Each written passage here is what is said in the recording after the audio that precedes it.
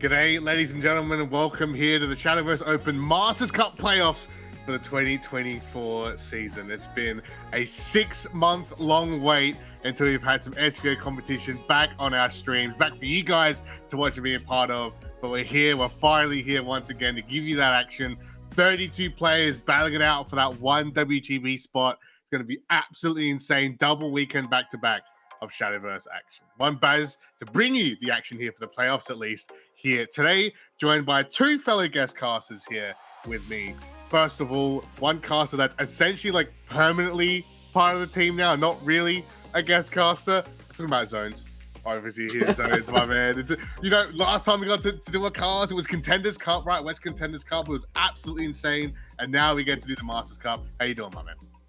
Yeah, well, I'm permanently and also not a caster, I guess. But yeah, I'm just messing. I was gonna say it's nice to see you with a natural light, is what it looks like. For once. Yeah, I can see the sun. With the timing. I don't know what's going on. It's great to be here. I mean, it's been so long since we had a tournament broadcast here. I mean, I've been active playing the game. We can go into some of that later, but finding ways to stay engaged in a game over a long hiatus like this is a challenge, and I think it shows how well some of these players have managed to stay engaged, that they've made it here. So I'm really excited to see the games today. And I think, speaking of players who've been engaged with the game for a long time, the third man here on the stream probably needs no introduction, but I'll introduce him anyway. Shoot, I had a one of the thing, and I totally lost my idiom. One of the greatest of all time. Full stop. It's Hishiro coming through, of course, for Rev now. Been some time to have you on the Deso, Hishiro, of course, a little bit earlier in the 2023 season. We had a ton of fun covering that action. Now got you here as a guest for Masters Cup. How you doing? Yeah, thank you. It was a great experience on my first casting. So when they asked me to do it again, I was like, hey, I kind of wanted to play for this WGP spot, but the castle is always in the finals. So that's right. Really waiting. I was really waiting for this. Really looking forward to cast review zones for the first time. I think this is going to be super interesting, and we have, like I said, super good players that are playing in this event. A lot of new faces too. So really curious about what's going to happen. A little thought for the European guy like me that are going to play on 3 a.m. to all the way to the morning. But I think they'll manage. Everyone pray for Hishiro. Give him your energy. It's gonna be a long day for my man here for the Masters Cup. And as Hishiro said, right, we got two big brains here to make sure all the action's covered. You're gonna know all the decks, all the cards coming in. Like we said, right, it's been 6 months since we've had any SVO competition at least. So we've had 2 major expansions since then. We've had a ton of international tournaments as well that's kind of shaped the meta that we'll be seeing here today. It's gonna be very exciting to see going forward what decks we played, because I'm pretty sure most of the classes, all the classes, have some representation, which is really, really exciting. But before we jump ahead of ourselves too much, Zones, our format for the Masters Cup, because we're doing things a little bit different right here for 2024. What is the Masters Cup? What are we doing here? All right, well, this is so the stage we're on is already a stage that players have had to qualify for. So I guess we'll go back a little bit in time to the qualifiers. We've had 2 weeks of qualifiers into this event. This is the playoff top 32. They played, which is the top 16 of each of those qualifiers facing off against each other. You cannot double qualify. You are not allowed to play in the second one if you qualify for the first. And so in this current event now, we are playing 5 rounds of Swiss today for 32 players with a cut into a top 8. These 5 rounds, however, are not going to be a breeze. They are best of 5, 0 ban, which means you are going to have to win 3 matches in the Conquest format. You're bringing 3 decks. You have to win with all of them. Once you win with a deck, you're done with playing that deck for that round. And I believe that this is also going to be, the match format is going to be the same once you make top 8 today, and to be played into a single elimination bracket next week. Yep. So that's it for the format. Really good that we have to see some best of 5 games. In my opinion, the best format. Let's move on into the prizes for this event. So for the top 8 that's going to qualify after today, first play will get $4,000, which on top of it, a direct invitation for a WGP that's going to happen on Wars Beyond. Second place will get 2,500, which is also pretty great. Third and fourth will get 1,000, and the top 8 will get 500. And on top of that, everyone that's playing today is entered for a raffle to win a Fortis Devoted figurine or a Dark Angel Olivia figure. Really, really cool. Prizing that up for grabs for all these players. Got prize money, that's cool figures, but of course it's that world champ spot, right, that these guys are playing for. We finally got Worlds back. A little bit unfortunate news, right, that it's looking like it's going to be more towards the end of next year. These guys will be able to have to wait a little bit longer out when they get their spot to be able to compete, but there's plenty of time, right, to, well, first of all, to win this, and then plenty of time to chill out, you know, have a couple months break and relax, and then really buckle down and practice, right, going forward for that world champ spot. But as we said, there's 32 players who qualified over 2 weekends to get here to this spot. We have veteran players, we have new players, we have teams that you guys have loved and followed for well over half a decade, almost a decade now, our 8th anniversary, almost a decade now of play, and some brand new teams that have literally just started this year, even last year, that have showed up now at the end of the life cycle of Shadowverse for a final hurrah, right, to really bring it to some of these veteran players.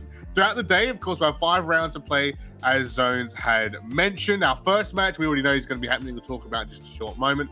The rest of the rounds we'll get to as the day goes on, and we'll let you know who's playing, what's playing when we get around to it. But lads, as we said, right, our first round is underway. It's going to be Sad Feeder versus Psy Twilight Knights against Team Revelation. So absolutely no bias on this desk at all whatsoever from anyone.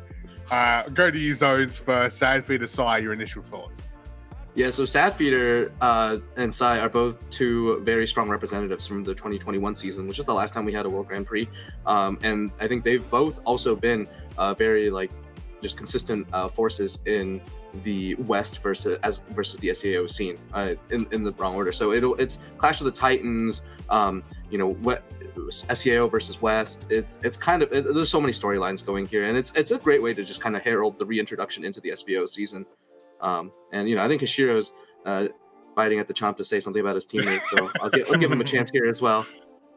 Yeah, of course, rooting for Psy, 2021 MVP, playing in the WGP in that year, been consistently topping in the SVO over the years, but there's a monster in front of him. Sad Feeder, I think we all know him, also from WGP 2021. And so many wins, so many tops. He also is the one that got me cut from SVO All Stars in 2022. I lost to him on the top 4, so I was like, don't recognize him. Okay, he's the best player in SVO. I don't get that title. He's the one. He's the GOAT.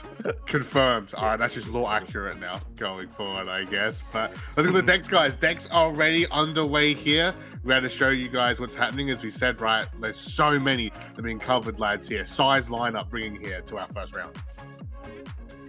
Yeah, I guess let's get into it. So, size lineup: Wrath, Amulet, Artifact Portal, Wrath Blood, a very fast, aggressive deck that also gets OTKs for fun. On top of that, they're really hard to play against. You just feel like you're under pressure the whole game.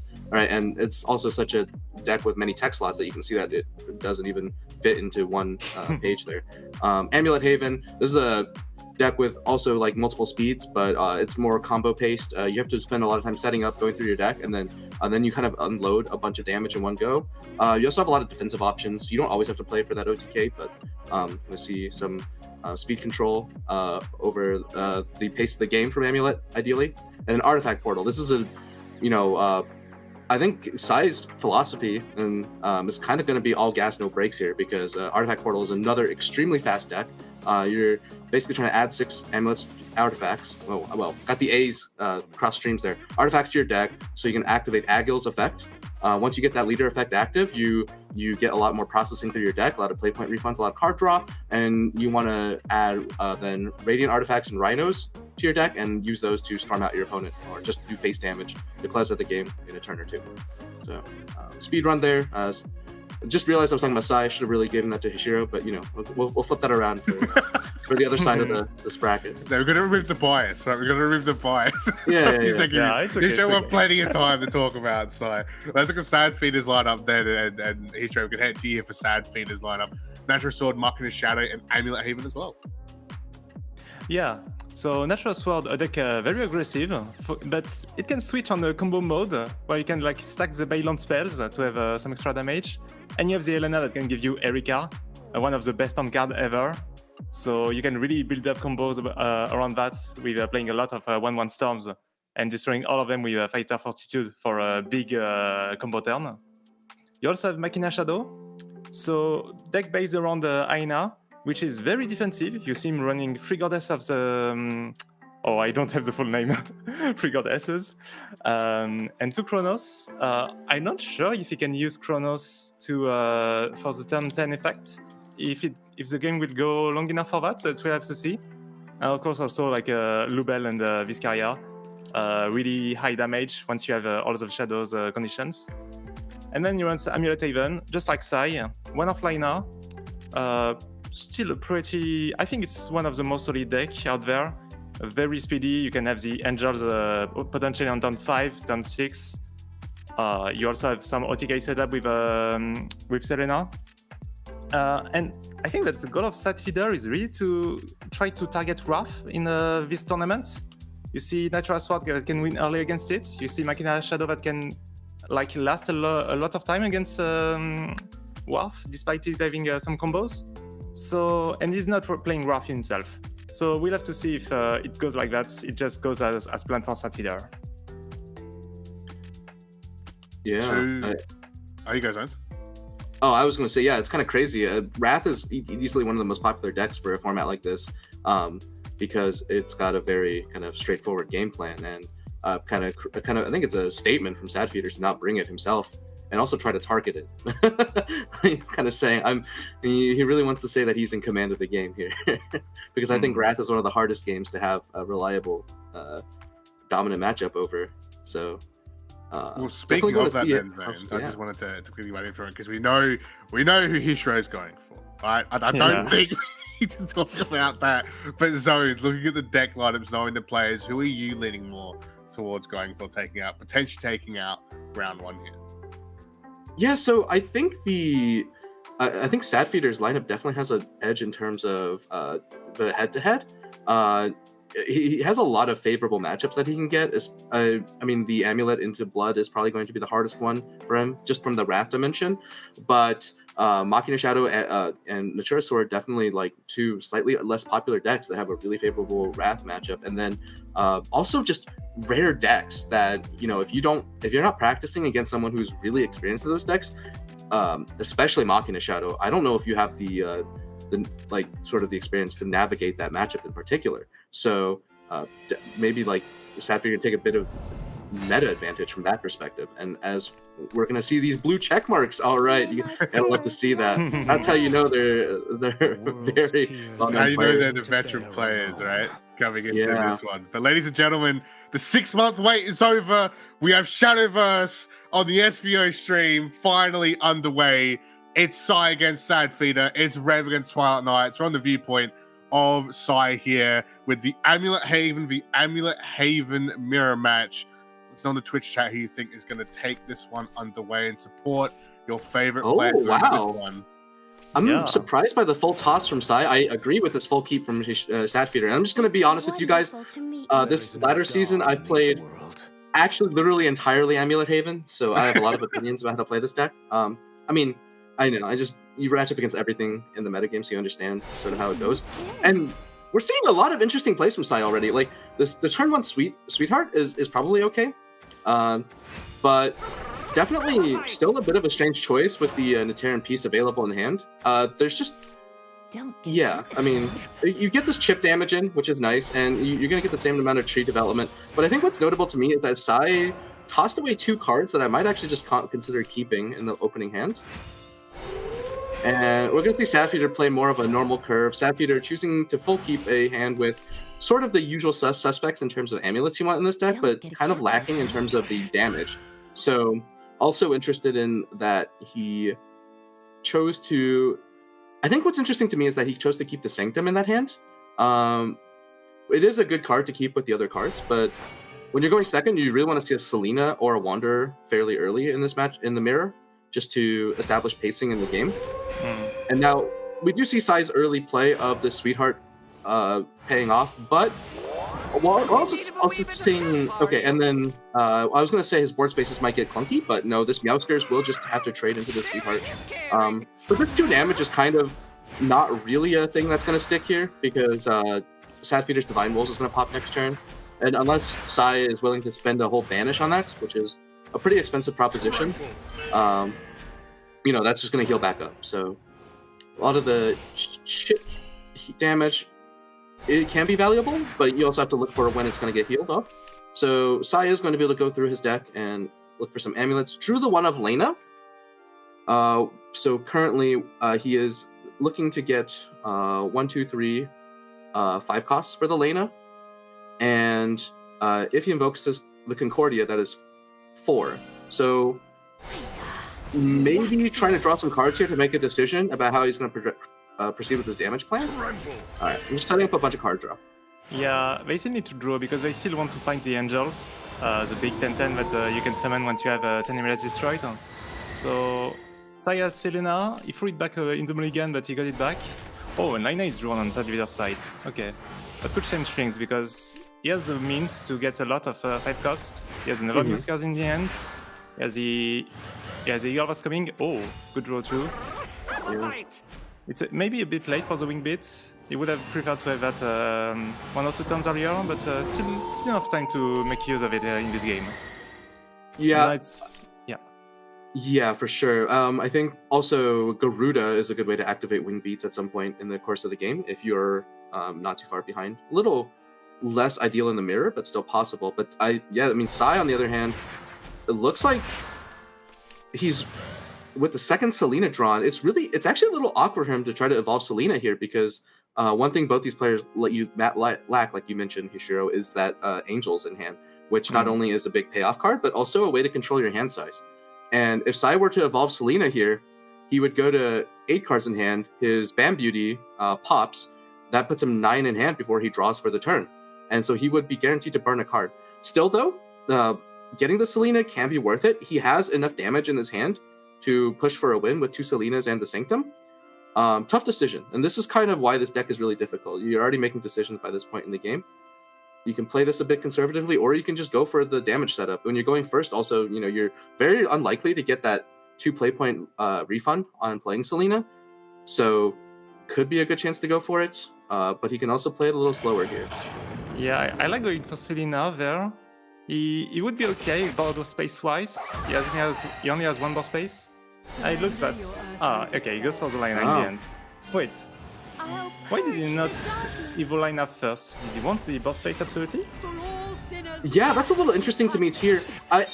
My suspicion is that he wants to invoke the Concordia. That's why. That's 100% why, right? Yeah. There's no other reason. But even then, yeah, I'm gonna admit that I'm not a huge fan of Concordia. I play without her, but these players all play with her. It's the extra 5 cost is very useful from this position. Yeah, I think you do want the extra 5 cost. Yeah, but having to make that concession in order to get the Concordia out, because when you're going first, you only have that 1 window usually to invoke her. And both these players are developing Lina, which is a very unusual line in this mirror, I feel like. But it does put the game to a spot where effectively you're working with 3 less health than you normally are. So I mean, they both don't have the angels yet, so they don't see any big combo damage to deal 20 in a turn. So I think all of the grind damage from Lina is going to be very useful in this game.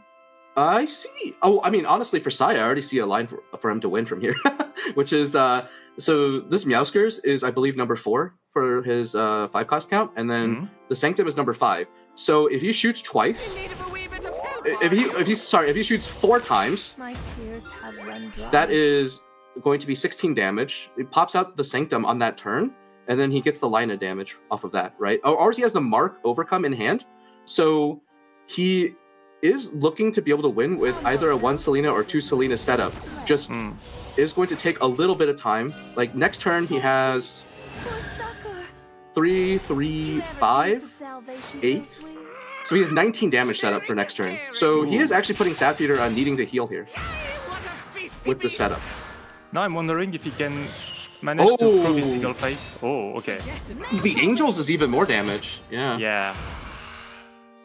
I was wondering if he would take the risk to not try the fully the board and have the Eagle go face in order to have like his 19 damage. Oh, but he gets the damage from Lina. Ah, but he's just going to get him back by Sadfeeder. Yeah, Lina. So.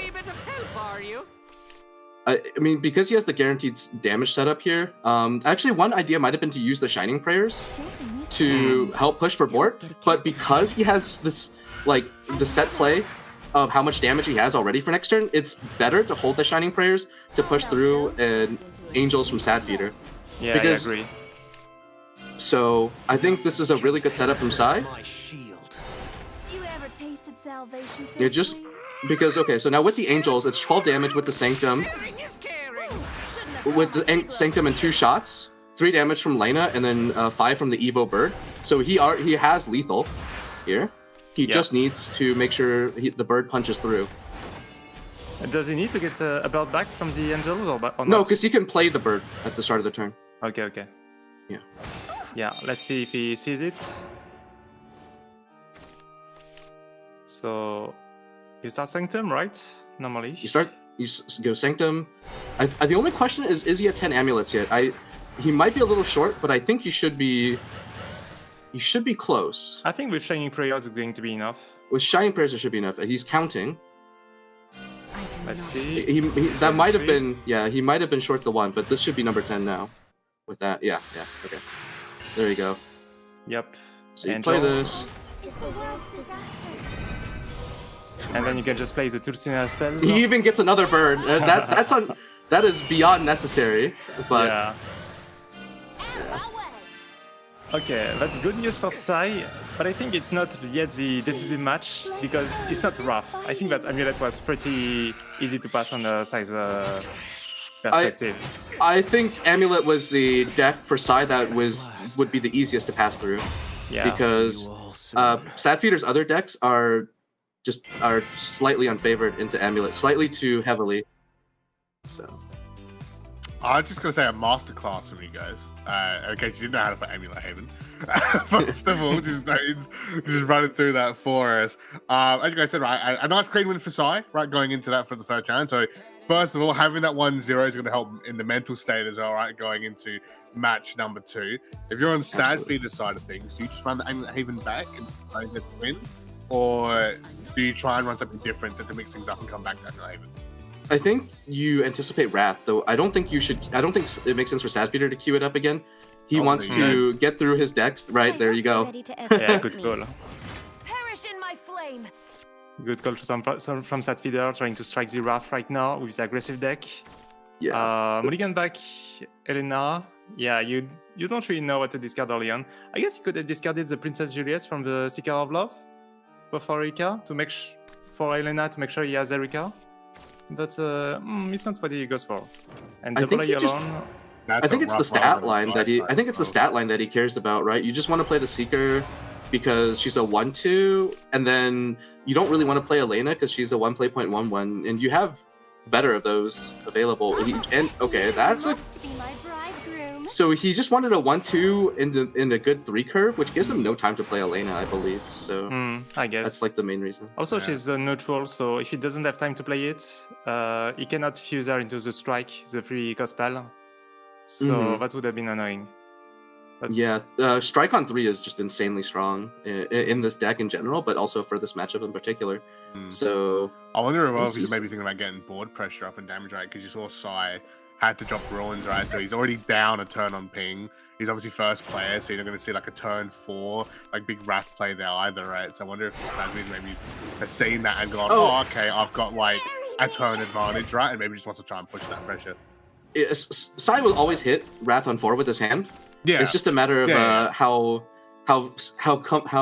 like high or low his life total will be by the time he hits that wrath. But he's not gonna have that whether or not pressure, he'll right? immediately What be able to. I was implying there. So he's not gonna have like the 6 Yeah. damage from down the straight to face, whatever, right? So you can kind of be like, oh, okay, I do have that buffer at least.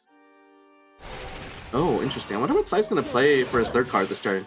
The weapon tamer and the snake here make a lot of sense, but I think you play Ireland there, you get your second timer. Make sure that you have an easy way to get Wrath on the next turn. Yeah. right.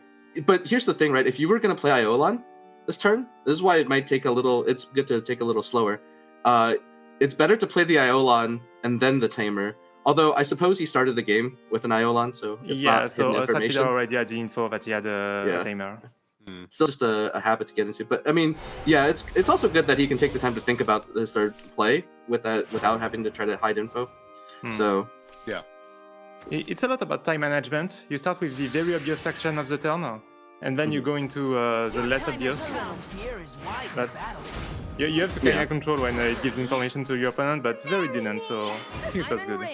yeah, without the face-up info that he already played at Ruins, though, it's technically a little better to to hide that info. But it is, it's not. Ooh, this is okay. So hold on.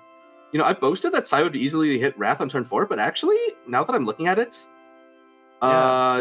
it's not actually that easy because of the pressure. No, like, is it even possible here? He played Bat on 2. He played Bat on 2. He played Bat on 2. Okay, so he has Wrath here. Yeah, that's 4. But I think that's a 6 ping. Yeah. So you have to There play should be- Razori or Snipe. Yeah. Or I think you have to. I see. And I think Sai, because his hand is so good, he doesn't need to take that 50-50. Whereas like Sadfeeder can possibly lock him out of easy Wrath if Sadfeeder wins the 50-50. And yeah, we're gonna see that Sadfeeder has to present this Wing Beats on 4, right? Like it's just he has no other way to get out something useful here without using a Shining Prayers. This is looking really bad for Sadfeeder. That's very awkward, yeah. And on his side, Sai does get the twins. He gets the healing, but a ping from a timer 2, so it helps with Wrath. One, Can play 2, Serpent. 3, 4. Is he only at 4? What's his ping count here? 1, 2, 4, 5. Is that 5 now? Oh, but yeah. He can't get Wrath here. Yeah, at best he can snipe. So no fuse on 4 is going to give Sadfeeder some chances because I believe the demon has to come into play for Temptress to ping. Yeah. Yeah, so that's not a ping here for the Temptress. Yeah, there was no way to get this 7th ping. No, and this is one thing about this matchup also for the Amulet side is playing off the board here. Oh, that is the 7th ping. Okay, I was off by 1. Okay. But that's the Razory Claw math. Yeah, did I? It was 1, 2, 3, 4, 5, 6, 7. Okay, yeah. The Temptress counts 2, right? Because that was the Razory Claw. Okay. Oh, the double fuse! You can see the head shake from Sadfeeder. If he sees the Rondo next turn, I think he already knows the way this game is going. It is so uphill here from Sadfeeder. Like, especially with the Concordia already drawn. I think he's gonna double trade here into the Lena just to get some healing because, like, he's in a spot where like the trickle healing from Lena is necessary to stay in the game, and this is why I don't like having to play this matchup. Like, it's just. It is really on the Wrath player's hand, right? And then the Rondo here, barely a reaction from Sadfeeder. That's surprising. I don't know. I see a pretty strong visceral reaction. Just double fuse Demon Eye Gangster, and this game is over. Yeah, it's not a card that we see often, but Demon Eye Gangster, if you're in Vengeance and you evolve it, no, it has 2 effects. First, when you play it, you deny your opponent cannot hit for more than 1 on the next turn, which can be huge. Like, No is stuck at 10 or 11 HP, so there's no like big healing coming. And second effect is on Vengeance, not going to be relevant for now. It's a bit like Philen, you get +1 cost to all of your opponent's hand. But yeah, not going to be relevant for now. Sadfeeder can only lead for 1. Sadfeeder does find a line to survive the turn though, from what he knows. Yeah, so I guess another Rondo from Sai! He saved all of his draws for this game! Oh my goodness. Okay, and he can just play it super patiently now. I don't think he even has to play this Chimera. In fact, I think I would have just preferred him just fusing away one Razor Claw there, but honestly, it doesn't matter. This game is over next turn. Like, there's just, it is just outright. I think if Sapphire survives from this spot, he has to be the greatest player I've ever seen, but I don't see it as just even possible, because Garnet Razory means he kills under the Seraph effect. Yeah. Well, the fact he played Chimera now is kind of relevant, because if Sapphire played Angels and you play 2 Chimera back to back, there's a chance that you kill the Angel and you let Sapphire heal. So because he only has 1 Chimera, maybe that could be relevant. For, Sapphire just saying you don't have any other burn, but no, Sai has all of the burn. Yeah, he has everything. Yeah. And he knows going up for that one. But what a series, right? Between both of these guys. 2 of the best to do it. 1 from SAO, 1 from West. Sai's going to do it. 3-2 for our first round of the Masters Cup. Big win for us West boys. Let's do it. Yeah, big applause. History gets to win his over Rev. Let's go. There's a ton of Rev guys in the chat. They're going to like that. I saw Sat in there earlier. I saw some of the other lads in there earlier as well. Congrats to Sai for that. But what a series, kick things off. This boy's just still got 4 more rounds they're going to play through. And Sai having that first win, he's got to feel good about that. Yeah, I mean, winning against one of the favorites for the tournament is definitely a huge start. I mean, you know, his Wrath finally pulled through. That's got to be a big relief too. I think once he saw the line to hit the Wrath on turn 4, the game went from like questionable to just he's just like, he has it in the bag, right? It's insane. That's a series of draws, especially with how badly he was drawing on Wrath the 2 games before. Yeah. You know, it's nice to see a reversal of fortune for him on that. Yeah. I can't be wrong with all my predictions, right? I'm saying Wrath is strong and it does poorly. Shadow, Portal's good. Yeah.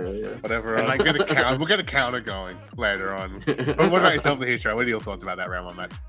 Yeah, Sapphire did have a weak draw in the last game, but I think we'll get to see him a bit later.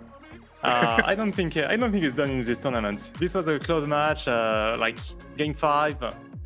He's definitely going to go on. And round 5-4-0, right? Round 5-4-0, we'll see him, and then he'll get like that 5-0 after that. Yeah, that's what we want. That's what we want. We are going to go to a short break in just a short moment, guys. But I do want to update you on the current happenings of the first round, because of course there's a ton of other players. There's 30 other players that are competing here at the moment. So it's going to be a bit of a speed run. So listen out for your favorites if you are, I guess, going for other players besides the ones we just saw. So we had Arson beat Kitsane 3-2. I might stuff these names up. Live versus Yuri is still happening at the moment. Den as well from Team Revelations took out Hawk 362 in round 1, so you guys can applaud for that one. Baz, I took a quick look. Life has won 3-1 over Yuri. Oh, well, there you go. Apparently that's been updated there. So a big win for that one. I don't know why my Battlefy hasn't updated that one there. Yep, so Calby 3-0 against Sayes. KDZN went 2-3 against Nautilus, because the Nautilus doing very, very well. Of course, our MVP from last year. Saturn, unfortunately, 0-3 against Juan. Libero 3-0 against Yahiko. KSL 3D going 0-3. Loxus going 1-3 against Zyro. Sad Feeder, as of course we just saw then, losing 2-3 out to Sai. Autoaim 0-3 against Shinsha. David 22 2-3 against Essia. Of course, the Essia doing well there, 3-2. TK Rag 3-0 against God Teamer, which is pretty good. Glow, unfortunately, 0-3 against, I believe that's pronounced Andaluca. I hope I got that right, man. Andalucia, I believe. Andalucia. Zai 2-3 against Lashik, and Bard and 2G, I believe, are still playing as well. So a lot of big names there with big wins, a lot of big names there with losses to start off round 1, but of course there's 4 more rounds to go as we progress throughout the day. Going to go to a short break, guys, but when we return, it'll be Hishra and I to bring the next round to action here for you guys. The zone gets a bit of a break after just blowing up our minds with Shadowverse knowledge. So don't go anywhere, guys. More of the Shadowverse Open Masters Cup playoffs just around the corner. Moment in competitive Shadowverse history, the $1 million Poseidon.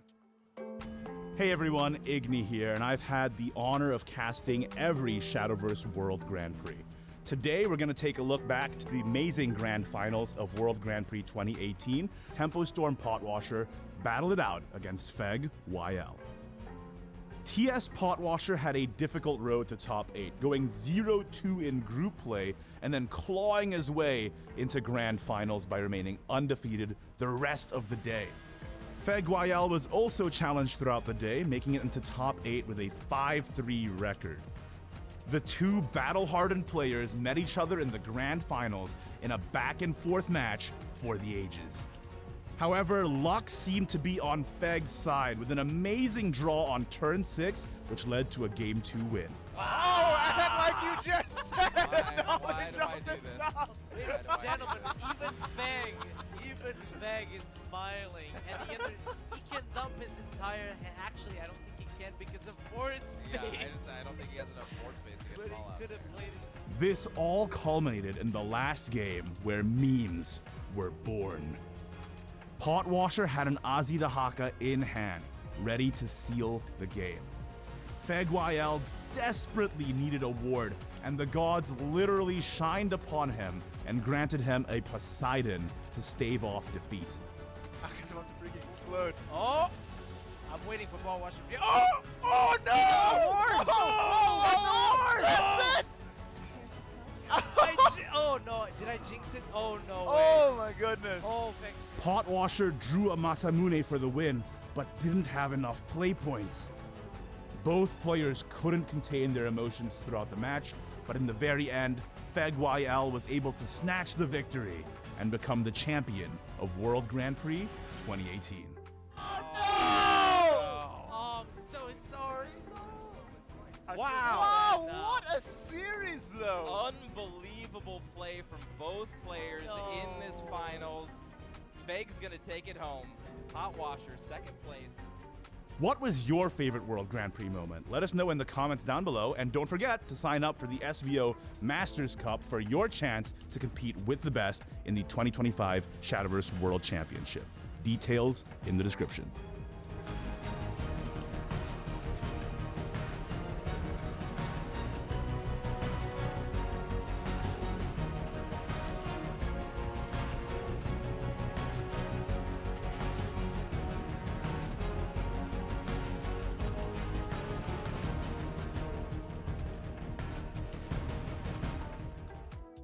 Come through and that's been already set up. And like I said, again, I'm going to bring it up, the tempo swing, the 2-2 going into our final match in our first round. I can't believe we had our first round, guys, best of 5, going to the 5th match. That's just, and sad feeder and It's the Razor Claw math. Yeah, did I? Maybe it was 1, 2, 3, 4, 5, 6, 7. Okay, yeah. The Temptress counts 2, right? Because Oh, that was the counts Razor 2, Claw. okay. Oh, the double fuse! You can see the head shake from Sad Feeder. If he sees the Rondo next turn, I think he already knows the way. I don't think he even has to play this Chimera. In fact, I think I would have just preferred him just fusing away one Razor Claw there, but honestly, it doesn't matter. This game is over next turn. Like, there's just... everything. Yeah. and he knows going up for that one. But what a series, right, between both of these guys. Two of the best to do it. One from SAO, one from West. Zai's going to do it. 3-2 for our first round of the Masters Cup. Big win for us. West board come through and that's been already set up. And like I said, again, I'm going to bring it up, the tempo swing, the 2-2 going into our final match in our first round. I can't believe we had our first round, guys, best of 5, going to the 5th match. That's just, and sad feeder and It's the Razor Claw math. Yeah, did I? Maybe it was 1, 2, 3, 4, 5, 6, 7. Okay, yeah. The Temptress counts 2, right? Because Oh, that was the counts Razor 2, Claw. okay. Oh, the double fuse! You can see the head shake from Sad Feeder. If he sees the Rondo next turn, I think he already knows the way. I don't think he even has to play this Chimera. In fact, I think I would have just preferred him just fusing away one Razor Claw there, but honestly, it doesn't matter. This game is over next turn. Like, there's just... everything. Yeah. and he knows going up for that one. But what a series, right, between both of these guys. Two of the best to do it. One from SAO, one from West. Zai's going to do it. 3-2 for our first round of the Masters Cup. Big win for us. West board come through and that's been already set up. And like I said, again, I'm going to bring it up the tempo swing with 2-2 going into our final match in our first round. I can't believe we had our first round, guys. Best of 5 going to the 5th match. That's just a sad feeder. It's the Razor Claw map. Yeah, did I? It was 1, 2, 3, 4, 5, 6, 7. Okay, yeah. The Temptress counts 2, right? Because that was the Razor Claw. Okay. Oh, the double fuse! You can see the head shake from Sad Feeder. If he sees the Rondo next turn, I think he already knows the way. I don't think he even has to play this Chimera. In fact, I think I would have just preferred him just fusing away one Razor Claw there, but honestly, it doesn't matter. This game is over next turn. Like, there's just everything. Yeah. And he knows going up for that one. But what a series, right? Between both of these guys. Two of the best to do it. One from SAO, one from West. Zai's going to do it. 3-2 for our first round of the Masters Cup. Big win for us. West board come through and that's it. Already set up. And like I said, again, I'm going to bring it up the tempo swing with 2-2 going into our final match in our first round. I can't believe we had our first round, guys. Best of 5 going to the 5th match. That's just a sad feeder. It's the Razor Claw map. Yeah, did I? It was 1, 2, 3, 4, 5, 6, 7. Okay, yeah. The Temptress counts 2, right? Because that was the Razor Claw. Okay. Oh, the double fuse! You can see the head shake from Sad Feeder. If he sees the Rondo next turn, I think he already knows the way. I don't think he even has to play this Chimera. In fact, I think I would have just preferred him just fusing away one Razor Claw there, but honestly, it doesn't matter. This game is over next turn. Like, there's just everything. Yeah. And he knows going up for that one. But what a series, right? Between both of these guys. Two of the best to do it. One from SAO, one from West. Zai's going to do it. 3-2 for our first round of the Masters Cup. Big win for us. West board come through and that's it. Already set up. And like I said, again, I'm going to bring it up the tempo swing with 2-2 going into our final match in our first round. I can't believe we had our first round, guys. Best of 5 going to the 5th match. That's just a sad feeder. It's the Razor Claw map. Yeah, did I? It was 1, 2, 3, 4, 5, 6, 7. Okay, yeah. The Temptress counts 2, right? Because that was the Razor Claw. Okay. Oh, the double fuse! You can see the head shake from Sad Feeder. If he sees the Rondo next turn, I think he already knows the way. I don't think he even has to play this Chimera. In fact, I think I would have just preferred him just fusing away one Razor Claw there, but honestly, it doesn't matter. This game is over next turn. Like, there's just everything. Yeah. And he knows going up for that one. But what a series, right? Between both of these guys. Two of the best to do it. One from SAO, one from West. Zai's going to do it. 3-2 for our first round of the Masters Cup. Big win for us. West board come through and that's it. Already set up.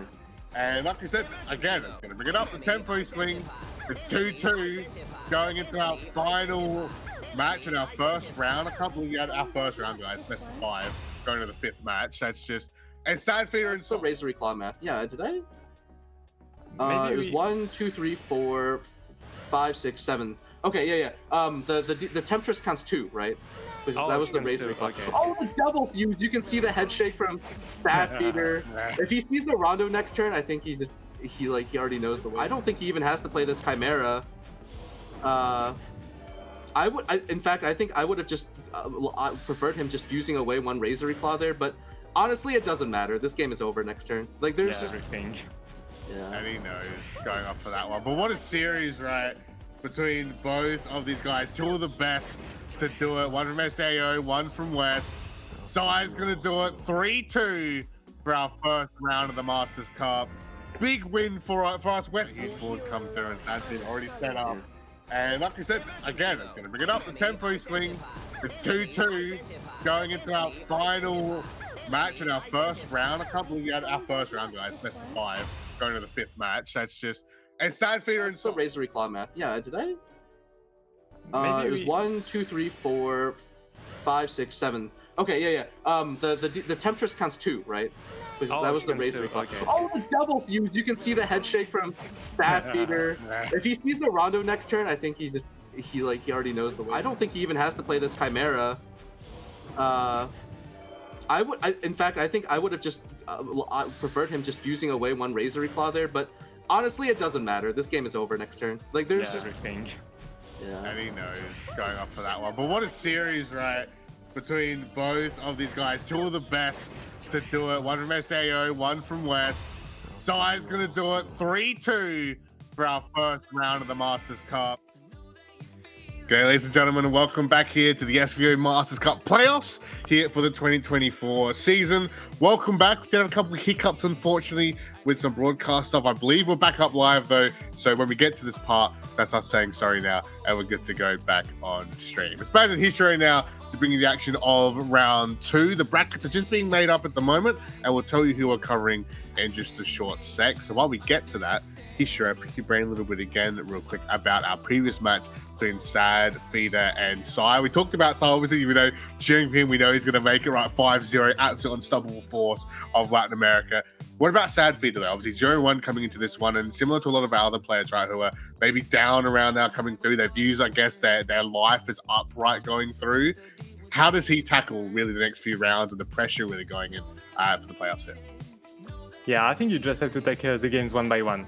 It's really the best. You don't have to figure out, yeah, I'll be 4-1, I'll be 3-2, I'll be 5-5. You know that you need a good score to get into top 8 for next week, but you still have to go one by one.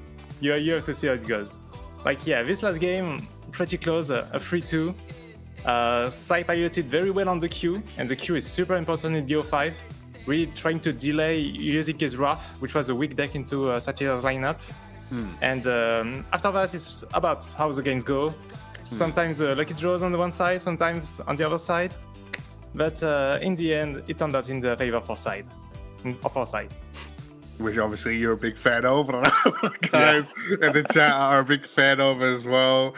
And I mean, I love to see it with Wrath Blood, of course. Obviously, I'm the Blood guy. I have to bring that one up onto stream. Good to see him win with that one. But it's cool with Sad Feeder side as well, right? Because again, Natural Sword, I think, was really cool to see in bringing that here to this lineup as well. I mean, we got the Amulet Haven just brain breakdown from Zoes, and let's hope you guys took some tips and tricks for that onto your ladder matches going forward. I believe we're getting the match sorted out now. I might have to correct myself. I believe it's Life and Essia we might be covering here for round number 2. So I believe that's what we're doing. I will correct myself afterwards if not. So that would be a great matchup either way. So, no, we're doing John versus Kobe. So there you go, production correctly. There we go. So get that part. Either way, still really good matchup. I mean, again, I'll talk on behalf of Kobe's side at least. Coming into it again, fantastic competitor all throughout the 2023 season. Of course, made the Contenders Cup, put on an awesome show. I mean, I remember his chess rune matches being some of the most entertaining throughout the year. And seeing him here for the playoffs for the Masters Cup now, really, really cool to see. I guess going back-to-back major English-speaking events, right, for SVO. But what about Jean as well making it here? Yeah, John is, I believe, from team Shinkrunran. I believe it's how it's pronounced. From Singapore. He got top 5 in the Contenders Cup last year in 4CO. And he was in top 8 for SVO All-Star in 2022. And overall, he's just like one of these solid players. You know that you're going to meet them if you're going to play in CO. Yeah. And on the other side, Calby, I believe from CO too. Pretty much the same. One of these solid veterans.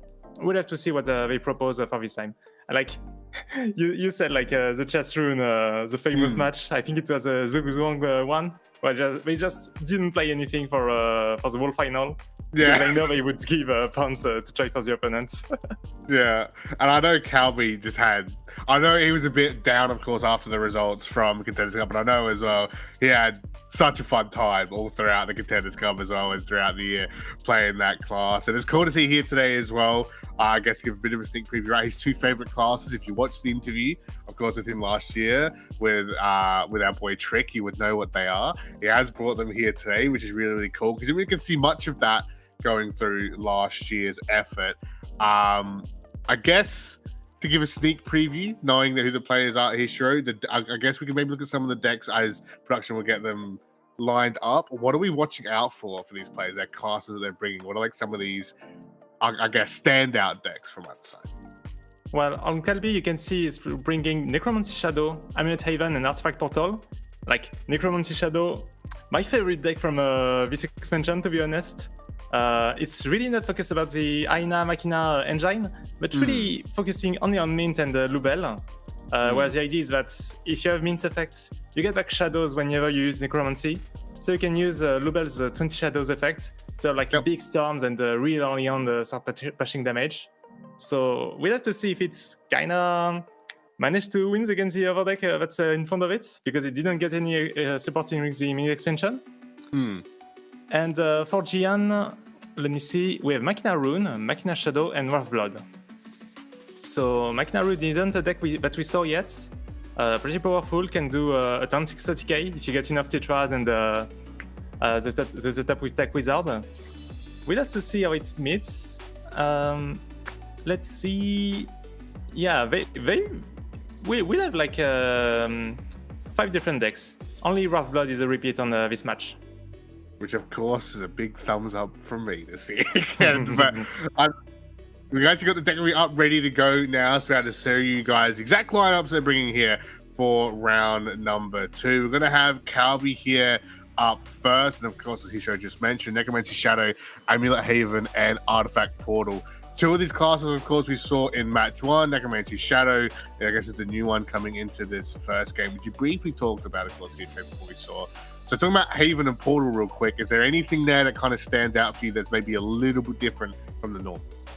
Well, what I noticed is that first is not playing Lina, so we won't have this grind damage in case there's a mirror match, but there's no mirror match in the Haven for this match, so that's okay. But I do notice the Holy Serpent, the amulet at free cost. This one can heal you, and most importantly, it will give a ward and untargetable to the angels if you summon it out of angels, which make it a 12-12 ward that you cannot target, a lot harder to clear. So it could be interesting if it comes up. Calby's line up there, so I believe we'll be looking at Gion's next coming through. Yep, here we go. Yeah, so we do see that Machina Rune that I talked about. The one Tech Wizard, 3 Ginger to try to copy the Tetra in the tough games. Pretty standard list. We do see the 2 copies of the 1 PP costs, the Witch, the Rock and Broom Witch. Some copies cut it to make sure that you are guaranteed to get back the Tetra and the Tech Wizard from Connected Hearts, the free cost spell that gets you back to Machina cards. But it's still pretty good to have some combos. Yeah, Machina Rune is definitely one of those decks I want to bring up a little bit as we get into round 2 as well, because I know yourself, Hishro, I know there's a lot of guys in the scene who've been talking about, right, these combo decks and Machina Rune in particular, and how Machina Rune can be such an awesome deck, of course, just to get that Tetra OTK, but if you miss step 1, right, it can just completely end your game, right, and there's no real coming back from it. Games are ready, so I believe we'll be loading in just a moment. But what are your thoughts about that, about some of these combo decks here, and like how many we should be running, or if they're even worth running against some of these other, we'll say, more quote-unquote reliable decks? Well, I want to cheer for Calby just for the fact he's playing Necromancy Shadow, which is the deck I like. If I have to be objective on which one has the best chances, maybe I would give it to Gian, actually. Because he's playing the solid decks of Machina and Wrath. And I don't see any easy out for Calby. He might struggle a bit on passing with Necromancy. Well, we'll have to wait and see who takes this one out. Round 2 for Shadowverse Open Masters Cup playoffs. A reminder, top 32 cutting down to top 8 next weekend. So we'll be battling out, of course, for that one precious World Championship spot. On the viewpoint of Calby, it is going to be Shadow v Shadow to kick things off. Alright, I do have a hot take there. I think that Necromancy is favored in this matchup. Even if Machina Shadow is more popular, the fact that you get Lubel so much faster than Machina Shadow, thanks to Mint, it really makes a difference, because you can basically play your Lubel before they get the Aina board, the Aina protection, and that could be that could really give Calby a boost. So for now in the mulligan, I think you keep Iol on. It will get you back Aina, just a small draws. Elena, I'm not sure. She's good with Mint, but you really want to mulligan a few more cards for Mint. Oh, it decides to full keep. Okay. I know that Strike is good in this matchup because you can reset the board with the 2 damage AoE. Pretty good against Machina, but I'm not sure it's a card that you want to keep this early. We'll have to see if it pays off. So for now, Gian just passed, having a pretty okay end. We see the Chronos. It could be annoying for Calby if he plays Chronos, because with one less PP, it's one less turn before you can play the Atem, the 7 cost card that deals 7 damage if you have a Twin Shadows commissioned. But we'll have to see. So far, I think that now it's a good time to play Elena, get back the Luna. Let's see what Calby does. Taking his time on it, right? And obviously, I mean, we saw what Shadow could do in game 1. I mean, just a row of droids, right? Just being completely buffed. You know, of course, that was Maki to Shadow. Who else comes on Sad Feeder's side? But that was insane. I don't think we'll see that again here today. But as you mentioned, right, he showed Calby now just going through the numbers. And I know this is what you're talking about with zones just in round 1, right? Just taking that time to think about what to do. Of course, the Luna does come out, does get added to hand. Yeah, and now you see Calby putting the Apple effect on the Elena. So Apple is a very polyvalent card. You can even put it on the Shadow Follower, and when this follower gets destroyed, you revive it. So he has the option to put it on the Roly-Poly, so that he gets another ward and another draw. But he decides to go for Elena, and since she's a neutral card, when she's going to be destroyed, he's going to draw 2 cards. So 1 more card than if he puts it on Roly-Poly. I think he really sees that the priority there is to get your draws and find your mints. Yeah, exactly. Get that draw power. And just a nice little card coming over from Last Word Shadows, right? Just making its way into Necromancy. Roly-Poly will go down. Does get eaten up, but that's okay. Can we now get the next draw? Gets another Aeneas. We've been waiting. Yup. Let's see what's out of these twins. No mint yet. And I mean, because of the resources are Roly-Poly... nice? Sorry? I said the resources are nice, I guess. I mean, you got another like Apple like for Last Words if you want to put that, I guess, and keep that draw power going as an option. I mean, he's gonna have to probably deal with what's here on the board, of course, the Evo not being there, and I don't think he uses Hellfire Strike this early on, right? Get ready. Yeah, I can still go on for a few turns. It's a bit sad that the Roly-Poly is 0-2. You cannot trade in Elena into it just to check the 2 draws. So you'll kind of have to do without it. I guess it's a bit soon to play a Fire Strike. You don't really want to clear this board yet. It's not really threatening. And you want about to trade into for Elena on the next turn. Yeah. So it's either you put an Apple on the twins maybe, but you risk the overdraw. Or I think you want to save the Luna for the extra evolve. Maybe it's pass at this point. Yeah, just, I mean, that's what we're saying, right? Like, there's so many resources, but like, not now. just hold off Calby for a bit, and you can see he was definitely thinking through at least the lines coming through the next couple turns. I mean, want to point that out. Calby, key example doing that last year. As I was like plenty of times in Contenders Cup. I mean, of course, September Cup winner as well. Saw him doing that. Technolord, of course, the return of Technolord Origin coming through. He's gonna get some of those clears out into double Technolord to deal with those 1/1s, which is interesting that he's actually just dropping both of those to deal with 2 1/1s, but he's going to get the cutoff on Zombie at least, and he's actually going to try and clear the board here. But as you said, right, Calby is going to get that double draw. Yep. I think it's interesting that he didn't play Chronos this turn. He was really playing a lot of Machina cards, trying to really get the Aina on the next turn. And I think what he's going to try to do is to not play the Druid, have 9 in hand and overdraw 1. So the next time he can play the Druid and play the Shared Gold and make sure that he draws 2 cards, but he doesn't overdraw 1 card to get back his Aina. So pretty good strats for the third Viscaria. He's starting to get pretty bricky. And still no mint, no Lubel. What can he do?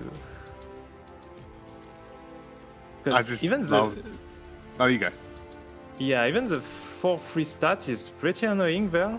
Like Tsukuyomi can rush, but it's only 2 attack. You can play Aina with it. I think you have to play to use an Evo point this turn, but you don't really want to. the 4-3, as you said, right? Such an awkward card, right? To have up, and I mean, he can always use Luna to get that Evo point later, right? Again, so it's not as if he's like losing it forever if he needs to. Maybe there's a gamble. You twofold Grace on Tsukuyomi. Yeah. And you give it the apple. And you turn into the 3-2 and you hope that Oh, you go he's doing it. He's going for it. Just as you were saying, I'm gonna chuck it in. So he gets himself a cheeky heal. So give me next. Oh. Nah, no means. No means. But I mean, Luna will come out because gets Luna's Dole there. The Evo point will be recovered at least, so he doesn't lose it, as we said, and he'll be able to get the heal draw off Luna's Dole. But as you're saying, Hishiro, right? Just that hand, right? It's getting tougher and tougher for him to work with here. Gian is just setting up the muckiness. Zero cost hoverboard, just digging through that deck. Another Ania being added to hand. Yep, he's going to do the huge board thing with the zero cost now that's ready in hand. Have you seen swole droids before, guys? Because if you haven't, you're about to.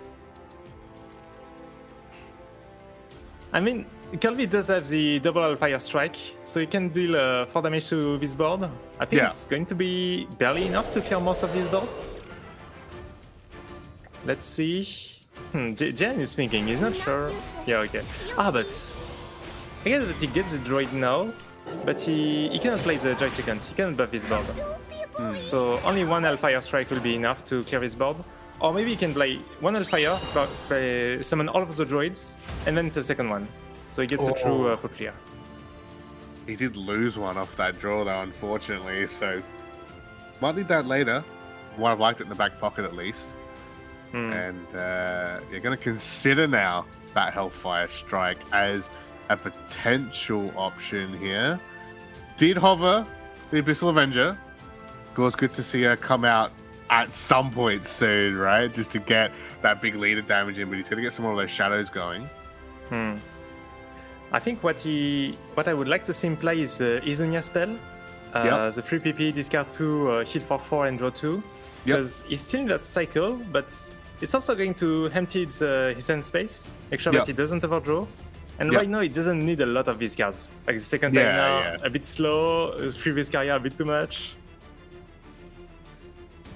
And hopefully get more of what he needs, right? I mean, he's really taking his time to think through how to play this one out. I think I have to agree with that, Hishiro, just going for that draw. Again, we already said about the Hellfire, right? So he's going to chuck that one through and clear out. Well, I was going to say clear out most of the board, but we know how that ends up turning out. So he's going to double Hellfire Strike, so he's out of Hellfire Strikes. A reminder, of course, we saw the third one be overdraw. He's going to drop another twofold and run in the Tsukimi this time to make sure he gets maximum clear. So won't go for the 3 draw just yet, but does set himself up a bit of a board going there and spends through dealing with what Gian can bring to the table a tiny bit. Yeah, that's still a full clear. That's still pretty acceptable. I think he could have maybe keep this twofold Grace because he was summoning back Tsukuyomi on the next turn. Next turn, yeah. Yep. So he could have saved it to get another evolution point. And in this deck, evolution points are very important. Yeah, yeah. So maybe just feels that he's okay spending. I mean, he's got a third one technically in the deck. So, I mean, maybe he just thought, well, I need to clear the board, get Tsukimi out about 1 turn earlier. If I worry about Evo points later, it is an option at least. But yeah, I mean, it is a bit of a gamble. And I mean, it's good that he cut some of his hand size down, man. Yeah. Also, like, if Jen evolves this turn, Calby will actually have the Evo lead, so Izunia will only cost 1. Yeah. Which could enable some pretty good turns. So, I don't know what Giants want to do now. Does he have the shadows enough shadows for Lubel? Oh, he's missing 1 to go for Lubel. Yeah. So... I mean, he's got some cards to run. Yeah, just going to develop another Aina board. He's saving on this Joy secured. Not using them yet. Not feeling any threats. He's definitely feeling very comfortable, right? in this first matchup here. Again, it's a best of 5, so these guys are going to settle in for our second round here. And Jordan's definitely he's chilling, but the way he's pouring himself some water, you know, he's just relaxing. Just again, as you said, like, his hand is stacked. I want to point out again, you brought up a few times that he's right, the Chronos, right? Just chilling, double Chronos even, just chilling, which he can use to help control whenever he wants. Yeah, and it's I really think we up to both know Calvi that they're now. here for a long time. Yeah. And Calvi now, really, it's up to him to really try and find what he can do. I mean, the Atem in hand is nice, right? And the Lubell, but I mean, he's still going to spend. So he's first going to generate these shadows to try and spend more of them. He used a lot of shadows for Luna, for Last Fire Strike. He still doesn't have mint. Oh, wow. Oh, actually has a Yula count already. Atem. All right. Okay, that's interesting. Not wanting to give up any damage. Is he going to go all face then? He definitely could do that. I mean, he's going to get one clear. It's another ping point. There's another 3 here at least, but decides to just run it in. Okay. I don't like him trading the Aina instead of a Droid, because Aina doesn't get the buff from the spell, the Joy Secured actually. Yeah. Droids. I wonder if it might have just been like a minor misplay, because again, you know, the timer was there. Pressure's on a little bit. He might have just accidentally run that one in. So everyone makes mistakes, of course. But on Gion's side again, like you were saying, like just that stacked hand, he's just going for the Nicola. It's really about what he wants to do in which order. Yeah. But there's going to be the damage shield on Atem. She cannot take more than 3 damage at a time. Oh, is it 3 or no? Is it 4 damage? I think it's 4 damage at a time. So he cannot easily break through. Let's see. Oh, the Nicola spell need to be used. Yep, you see only 2 damage going on Atem. Yeah, but then here comes the boss. The droids are hitting the gym. Get there. And he's just going to drop another one because he might as well, right? And get a huge heal up. Yeah. Oh, he's considering trading Nicola to get more damage. Yeah, losing on a lot of stats. Yeah, but 6 damage to face is pretty good. Yeah. And like, you see the shadows on Calvi? He's at 18, so very close to an active Lubell. I think this turn we're definitely going to see a Viscaria, because when you play her, she evolves, she randomly destroys the follower, then she has Bane, so she can train into one of these big defense droids. Yeah, you see Calvi like trading to get his last shadows, then evolving Lubell, summoning another Vivifona and giving Storm to all of them. And you're going to see Viscaria clearing both of these wards. Yep. Then you have 9 damage, 13 damage with another Viscaria, so not close yet. But we're pretty close to winning. And there's a huge board to deal with now for Gian. Yeah, like huge recovery, right? Just coming out from Calvi there, just finally being able to have those shadows saved up to get Lubell out, leave Jean on 4. I mean, Jean, you could be like, what the hell just happened, right? You just had control the game for so long, and then, those are cats. I'm on 4 health now. What's going on? I have to respond with my own Lubell. Yeah. And luckily we'll have the shadow count. And that's why I gave Necromancy as favor in this matchup. Because it can just be so much more explosive than Machina Shadow. Okay, you make all of these boards, but if this guy is just going to clear them, what's really the point? Yeah. Doesn't matter how much work in the gym, they're just going to get instant kill anyway. So you can see now Jean, of course, trying to just clear the board and bring himself back from, well, like a turn or 2 ago. Was his game, right? He's obviously not paying attention to Calvi's hand at least. And then you're going to come out once again, going to get another roly-poly, so going to buy him a bit of defense. At least Calvi doesn't have lethal yet, I think. He gets back the Evo, okay. You have this guy for 4 damage, but you need another source of damage. Oh, there we go, okay. That's looking pretty good.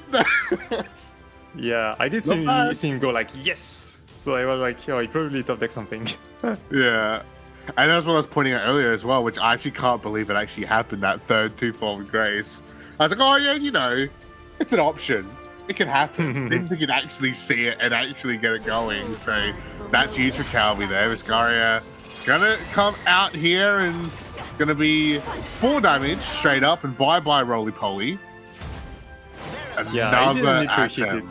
But he could have just traded it with this guy after. But that's okay. Yeah. I mean, I get it. Oh, you do need the shadows. So yeah, you did think about it. And with 10 shadows, now you can evolve Rebel and get the storm and finish this game. There you go. So Calvi gonna take out at least the first match in our best of 5 here against Jorn, and gotta say it's a really good start for him, right? We're talking about just getting that build up and just staying in the game. You saw like it was like turn 4, turn 5, turn 6, just him just biding his time, thinking through the exact plays, and it paid off for him. Yeah, and it's very impressive that he managed to win without Mint. Normally, she's really the pillar of this deck, making sure that you get back your shadows and get all your Necromancy's effects. But Very managed to just take his time, slowly generate shadows naturally, and managed to assemble big combos. So, pretty cool. Yeah, and I don't even think we saw Mint in the hand at all, let alone just played, right? So he's literally like not at all. So cool to see that. He's going to be 1-0 now off of that play. Gonna queue up the artifact now for himself. So will be that artifact portal coming out into the Machina Rune. And this is an interesting one because I've been hanging out to see some pro plays, some Machina Rune pro play come out. Can Jorn get the Tetra combo off? Yeah, we'll have to see. I'm pretty surprised to see Calvi not playing a reboot button on turn 1. It's a good way to cycle it, and you get to shuffle 2 artifacts, which is, you still need to shuffle 6 artifacts for your ideal conditions, for him to be able to be transmuted when you fuse it. So, a bit of a missed occasion. On top of that, he's probably going to have to play it anyway now, to pair it with Venus. We'll see if it plays out, because I guess that he wanted to keep it for potential artifact tutors later on. And on Jian's hands, we do see the Freak Out spell, tutor 2 Machina cards. So he'll have something to start with to try to get the Tetra, try to get the combo pieces. And there's the early Ginger. She could be reduced pretty fast. We'll see if it's going to be relevant in this game. So far, oh, okay, accepting to play Agile. Just for cycle. Oh, okay. I have to check on the Calvi's build, because if we see Carnelia, he's not playing the most recent version of Artifact. Yeah, one Carnelia, yeah, so yeah. his lineup. So gonna start rotating out now and building up these artifacts. And it's cool to see that 2 to face as well, just to get some of that pressure in, knowing that he's gonna watch out for that combo. Of course, there's double Machina, and there's Tetra, I believe, which is pulled. Yeah, this is going to be a race. You want to end them before they end you. No, we had that, you know, the turtle for match 1. It's the hare now. Yeah, for match 2. You can see Calvi just spamming the board straight away with these foliage, trying to get that damage in as quick as I can. I can't see the damage count on mine at the moment. I believe, what's that, 13, 14? Yeah, 13. At the moment. So already huge damage a couple turns in. Again, this is Artifact Portal. Yes, I know it comes up with the Rhinos, right, and the Radiants, but just off of, you know, what he has on board, right? Like we said, like the Eagle, right? And just the Lazuli, just to get all that damage in. And now everyone has to kind of take a moment and be like, oh, yeah, I can't just keep eating all this damage. Well, we do see there's a lot of damage, but with just double Izunia, he's going to heal for 4 twice and just go back to 20 just like that. But he does have a board to deal with. So the Broom Witch is able to trade 1 Lazuli, but there's still like 5 damage left on the board. Well, I guess with the Blitz... Oh, he decided to evolve to trade Lazuli. He just takes the trade on Agile. I guess you don't really need your evolves when you TK on turn 6. True. And plus, if you get turn 2, right, so he's got that extra Evo if he needs it, which obviously he did there, and he's going to look towards maybe fusing up now on the Agile. Yeah. Yeah, I think. Maybe what resources to use. Yeah, not really sure what's the best card to fuse. You have uses for Carnalia because you have the Rhino, but you have 4 Radiants in the deck, so you do want to get back to have a way to get them back. Try to find this extra damage. There's one. Just straight up, there's one. Good player. Artifact gamer. Right there. Let's see, Instant second one, Radiant. Oh. No, but I mean, Divine Mother still get the pull, right? Get those play points back at least. Get that combo going soon. I think maybe there's a consideration to already play Dyna, because you know that Oh, yeah. on turn 5, Machina Rune is going to play the Attack Wizard, 3/3 that he can evolve into Agile. Yeah. And if they evolve into Agile, then Another you don't one. get to try Vastness. Yeah. I just loved Kelby's reaction and just thinking, God, just like, yeah, that's it. That's the pull right there. And there you go. There's a Tech Wizard Evo. So I love that, like, OG Machina Rune. I've forgotten what the name of his card was back then, but we used to love playing to get the play points back. And then even in the new version, he's still just as relevant, right? He still comes back and fits in perfectly with the deck. Really cool to see. Well, I think the previous version was even more insane, because you get Oh, the yeah, leader effect yeah. for the whole game. Is that your one hand that you have right now? Yeah. But oh my god. Yeah. Radiance anyone? Anyone? Radiance anyone? Calby's got him going cheap. What's that? Wait, is that 2 off? Or does Yeah, he that's have 2 to off do from damage? now. You can play Dyna to see if he gets another Radiant. And that was there's the post-apocalyptic girls that's going to give the leadership. No! Oh yeah, but No! he just gets it. Oh my god! Calby, everyone. He's in Contenders Cup for a reason. What? Okay, yep. Game. 2-0. Pretty good player. Like, how do we even just break that down? It's like, yeah, he just played the card, he just drew the card, and he won. Done. I mean, Game 3. I mean, the whole idea of the artifact deck is that you don't run a lot of main deck artifacts anymore. Yeah. So you have a good chance to actually get back the artifact that you shuffle, like the Radiant, the Rhino. So it's still lucky, but it makes sense, I think. Yeah. But here we go. Game 3 now with Calby 2-0 with a great advantage. Haven into Blood. Everybody's dreaded matchup when you play Blood here, of course. And it's Wrath into Amulet. Last time we saw this, it went Blood's way. Can John maybe change that, mix that up, and maybe get his first win? Yeah, let's see. The end is pretty good for Jan. He does have the timer, he does have the Chimera already, the Rondo. And now the thing is that Jan is going to have to 3-0 the Amulet Haven, which is a pretty good deck to have on Calby's side. Yeah. Because it doesn't really have any big hole, any big unfavorable matchup. Well, I think you even said yourself, Kisha, right, that like Haven was the deck, right? They're like the main meta deck, if I'm not mistaken. Yeah, Wrath is the most popular, and I think it's pretty easy to play. That's maybe part of the reason. But Amulet is just very solid. You have all of the pretty fast things. Like you see, there's 3 Shining Players that are about to cast 0. Wonder that's coming on the next turn to get 2 extra draws, extra trees. And you have so many draws with your trees. Just so easy. So we did see the timer turn from Jian. Not Wrath yet. He didn't fuse into the Chimera. So he's going to give a bit more time for Calby to just set up his plan. I think he's going to play the Wing Beat on this turn, if possible. Ooh. Oh my god, those buffs. So I know it's like the same card and obviously it's going to happen, but just seeing that it was like every time. It's satisfying, right? It's satisfying to see. Wing Beats comes down. Gonna pop that. Oh. Ooh. Okay. I think he's trying to profit by the fact that Jian doesn't have Wrath, so he won't have a Rondo on the next turn that's going to recover play points. Yeah, So he's just trying to set up his big board. but that's going to be 7 ping, I'm going to assume, if he's dropping that. At least with the cops as well.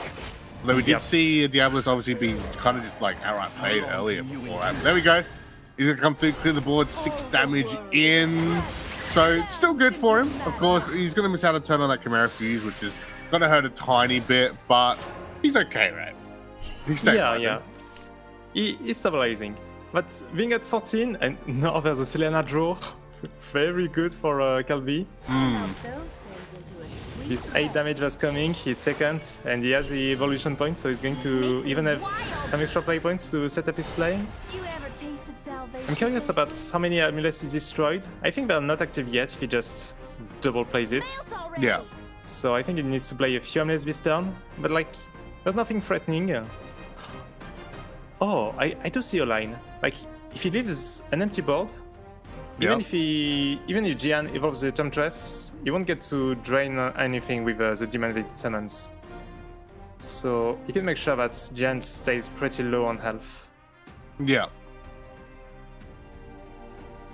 Just a reminder as well why Calvi thinks these things through. Both players currently here are 1-0. So whoever wins this will join the exclusive 2-0 club. The other will use their life, really, and be dropped down to 1-1. So just update on that on the side of things, as Calvi's maybe looking to chuck in and kill the 0-1. Easy clear. Doesn't take any damage. It leaves the ward up. Maybe even looking for walls, but he's running out of time. I think he's still at 11 health. I think it could see him dying to Razori, Sniper, and another head-on. Yeah. So I do like him playing it safe like this, summoning the extra wolf for the extra healing. But no damage on the Jian side. He's just going to play the Demon of Keys to reset the board. Yep. I like second Chimera is drawn, but it's going to be maybe a bit late. I'm not sure that Calvi can do 20 in a turn though. He does if the Falcon But's coming, but not really big follow-up. Aside from the mark. Yeah. I mean, it's a big ask, but even maximizing damage, because he knows the 6 heal, at least 1 6 heal was coming, and 6 damage is coming. So as long as he can get, at least below 14? Yeah, he does have the Holy Serpent amulet. And if you have destroyed 10 amulets in the game, it's a heal free and deal free at the end of the turn, and give ward and buff 1 follow-outs on the board. So I think this Falcon is about to get pretty buff too. Yeah. He's already huge. Look at him. Like, he made bigger. Only 2 cost. Yeah, I remember when I played the Stormhaven, like back in the early expansions. Yeah. It was like the 6th expansion or something. Yeah. Like everyone was on the neutral blood and hang on, neutral taking this back rallies. to the old people's home, guys. Hang on. 6th expansion. Jeez. All right. Yeah. Go on. Sorry. Yeah. Sorry, I'm old. Sorry for being old. But yeah, I was just there like playing the story with my Stormhaven deck, minding my business. Yeah. Hey, to be fair, man, there's a reason why you've got the GOAT moniker, alright? You've earned that. It comes with age, comes with wisdom. And you combine the two together. Oh, Jian being barely one off. That hurt. He had the double snipe, but he was one off on the board. Like the serpent healing actually helping. Yep. Gonna keep Calvi in this one for now. Again, if he does lose, he still has 2 chances to win this, and John only goes up to 1 win. So, obviously, I'm not saying it's going to happen, but just putting that out there, just throwing that into the ether. Calvi now considering, of course, he does have to heal on the Sweetheart. I know you yourself said, Hishiro, that this was such an awesome addition to the Amulet Haven as a whole, right? Oh yeah. Like any 1-cost support, super good. And this was really a little push that makes the deck even better. Just having this extra consistency, this extra tree, And having a rush, having something that you can trade and instantly hit your 10 minute condition, very good too. But for now, Calvi is just going to do his best. He had the Evo to boost the drain. He has a free heal on the Blessing this time. Like, I think that Jan is going to be... So far, he's going to be 13. Yeah. So he needs to... Oh, he's not going to use a Rondo? Okay, so maybe hoping he pulls Diablos or something similar. I mean, yeah, Rondo there. Yeah, double snipe will do it. So good effort. I mean, the amount of healing Calvi went through then was absolutely insane, but unfortunately, just not enough. Jean gets the Wrath Blood wins and makes that 2-1. So twice now the Blood's gotten away with it. I was going to bring up actually his show that, you know, the Wrath Blood, the early game again was looking like the early ones where it just wasn't looking very good. It was looking a bit weak. You know, the Wrath was off by like 1 turn, right? The card combos coming in were a little bit shy, but he was able to recover from it and bring it back. And now is going to run his Rune deck, Machina Rune, into this Amulet Haven. This is not a matchup I've seen. I'm keen to see how this one goes, right? Both just having just awesome, just big plays to get their wins here. Do you think Calvi is feeling okay to this lineup with Haven, or do you think he might be sweating a little bit? Well, the thing about the Machina Rune OTK is that basically you use the Tetra spell to deal 2 damage to random targets. And if the board is giant in front of you, you're going to have a chance to not hit the leader but hit the followers. Yeah. So for Amulet Haven, the strategy is often going to be having angels. And when it gets destroyed, you summon more stuff, like the wolf and the eagles or stuff like this. Yeah. And at this point, like Machina Rune isn't going to have the damage to go face. Yeah. So I think this could be the deal breaker. Like, can Calvi make the angel fast enough? It does have it in hand. The question is going to be, can he play it fast enough to block the Machina Rune OTK? Yeah. And as you said, already great start with the Angels, you know, having the Animal Welfare Haven group there as well to help protect him, of course, if need be. But I mean, John's looking pretty good to start things. Already has a Tetra and Junior now already in hand, ready to go. Excuse me there. Double Tetra's already built up, so he's looking pretty good as well at the moment. Yep. Having these 2 Tetras, Tech Wizard. He's just missing another Tetra armor release. He does have Ezinias to try to gain some more draws. But I guess that Calvi's hand is a bit awkward. Well, before he draws the Sanctum. Because he didn't really want to develop these new skills. It's going to take some more space, and he's not going to be able to trade them easily in this matchup. So yeah, developing one is okay, but I think he didn't want to develop a second one.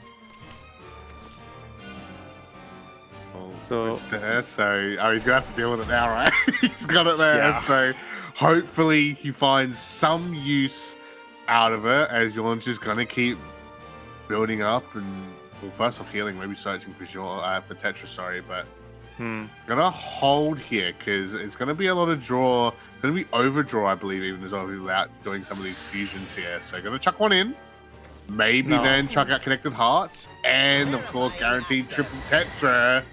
So that's very scary on Calvi's end. Yeah, maybe we'll finally get to see it.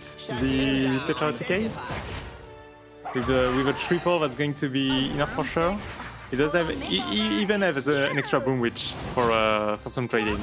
I wonder why Tetra didn't have these cannons ready in the story, right? Like, you could just spam them this much. How did Baphomet just not die? How did the sisters not die? I don't know. I guess question for side games in a later date. Who knows? Calvi's gonna drop the other Maskers now anyway, just again trying to just get as much board up and popping some more of these amulets. Damaging is nice. Gonna have 3 units up, eat something here. As the Magician does get pulled. Tech Wizard, of course, coming down to get that cost drop. This is where, well, I believe like 1 turn away, even now he's showing for that perfect setup. Yeah, that's the problem right now is the Muskas on the board. Yeah. They're going to take the space. and he has nothing to drive them into. Oh.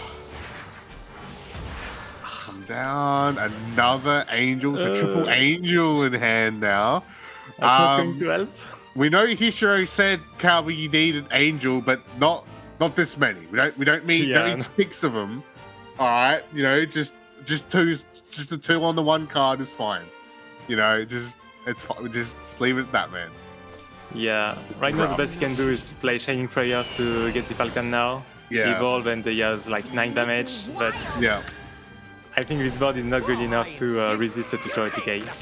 It would have been maybe okay if he could use Wing Beats, but the cost was a bit too high. Yeah, well, he's gonna chuck him down, as you mentioned. The Tetras are gonna come flying out very, very quickly here on Jean's side. If you haven't seen modern day Tetra, first of all, here you go, live and in color here for you to enjoy. Of course, you know Tetra, big fan, favorite character throughout the community. Rocket Room Rich gonna drop as well, and look towards clearing out some more of these followers here to make sure all targets connect alongside the droid. That's the thing as well about Hishiro, that John already he had those extra followers as well, just to help deal with the board as a just-in-case scenario. Yeah, and like you see, the Tetras didn't even attack. They could have attacked to just trade all of this board to make sure there's nothing blocking the Azure Blast that's coming. But yeah, first one, going to go for 8 damage face. You get a second one from the second Tetra. 2, 3, 4. And then the third one. 1, 2, 3, 4. -4. Calvi there. Gonna lose out. John 2-2. Making the comeback here. Forcing game number 5 now here in our round 2 series. Calvi went on a tear there, right? Going through 2-0. Jean just being able to just completely reset and just go, oh, that's fine. Oh, that's fine. Whatever. I'll just bring it back entirely.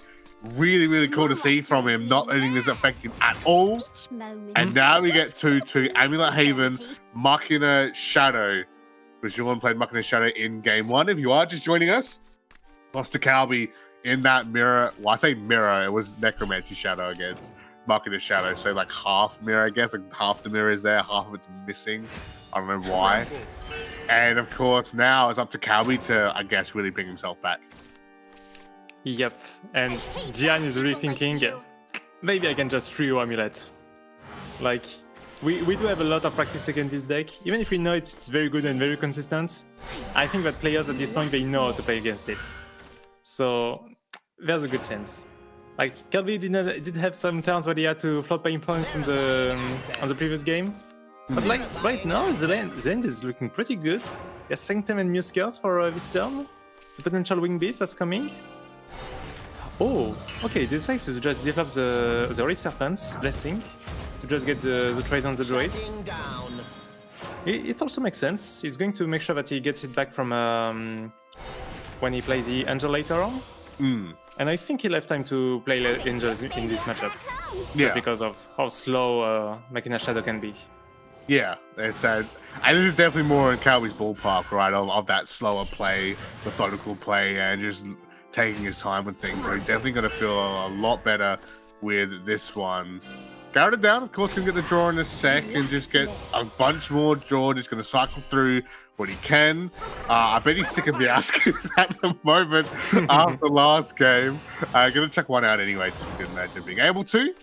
And Jean's hand now. Going to go for the search with Speedster. I was going to say I'm hoping to see in here. Going to see another one come down and a nice healthy board set up there that Calvi's not going to have to try and deal with. And once again, he got second. Yes, Cronus and Goddess, but he decided to not go for it, neither for the ramp or the pseudo ramp, just prioritizing developing their Machina Cognitions. So I think that's pretty interesting. Oh, but there was the Selenata deck on Calvi, so he's able to start setting up some combos. You see the one play point wing beats. It's going to come in handy next turn.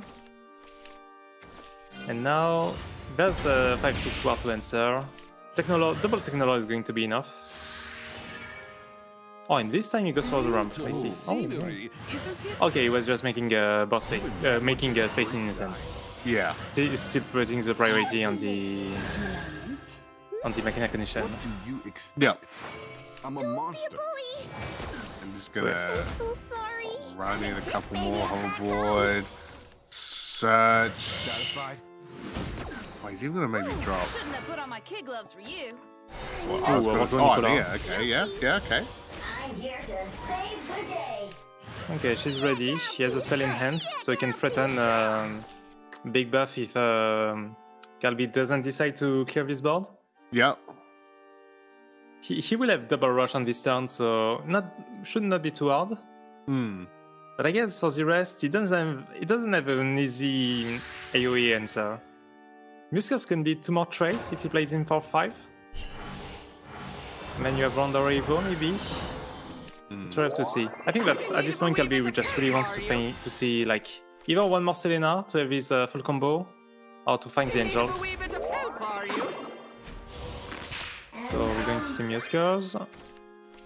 Probably trading to a 2-1. I like from this point.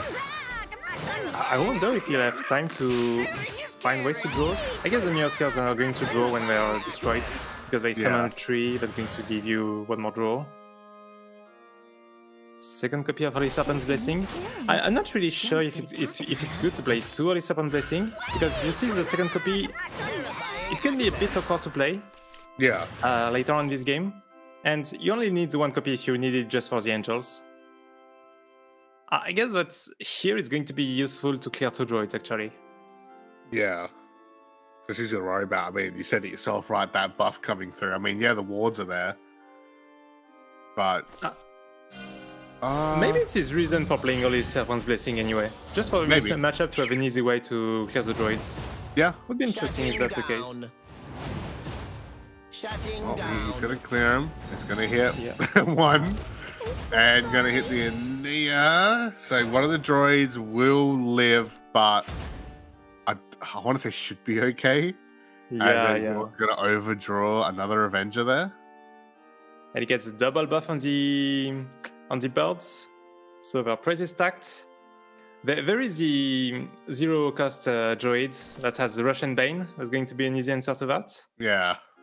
Good old You could also like man.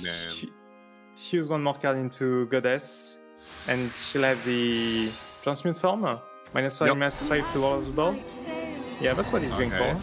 Yeah. Also going to 25 max defense, which is going to be pretty relevant to get out of all of the Selena's combo.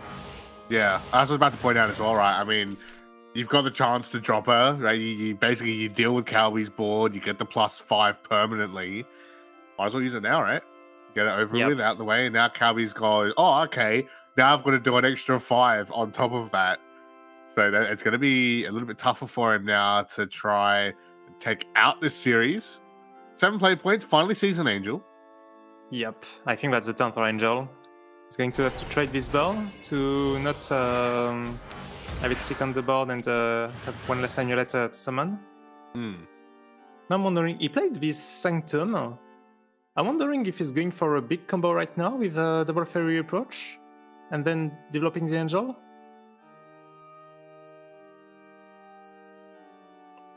I'm not... I'll ring it. Yeah, he's considering it. It could be 13 with Evolve 15, and then you can play the Shining Prayers on one of the amulets that you summon after Angels. So he has up to 15. So now that he plays the Wanderer, I think it's just going to take it a bit slower. Yeah. Like, how do you clear the 5-5? No. Did you accept to not clear the 5-5? He doesn't even have time. Another tree. Meowsk is the one. I mean, we know obviously the spectate timer isn't true, so the banish is going to be burnt for the draw, so he's going to overdraw, but that's a lot left over. Floating 4 play points that could have been used to play an Angel or to play some combos. Yeah. Very sad. So I mean, he had to try it and go, like, take that as far as he could that turn, so I guess, you know, he's going to take it on the chin, but that's about to be a lot of damage on the chin. So, Jordan's going to be very happy getting away, what, at least 7 on board currently. I mean, he has another Avenger as well, if he really wants to push that. Night Terrors even. Yeah, could also ask. Draw. He could also ask at Viscaria for more damage. Yep. I think he's going to want to save that for the Angel, now that he knows that it's in Get that kill. Kelby's hand. Yep. Just to get that protection as well now. Didn't worry about the bump, the protection is very nice. Edge 7, so... I mean, I'm surprised he Angel... played it without playing one of the free droids. Yeah. Just get an extra ward with stats. Maybe he was okay because he has the other Nia in hand now. Yeah, maybe. So, I mean, it's really safe though, right? Because he's already up to 25, and then dropping the, I guess, the shield as well, just to, I guess, make sure, because there's going to be a bunch of damage coming out here from Overcome. Well, that's 6 already, and already 8 a spell shield damage as well. There's another 3 from Falcon. Yeah, that's a potential Evo. So, if he plays another Fairy Embrace, that's going to be 8 damage at the end of the turn. So we have 8 plus 5, 13. If he destroys one of the amulets that have the Angel's effect, it's going to be 2 more damage. So we have 17, I think, right now. There's no Shining Prayer, so he cannot add on top of that. But now, if one more amulet is destroyed and Jian cannot heal, then it's really going to be GG. Yeah, which I guess explains why he went for that spell shield as well, right? Just preemptive, because the amount of damage that could come through. So Zones is also just written a novel for us, Ishiro, so I'll call it out for us. Apparently, you can't leave Bane up against Seraph. Seraph can evolve into the Bane for damage, which is why he didn't make a zombie droid there. So there you go. Amulet Haven, hot tips from Astra Zones. So there's a reason why we let him go on all round 1 about it. It's insane. So there you go, Viscaria going to come through, get the 4, going to nuke the Angel, be able to blow up Regal Falcon as well. Yeah, he's going to take some damage, but there's a heal from Viscaria, so he's safe. This is where we probably will see the buffs come out, and Nia will be dropped. Yeah, like nice cover Zones. Thank you again. Like you see, once again, you cannot play this Banes because you cannot take the risk that there's another Angel from Kelby. So he just had to make a board. It barely limits the effect of storms, but not of raw damage. I guess that Kelby would really like to see another Selena now, but he'll have to do without it. Yeah, I mean, he's digging, to be fair. Bottom 10, now just spamming trees, tree gaming. Unfortunately, not going to see it. Even if he does see it now, they're going to have to play points. So now he's like, now what, right? I mean, Double Angel is there, but going to have to fuse, I believe, right, to get max. So you're going to have to burn. What does he even burn, though? I think one of the wolf. Oh, burns a wolf, yeah? Yeah, you don't need 2 of them. At this point, they're not really helping. Does he care about Desert Wanderer either as well? I mean, I guess for the Evo maybe, to get the play point at some World Tree, Double Tree draw. But I mean, he's only got 9 left. There's also the option to not play the Angels now, but I don't really like it because Jan is at 13. If he gets to heal again, maybe eventually go back to 25. He's not happy with that. Sorry, again, it's just one of the most funny emotive plays you'll see on webcam. Big ward, very nice, full health. I mean, the amulets aren't bad. Like, they're not too bad, I guess, but that's gonna hurt big time. So, double ward back, pops the shield, double ward again. That's nice. That's real nice there for Calby. But here comes the Zombo droids finally to start clearing out house. Yeah, it's like an Hydra. When you pop one, there's like 4 other heads that come out. Yeah. And they've all got Bane. There you go. It's wild. Lubel gonna be dropped there. Gonna have someone to clear here. Oh, getting by Viscaya. Messiah. Goddess as pretty well. That's some nice damage. Oh, Aina is also good. Watch out, I both guess in this players are bottom position- 10, by the way. I just realized that. And Jordan's also only got 8 cards. So we're like, Yeah. we're really being dragged out. Lubel, of course, Eva's going to come out to get more damage in here, but only 3 play points on Jordan's side. Zombo Droid clear. He's going to at least get, what, 5-9 on Agus Ranier instead? I'm here to save the day. And like, there's another danger actually. Like, Yeah? next turn, Jian is going to be on 10 play points. Yep. So Kronos is going to be Kronos. online. Yeah. Dude, imagine 10 play point Kronos comes out. Oh, similar. Dude, that's really, really good to see that. I'll melt those. Would have liked the last turn, but at least he's got it now. Is there a way to deal 14? What an eyesore. I think the roly-poly Well, ward is going to be very annoying. Tasted salvation. Yeah, and he's also got the shield, right? Even on the leader, so it's like 14 plus, right? Yeah, you can pop the shield with Angel's effect, Yeah, with last one's the amulets, but Yep. I don't see you doing the rest. the rest. Well, wings will come out. Yeah. Prayers? Angel Does have a Fusion. 0 PP prayer? Oh, okay, I have an You see idea. it? You see it? You chaining prayers and you hit the roly-poly. Out of my way. Oh, okay, yeah. I'm so sorry. Post camp. Oh. Okay, there's the pop. Out of my way. Post camp. Up there, you see a lot? Nah, he's doing the trades first. Yeah. It's just Oh, funny seeing on the other target. Missing the 1 and 2. Bring it, man. Yeah, that would have been 1 off anyway. Man. Gods will know death by my blade. Guy comes out, so that's gonna clear Fight back. 10, Shouldn't have brought my 10, kid gloves for Your you. head is mine. and Second Kronos. Oh. I mean, he No, just you drops it, right? There's no reason why you just don't at this point. Unless Yeah. he just... Ooh. Gods will I do see a danger know there. my blade. Because if he plays Viscaya for the damage, Yeah, I was gonna say, did he play Lubel? Does he have enough? Or just... Okay, no, just drops Kronos. yeah, you Kronos. Yeah. Jewel's already done. He's just taking red Just cap not off. too. Fine. And Techno Lord for 21 damage to wrap that one up. Ladies and gentlemen, Yeah. George's going to take that out. Not just 3-2, 0-2 to 3-2. Yeah, the reverse. Insane. Absolutely insane.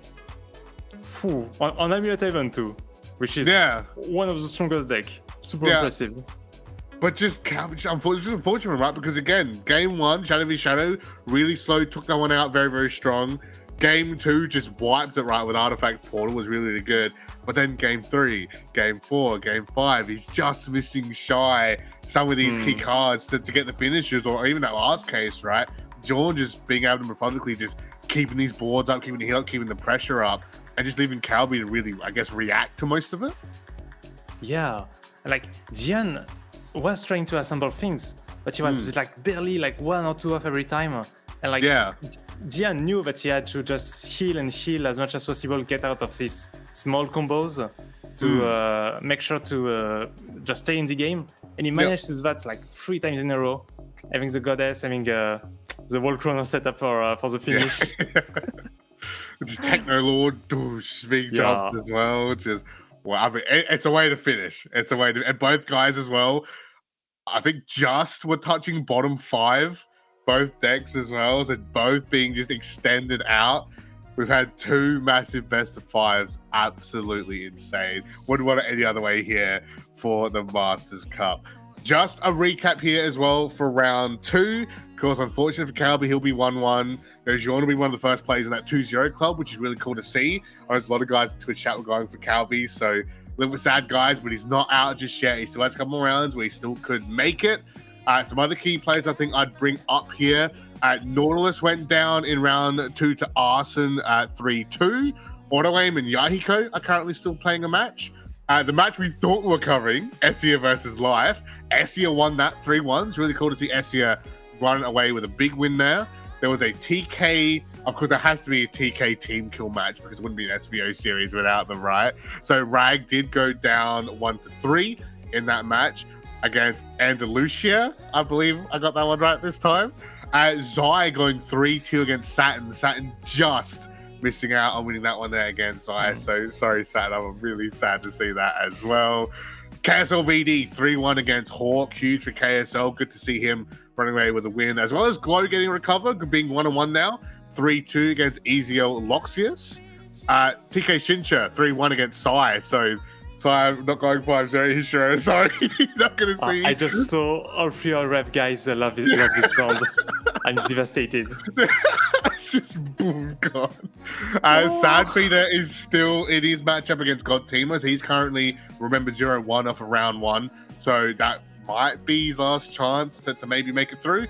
Yuri 0-3, unfortunately, against Kitsune. Sayes also 0-3. So some of the Mana Surge guys, my lads, unfortunately, not doing too well. So, come on, boys. We're going to strengthen up. We're going to strengthen up for my boys. And KTZN 3-2 against Bad as well. I believe Bad actually has... He's got a cross out, so I believe he might actually be out of the series. Because, yeah, he went 2-3 in round 1. So I believe he might actually be out of contention, unfortunately. So, unfortunately for Bad, do hope to see you again in another competition. But that is our round 2 coverage over and done with. We're going to go to a quick break. When we return, I believe it's going to be Hishiro and Zones to bring you the action round 3. So I get to chill. I get to relax. Hishiro gets to keep powering through the night, I guess. It just keeps going. So please give him some energy. Please give him some support going into this because he's burning that midnight oil right now. We'll be back after a short break as we get round 3 underway and ready. Don't go anywhere. Yeah. You gotta pick a top tier. But what happens when everybody else does? Find out in this edition of WGP Top Deck.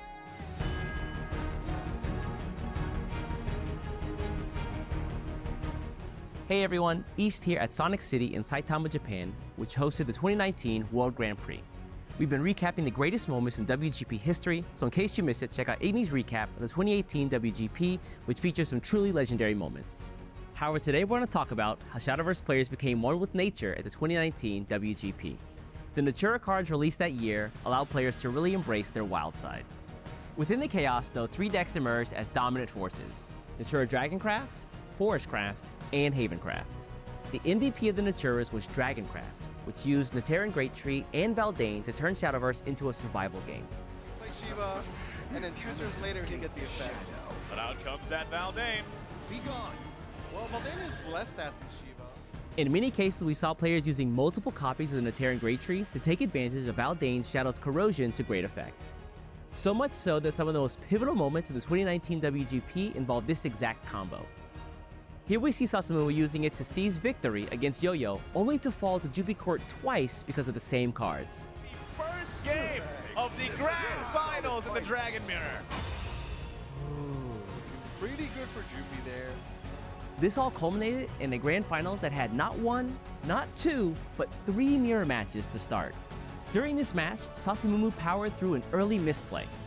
You can see here that he has a 2-2 follower on the board that can attack the opponent directly for 2 damage, and the Anyas in his hand could have evolved and also attacked directly for an additional 5 damage for a total of 7 to close the game. Wait, why? Draw your blade. Huh? Why did he try? He don't want to win! $1 million. Despite missing lethal, Sasamu clutched it out with his Natura Dragoncraft to come out on top over Jupi Court to become the 2019 WGP champion. Is going to take it with the thanks. And he is it. The champion walks away with $1 million. Sasamu is your Shadowverse World Champion. Incredibly well played. So what was your favorite WGP moment? Let us know in the comments below, and don't forget to sign up for the SVO Masters Cup for your chance to play with the best in the 2025 Shadowverse World Championship. More details in the description.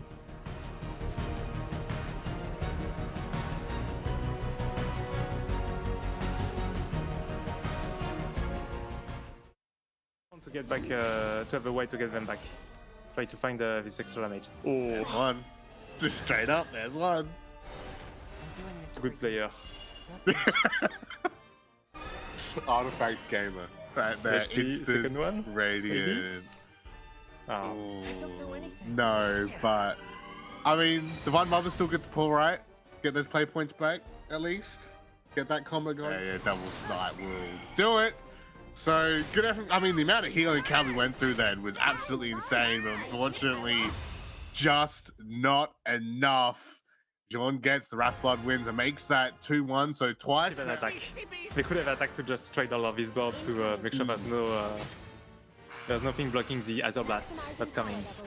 But yeah, first one, going to go for 8 damage face. You get the second one from the second Tetra. 2, 3, 4. And then the third one.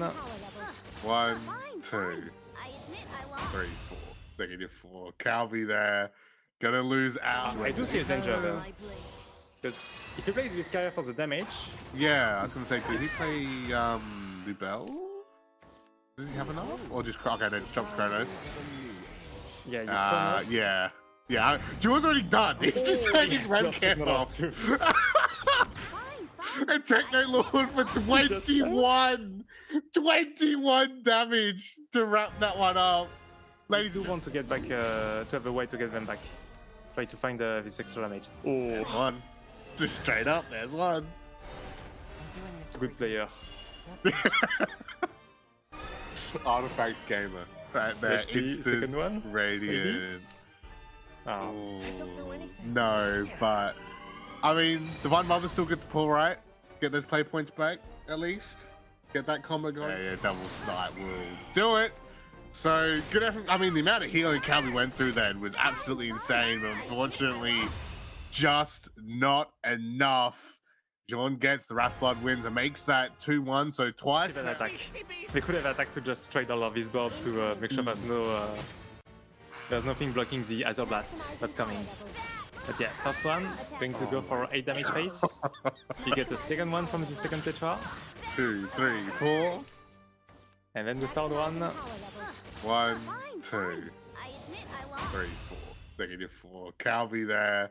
Gonna lose out. I do see a danger there.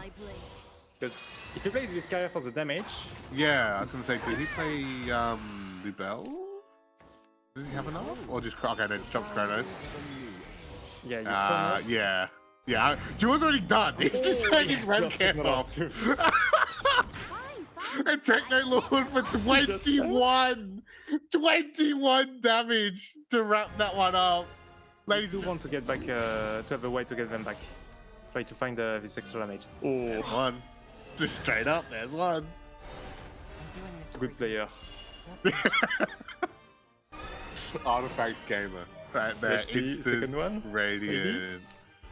Oh, No, but I mean, Divine Mother still get the pull, right? Get those play points back, at least. Get that combo going. Yeah, double snipe will do it. So good effort. I mean, the amount of healing Calvi went through then was absolutely insane, but unfortunately, just not enough. John gets the Wrath Blood wins and makes that 2-1, so twice. an attack. They could have attacked to just trade all of his board to make sure there's nothing blocking the Azure Blast that's coming. But yeah, first one, going to go for 8 damage face. You get the second one from the second Tetra. 2, 3, 4. And then the third one. 1, 2, 3, 4. -4. Calvi there. Gonna lose out. I do see a danger there. Because if he plays this carrier for the damage, Yeah, I was gonna say, did he play Lubel? Does he have enough? Or just okay, then jumps Chronos. yeah, you Chronos. Yeah. Yeah. Jewel's already done. He's just taking red cap off. And Techno Lord for 21! 21 damage to wrap that one up. Ladies do want to get back to have a way to get them back. Try to find this extra damage. Oh, One. Just straight up, there's one. good player.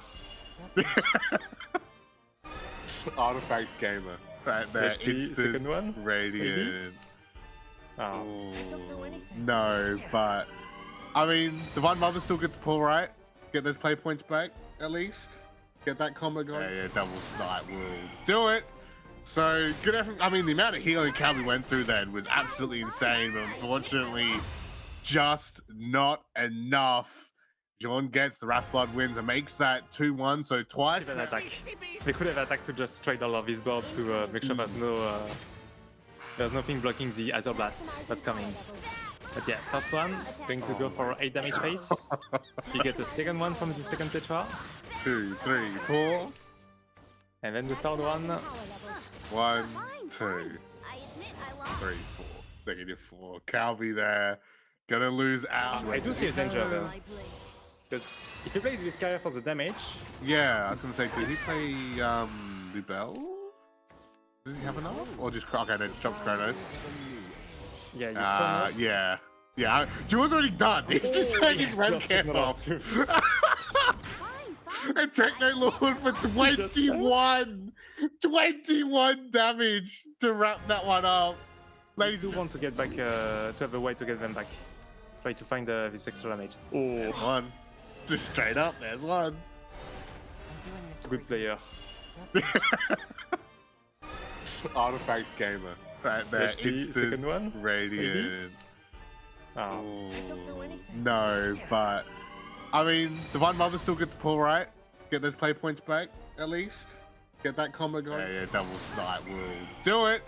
So good effort. I mean, the amount of healing Calvi went through then was absolutely insane, but unfortunately, just not enough. John gets the Wrath Blood wins and makes that 2-1, so twice. An attack. They could have attacked to just trade all of his board to make sure there's nothing blocking the Azure Blast that's coming. But yeah, first one, going to go for 8 damage face. You get the second one from the second Tetra. 2, 3, 4. And then the third one. 1, 2, 3, 4. -4. Calvi there. Gonna lose out. I do see a danger though. Because if he plays Viscaria for the damage... Yeah, I was gonna say, did he play Lubel?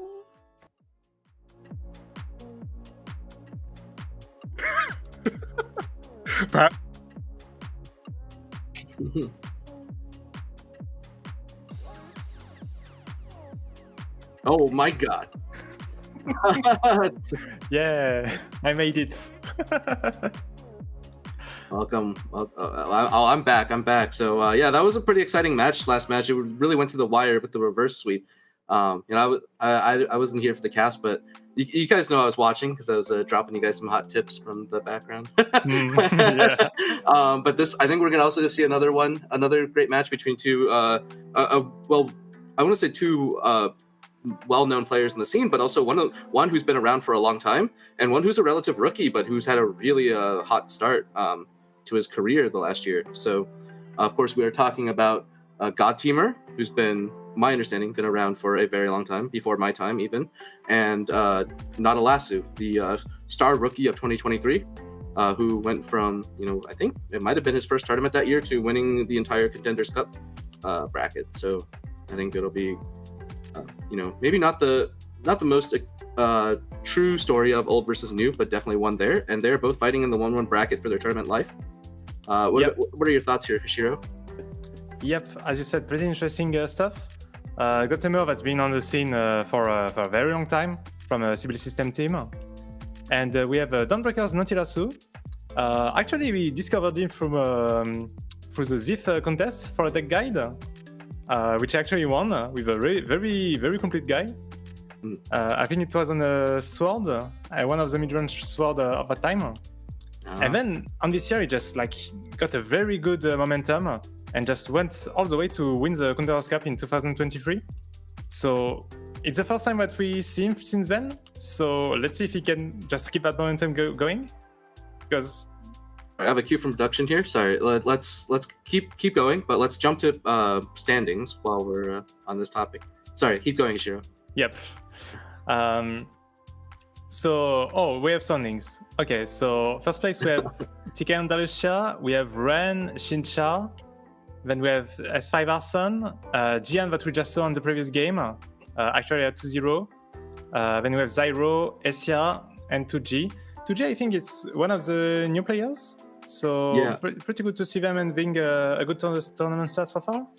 Yeah, and I think Zero is a player who was performing really well toward the end of last year. So I think he's carrying that momentum into this year. And like I faced him in a top cut last year near the end of the year. And then Andalusia, I don't know a lot about this player. I think they're one of the people playing Forest, and I've run into them on ladder and gotten lost that game. So probably pretty good. And then but these are the top 8 players so far, all the 2-0s, and we are going to be watching one of the 1-1s, right? Which we can see here. So the next 8 players: Yun Kalbi, we just watched, TK Rag, Nadalasu, Yashi K, SVM Kitsane, EZL Libero, Life, who just lost that match to Asia, who we saw at the 2-0, and Den Rev, one of your teammates. So so I mean, still, like, all these players still in tournament standing, and I believe there's some below still at the 1-1 bracket because of how Swiss math works. But like, we're probably gonna see some more of these names today. So we are gonna be, I think we can we can probably talk about our feature match this round, which is going to be in the 1-1 bracket, DB Nadalasu versus God Teamer, like I mentioned. And let's go into deck. So Hishiro, let's why don't you take this one? So Natalesu chose to bring Machina Rune. Production. No, I think we might have an issue here real quick. Let me check real quick.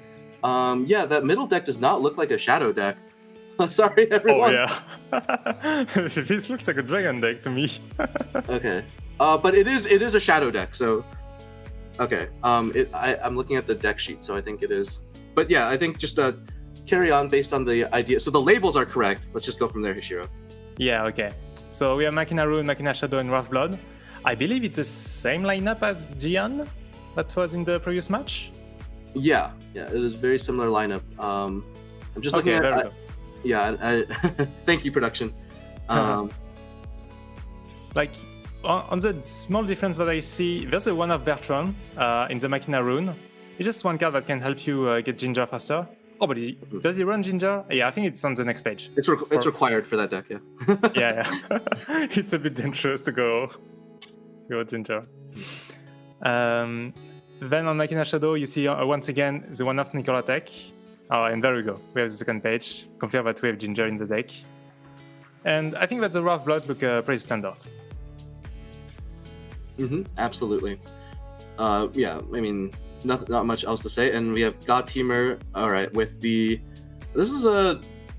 Wrath, Amulet, Artifact. I think we've seen bits and pieces of this deck in other players. I think one thing to point out in God Teamer's Wrath is the Rouge and Verte Werekin. So they're a pseudo damage shield. You have some damage shields in the deck, but Rouge and Verte actually rewards you for taking damage on your turn by draining one every time. So they do extend some damage, but it's a very hefty 6-turn play. So they're pretty much only good when you're just coasting on waiting a turn for the turn 7 Chimera. It's an interesting addition, but it's a 1-of, so not eating a lot of deck space. Pretty standard Amulet Haven deck without Blessing. Choosing to run 2 Orchid, 3 Divine Wolves. So this is very much I think this is a meta deck before a Rage. And then Artifact, this looks, I think, so Hishiro, I really like that you pointed out the Carnelia in Yun Kalbi's list. So, I'm looking for that here as well. And we see the full suite of Carnelia as well as a Lina in this deck. So this is a very, very defensive Artifact. I think God Teamer's for a long time not a good time with the Artifact. Well, hopefully a good time, but not as good a time as Yun Kalbi had in the game we saw. The previous match. So with that said, I think we're underway to see these players go whenever they're ready. Yeah, another thing that surprised me in the Artifact Portal list, it's the 1-cost guy that has Storm and shuffles back the Radiance. Oh no, it's not the Radiance that he shuffles, it's the Airstrike. Oh, the jetpack guy. It's like Jetpack Gunner or something. I don't know. The name is I forget the name of it. It's like Jet Fisted Monk. I think that's what it was, or Pugilist. I don't know. But I mean, I used to play that card like last expansion, but I think that your card quality is so good that you don't have to play stuff like that anymore. So it's an interesting addition. I also think Airstrike just lines up really poorly here because you're already taxed on your ways to pop your own amulets. So I don't know. We'll see how he does with it. I mean, he's had to win with it at least once today. So obviously the core of the deck is still solid. But how do you think this matchup will go, Ishiro? Well, I mean, we saw the lineup of Nautilasu in the round 2. We saw the lineup of Godtamer in the round 1 as Sai was playing it. So we have to see how it matches up this time. I guess we did see like Artifact Eye rolling on the Machina rune. I think that we can expect both of these decks to play out. This could be a 3-2 again. I think it's going to come down to who makes the most good decisions. What do you think? All right. Well, I'm gonna take a different tack here. I think Godtamer has amazing hair in his photo, but Nautilasu has the better pose, the flex with the trophy, and I think just slightly better glasses frames. So I think I agree it's going to be a 3-2, but I think it'll be slightly Nautilasu favored on that front. That's the really strategic analysis there. But yeah, I mean, these are some interesting decks to match up against each other for sure.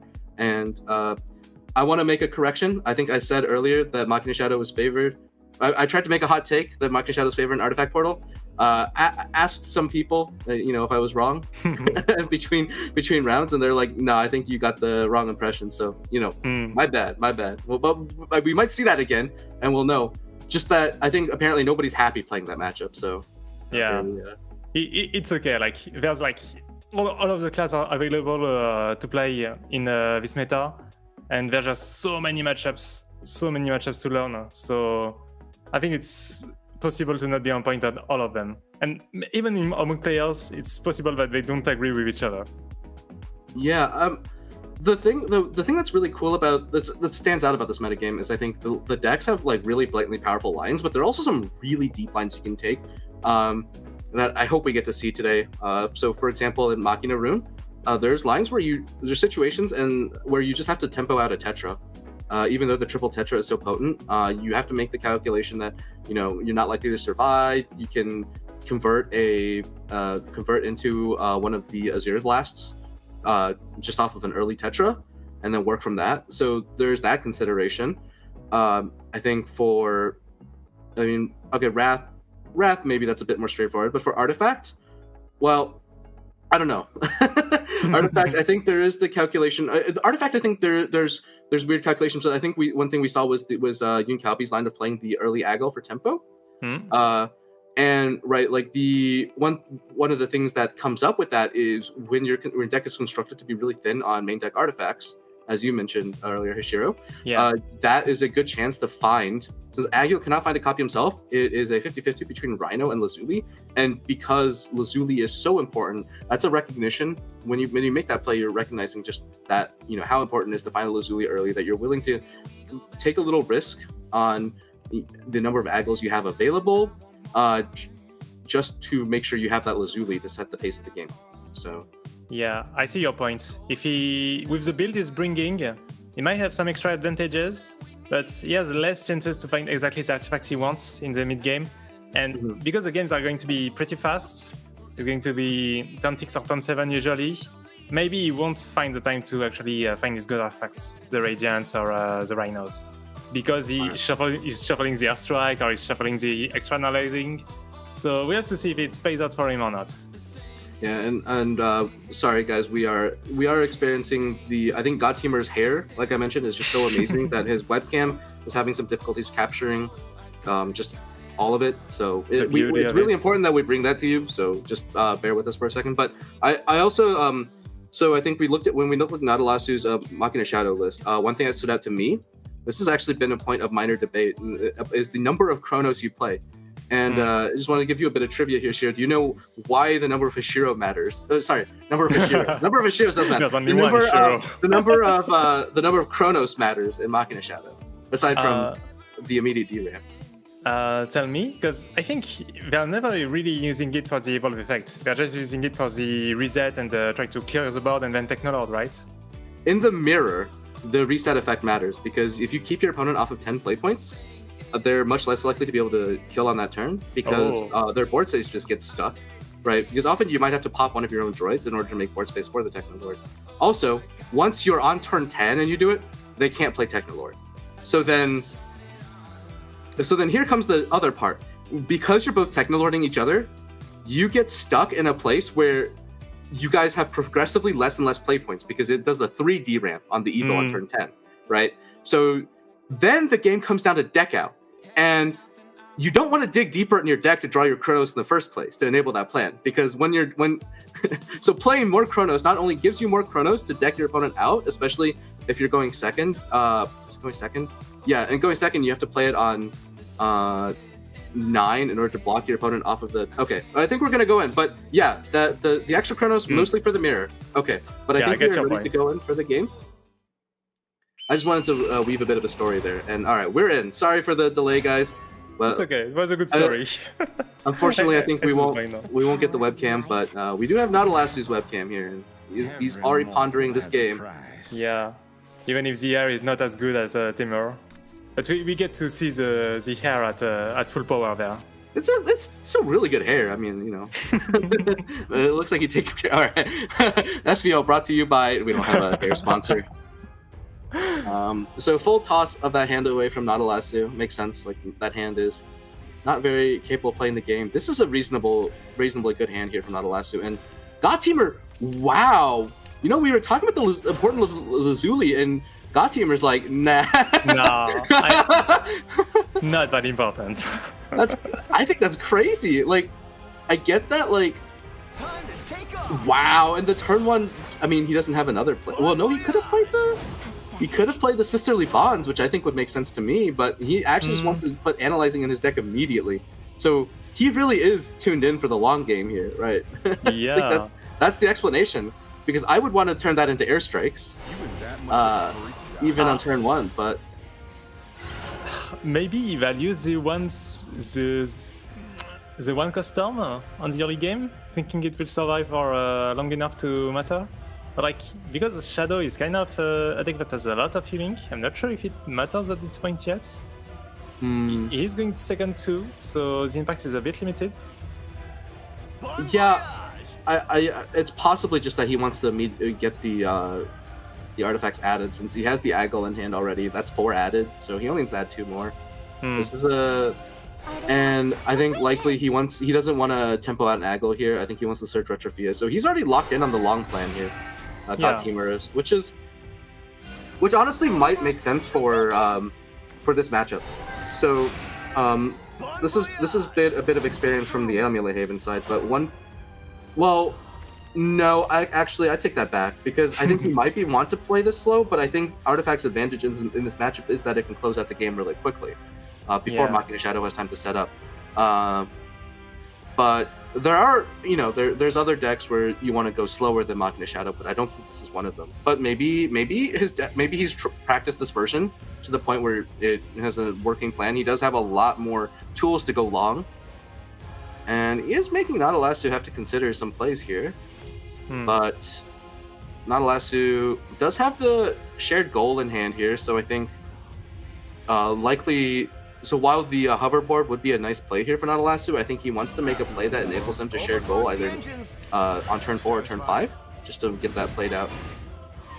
Yeah, and he already has the Nicola drawn out, so he's sure about what he's going to draw. So I'm still wondering, like, maybe Timur, he wanted to keep Agile in his Hooligan, but he wanted to make sure that he had a play on turn 2. So that's maybe a part of reason why he shuffled out Lazuli. But no, you see, she would have been very good right now. And you have amazing, yeah. You even have one artifact that could maybe crash on the next turn to already try to get a Radiance. Yeah, there's the Retrofia search. Yep.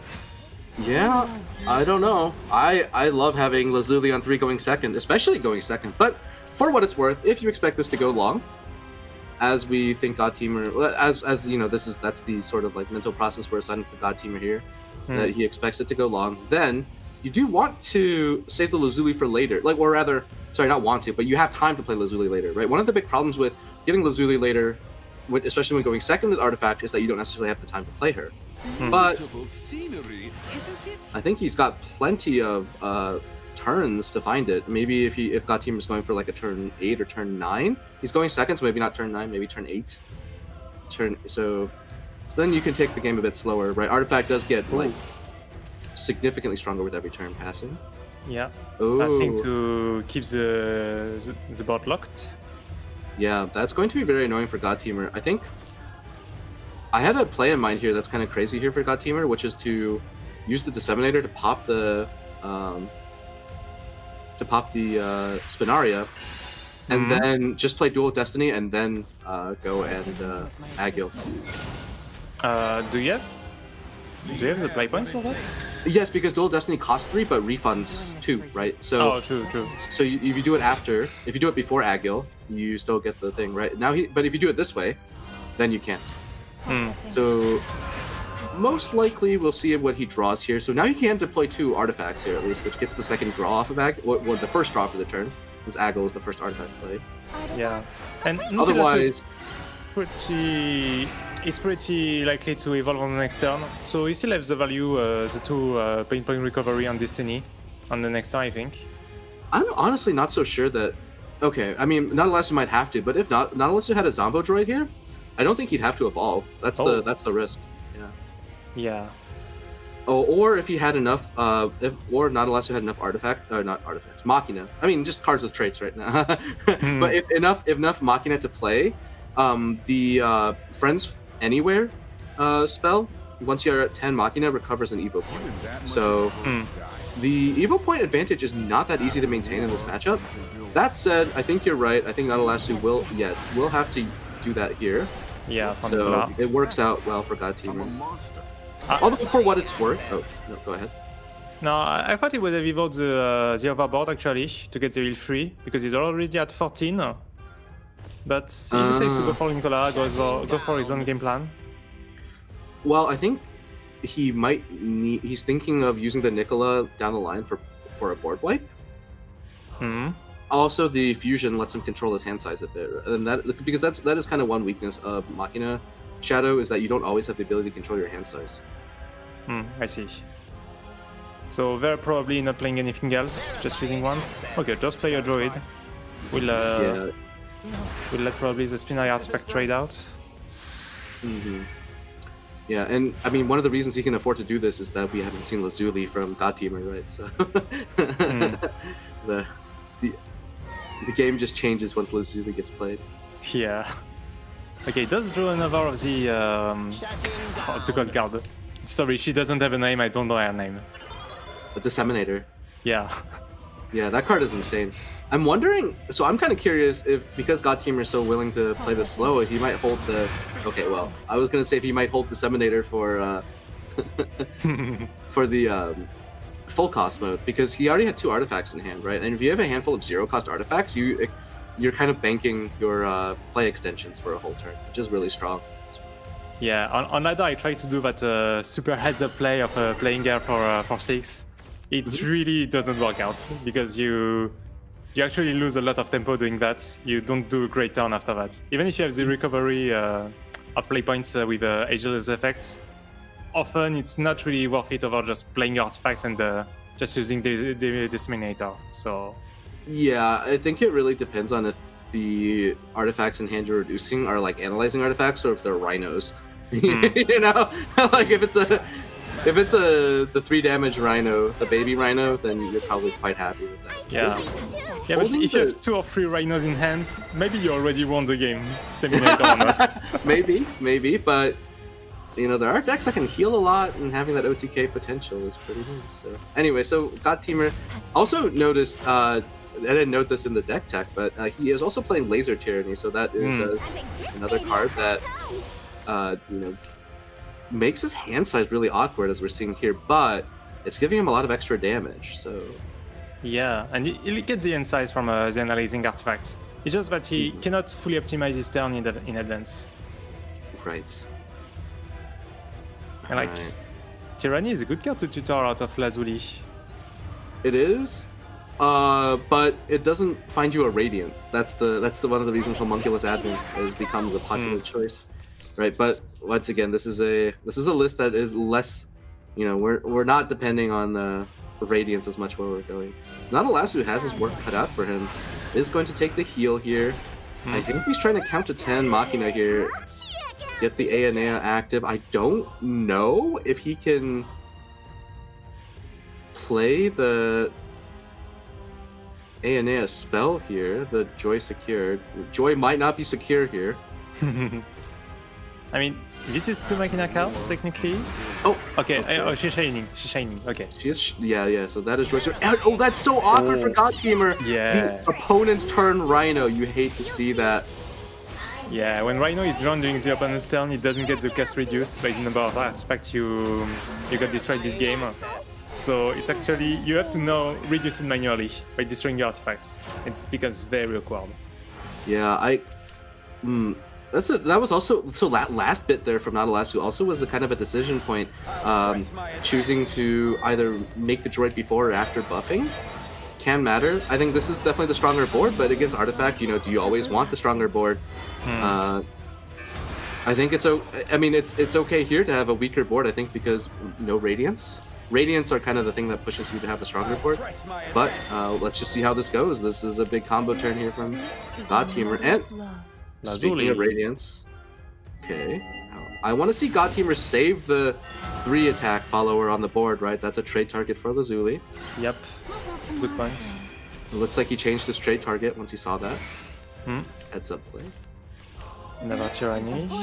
Tyranny will be useful to pop the shield that he got from the Ania's effect. Yeah, but it pops at the end of the turn, right? So I mean, we're not doing any chunks of damage higher than 2 here anyway, so it makes no difference, but yeah, it is fine here. It looks like he's just working on that Rhino. Yeah, trying to make it playable this turn. Probably playing the 2 of our analysis he has into Roly-Poly. Okay, no, into this. Oh, but yeah, it's going to be close. I think he still has time to play Run Rhino. Maybe, okay. Working in the Steel Arm Congregation, alright. Yeah, let's see if he gets Insta Rhino or not. This is a mother's love. He does not. Oh, but Carnelia is going to be good on next turn. It doesn't look like he's gonna have time to clear here, but does he really care that much here? Maybe. Okay, I think I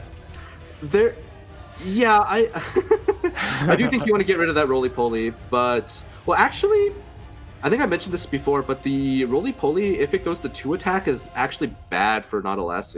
So maybe it's actually intentional that he doesn't clear this Roly-Poly because it makes Nautilus's board buffing cards a little more awkward. No, honestly, I don't think it's intentional. I think that he still had analyzing that could attack face, so he would definitely like to have used that to pop the shield. That's true. That's true.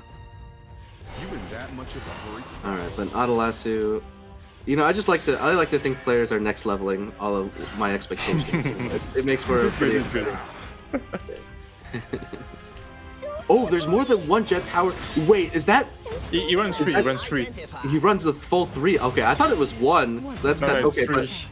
But okay, another Aenea here isn't gonna make that because it was very close to where the face poking from that 1/1 storm, right? The Pugilist hit the side of the game, but Nautilus has seemed to stabilize a bit. A very good back and forth here now. Yeah, but now it's time again. This is 3 less of Tyranny. But I guess that now, like, God Teamer doesn't have any Retrofia, so he cannot just loop analyzing again. He really needs to rely on the Rhinos to get his trades. But for what it's worth, I think he's gotten a lot of the analyzings out of his deck already. So that is... I actually don't think there's a lot left. Yeah, he played a lot of them already. Interesting that he trades the Pugilist already. Pugilist. I like saying Pugilist though. But it's an intentional mispronunciation for fun. Okay, so now he yeah, so there's one of the airstrikes generated, but is airstrike even good here? Oh, that's huge. Post-apocalyptic girls. He is getting a little low on the life total. Yeah, it's going to help him survive. Now you can trade one Nicola, but can you trade? Can you even train something else? I think you need to rely on the Laser Tyranny to hit the good things now. Yeah, it is definitely a bit on the that is definitely going to be very important. Maybe he's looking for Dyne to pop. No, I don't think he used Dyne in that fashion here. So it does look like he's just counting on Laser Tyranny here. He is shuffling some artifacts with his Laser Tyrannies, not only the spell. So he's kind of reducing the chances that he draws back some Rhinos. Yeah. Out of the next Carnelia. That's a Lubel, but no Evo point recovery. The friends anywhere are not here right now, so maybe like anywhere but here.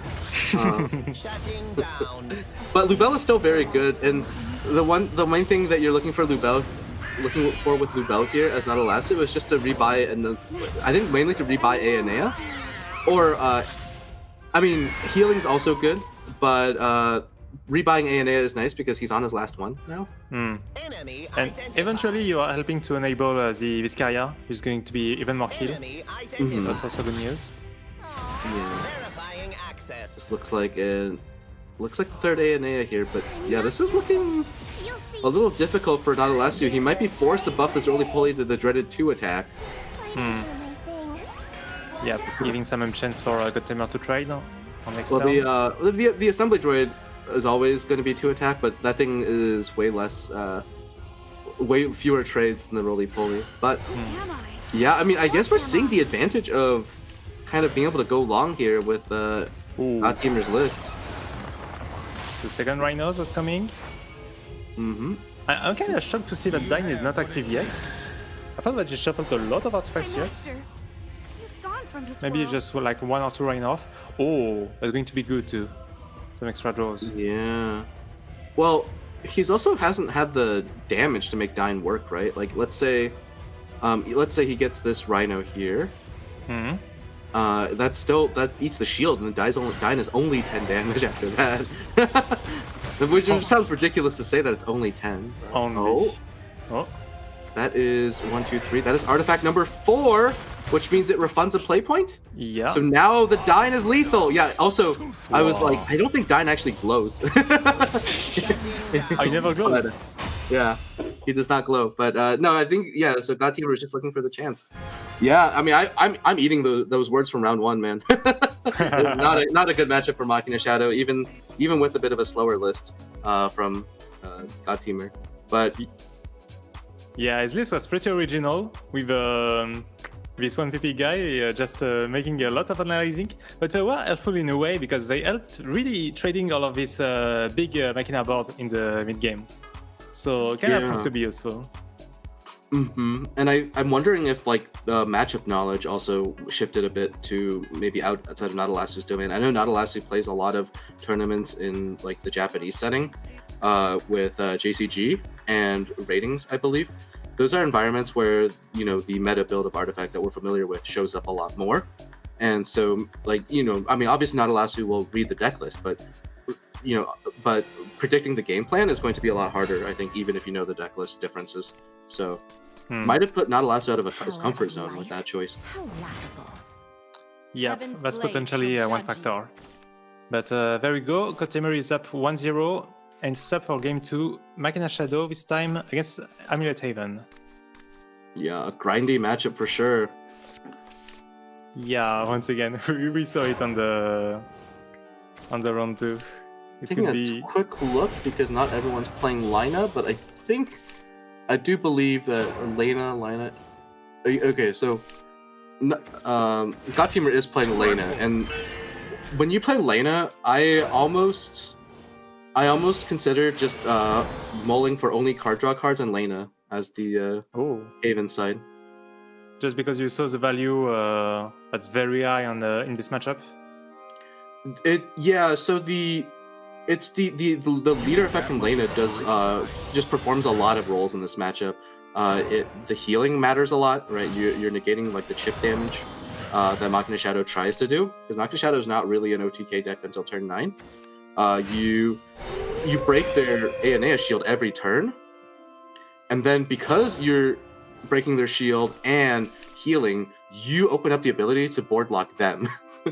Which is, yeah, so you can leave them on the huge board, and you know that you just have the free damage from Lina coming, and then they cannot heal unless they have the one cost spell basically for the heal free and the recovery action points. But else, you know that you just can set up your combo and have an OTK, right? Exactly. And also just you know, one of the you talked about how great Sanctum Wings is. It is a great card, but it is very unreliable in this matchup because we saw with Yun Calvi's play on the last turn.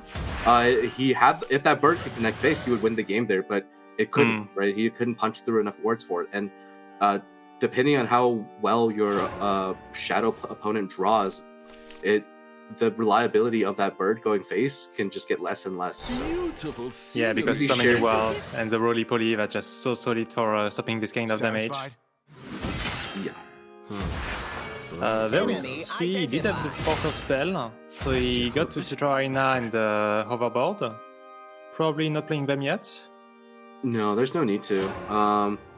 There's actually one of the things that you kind of want to do in this matchup as Haven that can give you a bit of an advantage is to deny removal targets for Machina Shadow. Machina Shadow usually plays 5 to 6 copies between Technolord. So Technolord technically only two copies, I guess, and then 2 to 3 copies of Balance of Succession of Balance.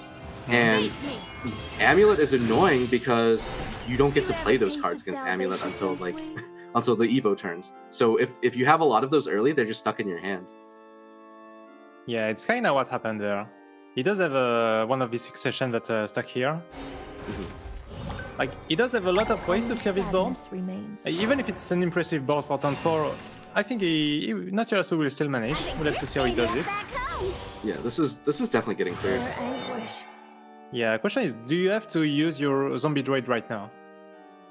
Right. That is one question. There's also... It's definitely the question is how it's getting cleared. That's for sure. It looks like he might be going for Nicola here. Nicola Zombo Droid? No. Nicola Zombo Droid seems like the wrong way to use your resources. Maybe...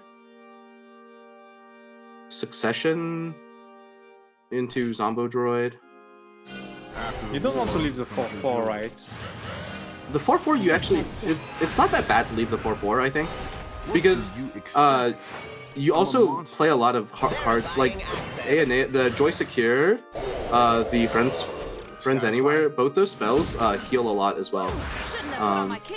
So, but it does look like Nadalasu is going to... Oh, he's not only going to kill the 4-4. It looks like he's going to beat over here.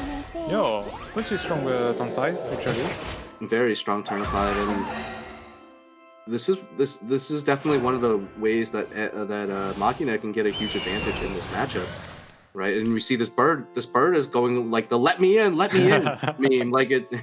He's just going to crash on the window. yeah. He can't get through, but still plenty of resources in God Teamer's hand to make a reply here. So they trade off the bird here immediately. And then it looks like he can make another Selena here. And then probably use one of the Shining Prayers here. I know it does look nice to be able to pop through a roly-poly, but you look at like how many targets that come up all the time here for Shadow, and it's just not reliable. So, but I do see that there's like the dual wing bits. That he can pop this turn. Have some more free attack followers for trades. I'm kinda... I thought he would have traded this 1-1 into one of the 4 HP followers to just make sure that it's possible to trade it with one of the burns. He can save it for after the... Oh, he's gonna reproach, really? Ooh. Oh no, I don't think I like that. Yeah, that's wasting damage. Yeah, the two-turn setup don't work in this matchup. Oh no. I think he thought he really needed it for the 4 damage on the follower to have a clean board. I think it was okay to leave up stuff. I agree. I think you're perfectly happy. One of the skills I learned in this matchup when Machina Shadow is way more popular is that you're actually really happy leaving up a roly-poly with your 3/5 birds, because roly-poly requires so many buffs to crash over them that he just gets stuck on the board. So yeah, even if he gets buffed, it doesn't advance you by a lot. Yeah, and then at the same time, that also means that like you don't want to bump the birds too much to reduce their HP. Like they can do a lot of board stalling. I don't know. God Teamer also didn't get damage out of that shot, so he also didn't break the shield. But for what it's worth, God Teamer's hand here really needs to draw deeper in his deck, right? He doesn't have enough damage to win right now. Even if he had 4 shots, it wouldn't be enough damage.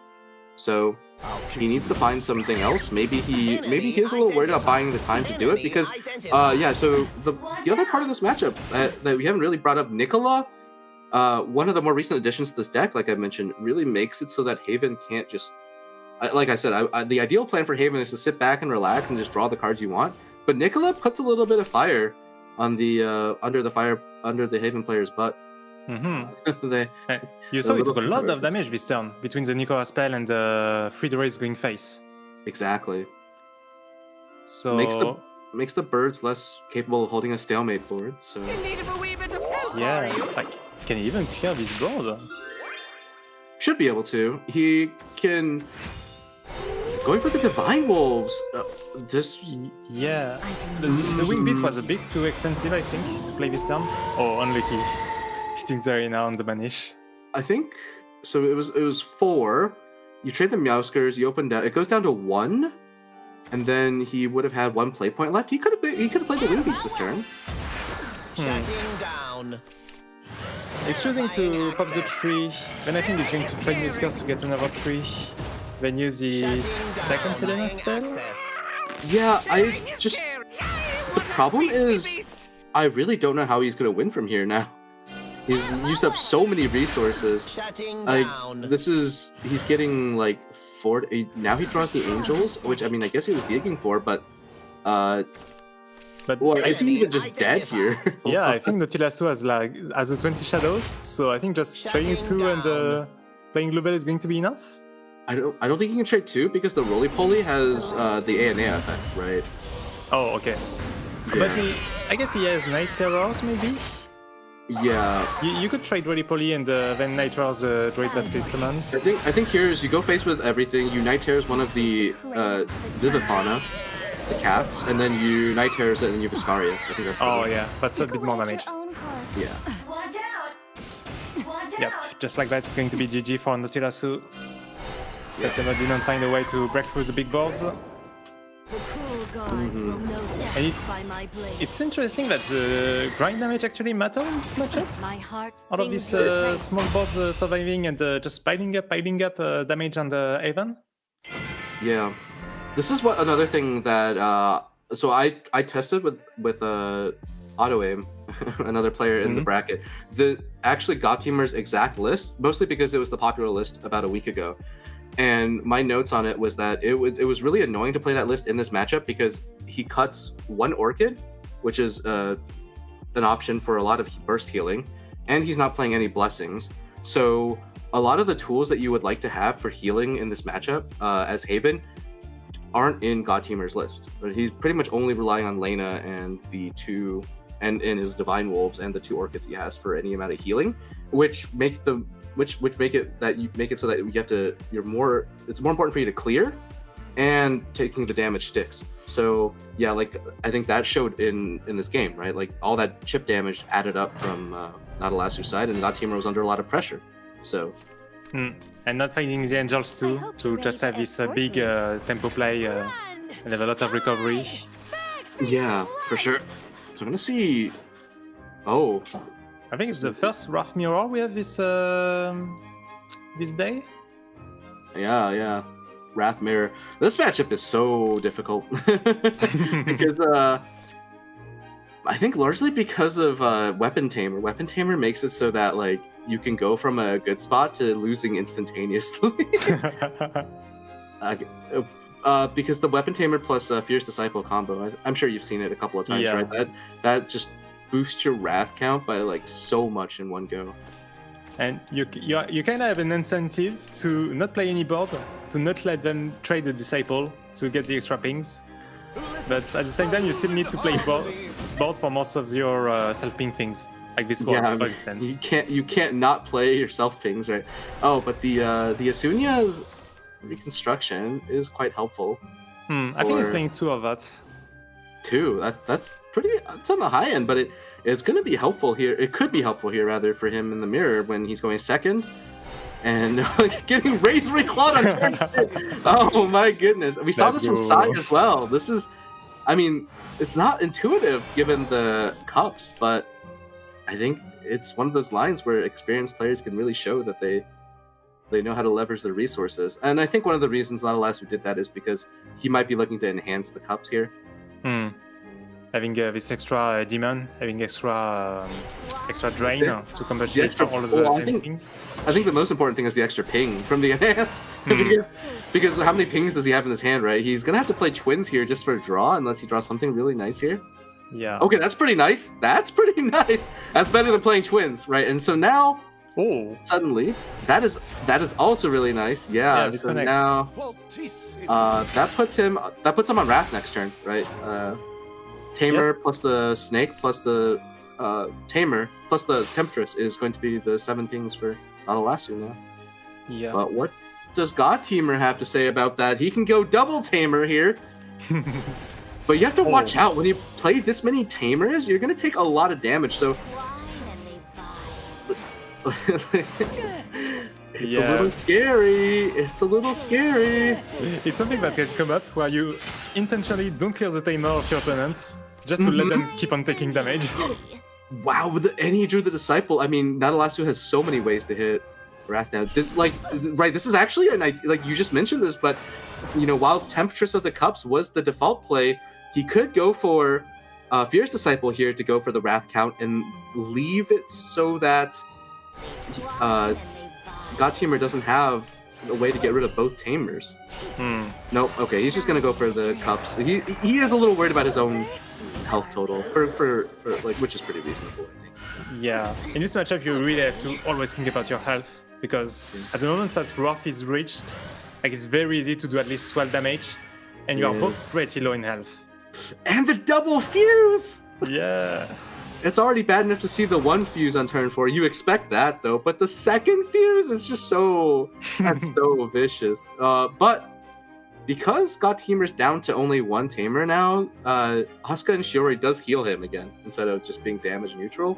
And this synergy is so broken, man. Like, it's just not fair, right? Like, you heal 1 and get Wrathing? Like, what? In what world? And draw 2. Like, in what world is that reasonable? Even on turn 3, when you don't have the recovery or play points, it's still already okay. It's still pretty good. I mean, like, it's just... That's why, for me, if I have a chance, I kill Weapon Tamer on sight. I think most players would do that. It's just... It just activates so many hands for the deck because of... Like, it synergizes with stuff that almost you feel like it shouldn't. Yeah. And the massive healing from Asunia here, the God Tamer, I think, gonna play his 3rd Weapon Tamer. Ooh, risking playing another one again?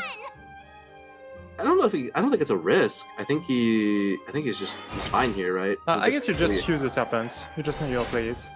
Oh, using the Snipe, okay. He could have pre-traded. Oh no, okay, he's going to ignore the Tamer. He's going Is he gonna Evo face? I want to see it. Yes.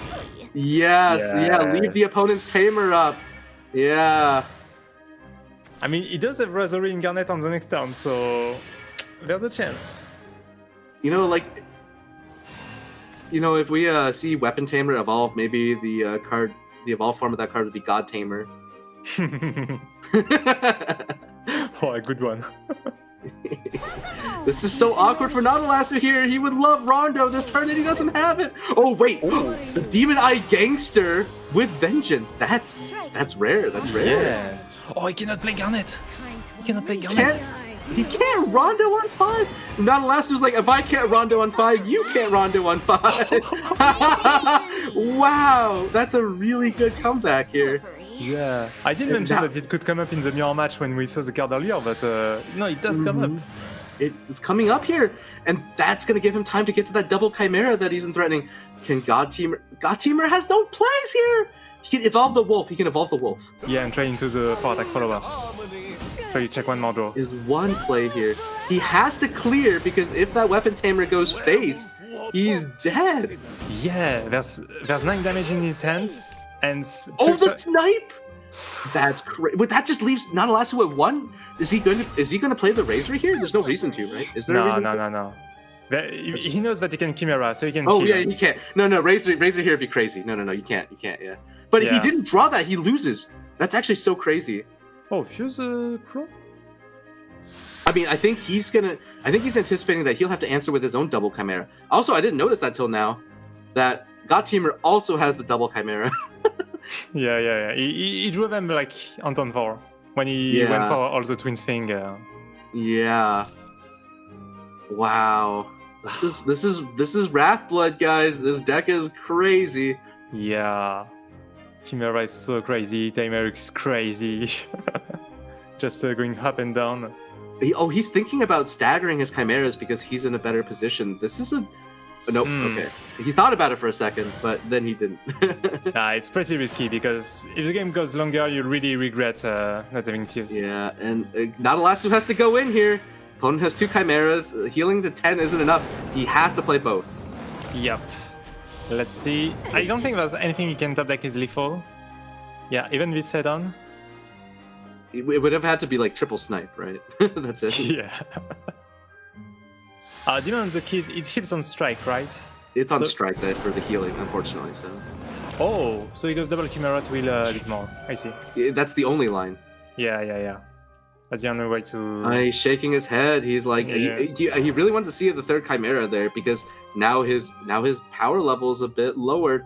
Okay, that we see the Werekin. Let's just fuse them away here, God Teamer. You don't need those.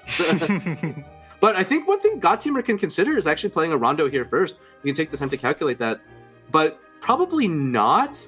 You're in such a good spot here that if you don't heal the full amount possible, you risk... Rondo into Chimeras only heals to 12, which is still losing. Yeah. So he actually can't afford to do that. Yeah, so... I think you just go double Chimera, just double like Chimera. It has to be double Chimera. But not a lasso. Now the Razor Claw isn't active in his hand. It is still active. It is still active. It only goes to 4. Okay. Yeah. So, I think that Nautilus needs another snipe. He has 12 damage in hand. Yeah, he's got... Oh my goodness. Does he have to play the bloody Pact here? But what can he even draw into Pact? Pact into Rondo? Pact into Rondo, but he fused away the Demon of the Keys, so that doesn't work anymore. But maybe Pact into Rondo and draw into another Demon of the Keys? I don't think there's an out anymore. That only heal. Yeah, that doesn't heal enough. Oh, not a lasso. I think this is not looking good for him. Yeah, Timur has like 13 damage in hand. He has to Pact though. He has to look for it. Oh, the 3rd Hedome. That's just never gonna do anything. Well, he can still Razor Claw to lethal one of the players here. Yeah, I was about to say. I think that's the best line. There's a lot of lines for lethal here, just not for his opponent. Or you could go with Disciple too. Yeah. Okay, he's making the play that gives him the most likelihood of winning, but yeah, with that 1 HP, you know that any card is going to be enough. Unfortunate. Yeah. But was pretty hype. The enchant between the 2 Chimeras could have been very close. I think that was a really good showing on the Wrath Mirror. It's a really chaotic matchup where you have so many high power plays, and both players just showed the proper level of respect for the God Teamer was the one that was playing on the defensive for most of the game, showing the proper respect to make sure he got to the right resources. Not a lasso, making do with a kind of a rough hand. And he was on a back foot on his turn 5 because he didn't have the Rondo and made it really close despite not having that critical resource there. So a couple of draws could have changed the outcome of that game, but that's Shadowverse at the end of the day. So now God Teamer's up 2-1, trying to close this out with Amulet into Wrath. And this is the matchup that I say I hate seeing as Amulet. You're never in the driver's seat. Oh, but this is a great hand from God Teamer, and he's going first. Just toss the Sanctum, keep the other 2. Yes, the wing beat's not so good, but maybe it'll come up. We'll see. But Meowscar's Divine Wolves is the strongest start you can have on the Amulet side for this. Yeah, the famous combo, the Tamer and the Cybal combo already there. Although you probably won't have anything to trade into on a God Teamer's board to enable the Disciple. No. Because of this turn 1 Meowscars, Nadalasu can actually slow down his plays so that he has the trade, but if he slows it down too much, he still doesn't hit Wrath. So I think Nadalasu goes for this and hopes he finds a How to Train Your Bat here. If he hits the How to Train Your Bat this turn, he has turn 3 Wrath. Yeah, you could also just play Nylon and have your second timer. Maybe play your first one. But the problem, you could just weapon. You could Iola and Weapon Tamer here.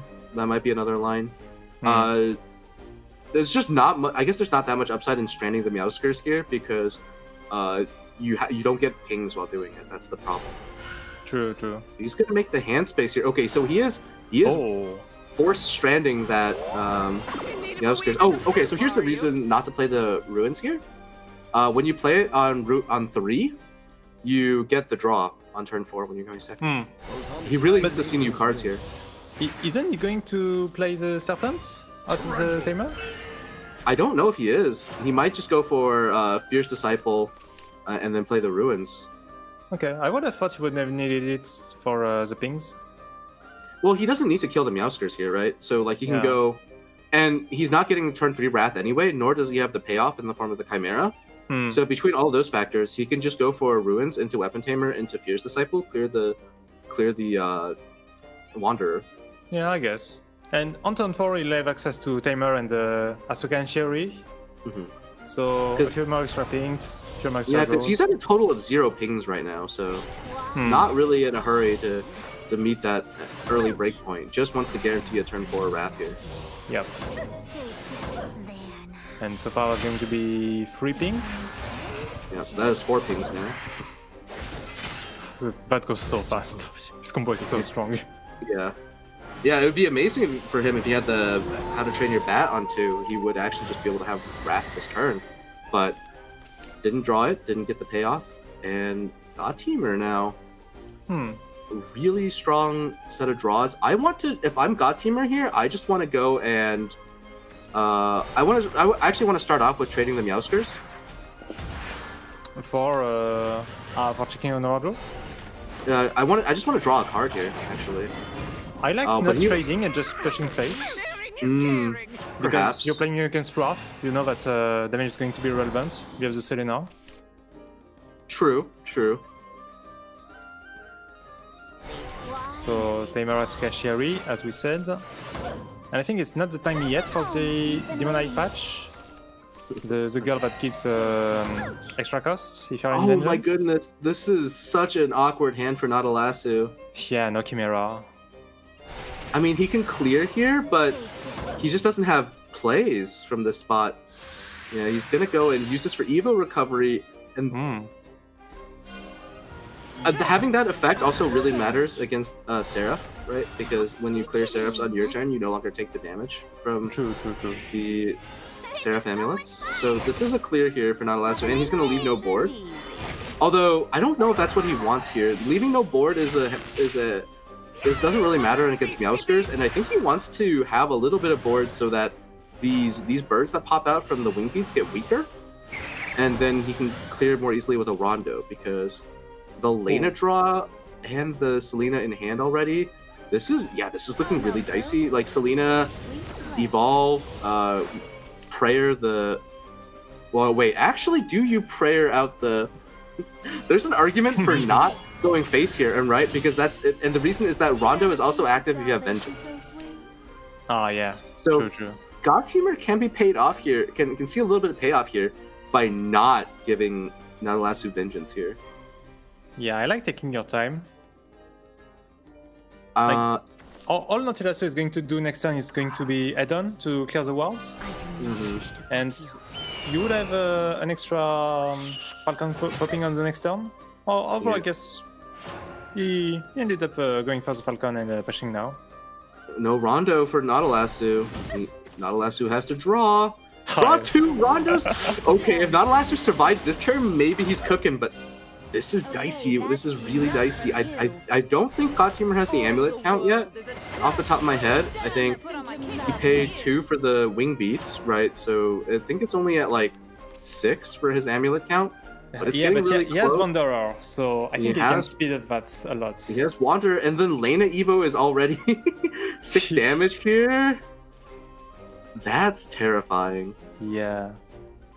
Do you have a mark to check if you top deck another mark or potential lethal? Mark, wait, is Mark lethal? Mark is only 9 damage. Oh, you mean if you go mark and then you draw another mark into a third mark? Yeah. No, it's never lethal, right? You can't play all 3 marks and get the extra bit of damage. So I think this is fine. Yeah, I guess without the 10 amulets, it's not lethal yet.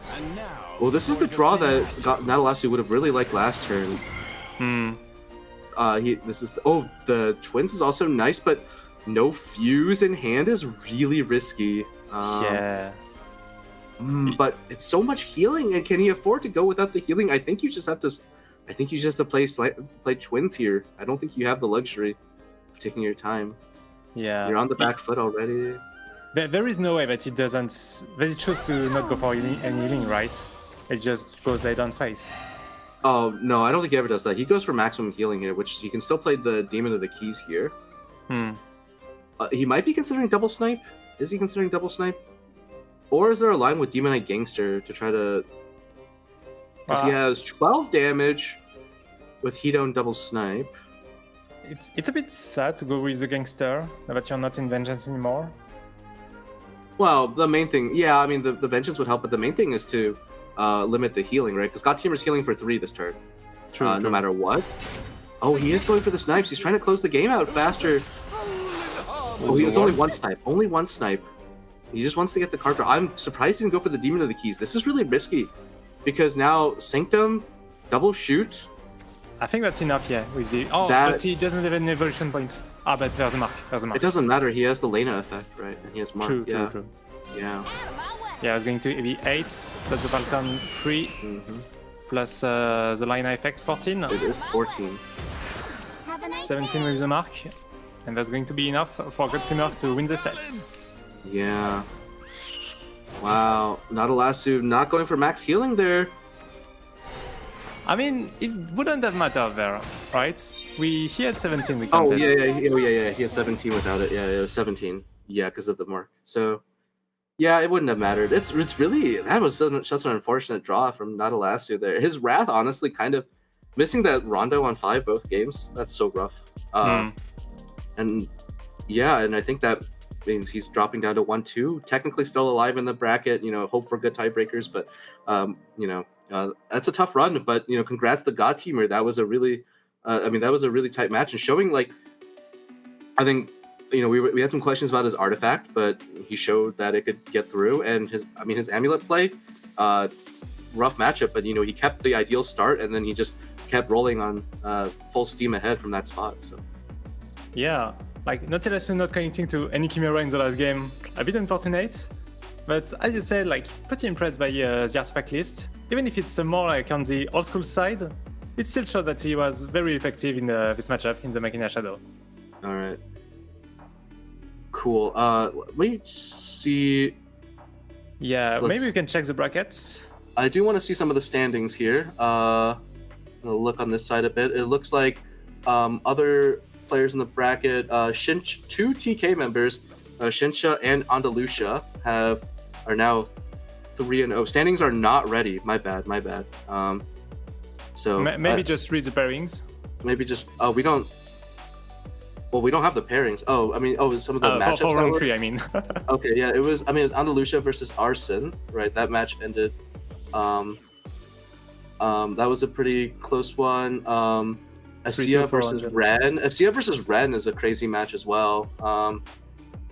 And then Ren barely won. Okay. Yeah. Okay, sorry, just talking about the results, not the formal standings. And then let's see. What else? I'm 3-0 against Calby. Yeah, so Calby got the consecutive knockout punches there.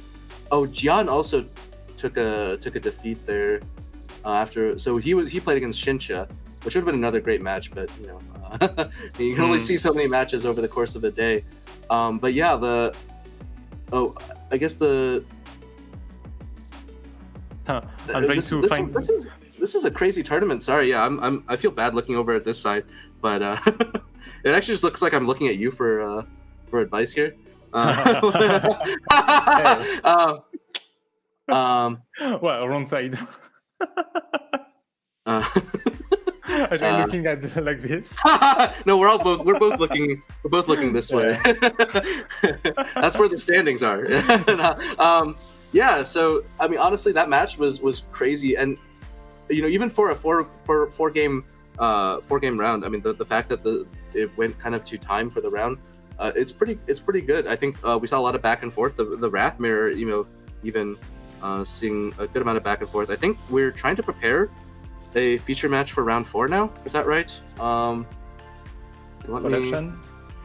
Production.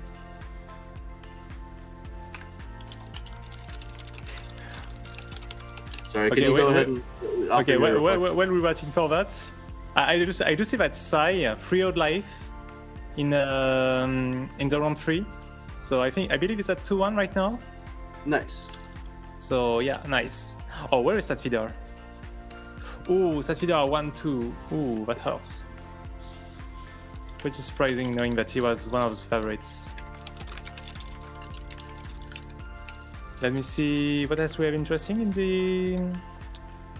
this bracket. So yeah, we mentioned Ren winning against Cecia. Glow winning against KSLVD. Okay, that was one of the matches we were interested in. One win for Saturn against Izadel Loxias. Izadel Loxias was actually bringing Charlemagne Sword, the neutral sword deck. Neutral sword? Yeah. Wow. I saw like a well-known Japanese player, Zono. Like his name like shares 3 letters with mine, but he leads like one of the strongest teams in the amateur teams in the scene. He actually won like a Tokyo regional tournament with an Evolve Sword deck. It didn't have the neutral package, but I think a lot of the similar ideas are there. So, all right, it looks like we do have formal standings up. So, production, take us away. I'm going to look this way again, looking for the standings.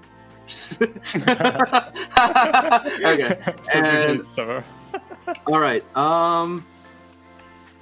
That number might be a bit of a glitch, but yeah, TK Shinsha 3-0, TK Andalusia also 3-0.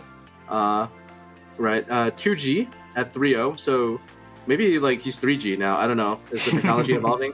Ren also at 3-0. S5 Arson knocked down to 2-1. Jian from Shinkuran knocked down to 2-1. Sai Rev at the 2-1 bracket as well. That is, yeah, that. And then Asia, I believe he faced off against, was it Shinsha? Against Ren. It was Ren. That's right. He lost the match to Ren. Yeah, that was a pretty crazy. Must have been a crazy match as well. So now down to 2-1 as well, but still in contention at 2-1 at this point in the tournament. Remember, all X1s make it. So yeah, all of these players are still in the competition. And next 8, Shio, take it away. Yep. At 9th we have Izadel Libero. Then we have Zyro, Otoheim, MS Glow, SFM Kitsane, MSCS. Then we have Gottemer that we just saw on the stream, and KTZN. So all of these players still fighting against each other. And like one player I would like to draw your attention to is actually CS. Actually a young French player. But I used to scream I used to scream with him a lot in 2021 to prepare for tournaments. And he was just a very volunteer guy, just going on in DMs and play and say, "Hey, can we play? Can we play? Can we have this matchup?" Wow. You know? Nice. So pretty good to see him at this level. I have one question though. If he's French, as you say, shouldn't his name be Oui? Yes. C also means like when you answer to a no, like okay. Yeah. My thinking is C is more associated with like Italian or Spanish. So. yeah, I get that. But no, we use it to in French. Like you tell me no, and I tell you C. Okay. So it still works. It's also like yes, kind of. Yes. In a way, yeah. Maybe we could throw in oui there. No, I'm just kidding. Anyway, I'm learning some French here, guys, and we can all learn. Alrighty, thanks for the standings production. Yeah, I mean, and I do so all these 2-1s, and still 2, I believe some number of X2s can make it, so still a close fight. All right, so I think we're gonna get ready for the next round. Yep. I'll be leaving you for this next round with Baz and Zones. Yeah, I saw some sun in your camera, so maybe good for you. Good time for you to catch the morning sun. Yeah, that's the plan. A bit of a refresh. All right, and let's come back. Welcome back, Baz. Hey guys. That was Quick serious, change. wasn't it? Yeah. That was crazy. I do want to say a little bit sad for Normals, right? Because obviously, like, our MVP, right? Number one guy, a rookie guy that came through all through last year. I mean, to be fair, didn't play Haven, and we know that like Haven is not only his favorite class. That was like the final boss class for him as well. Yeah. Throughout last year, and he didn't actually bring it here to Masters Cup. I was actually a little bit surprised about, considering I am surprised at that. I think he was trying to metagame, but it is what it is. I mean, it's a tough tournament. Everyone had to play through a qualifier bracket to make it here, so they're all like going to be fairly strong players. And at the end of the day, I think Nautilus, got a little overmatched by some of God Teamers' God draws maybe, or just insanely good runs, but also I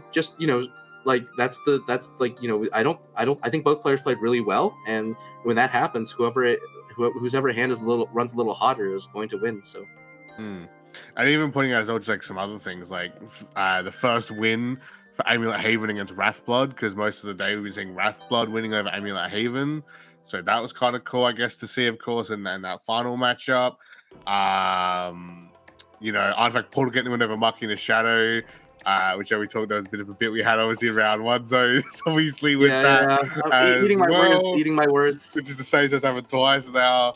So yeah, just some cool things that happen all throughout the day if you are just joining us, of course, as well. But yeah, I mean, I believe was Nautilus, was he 1-1-2-0 going into that? He was in the 1-1 bracket, so the 1-1 bracket. Oh, so he might be out now then, unfortunately, I think, right? Because he'll be 1-2 after that loss against Timo. Yeah, he's at 1-2, which so he might be still. He can still stay in contention based on tiebreaker, right? Yeah, like just. So fingers crossed, MVP rookie, right? Still makes it going forward.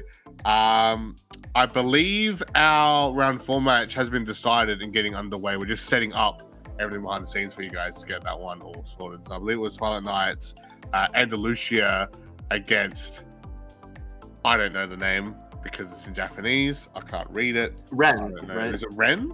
Ren, cool. I'm gonna write that down. Ren. Cool. All right. Yeah. We'll go with Ren until we're corrected anyway.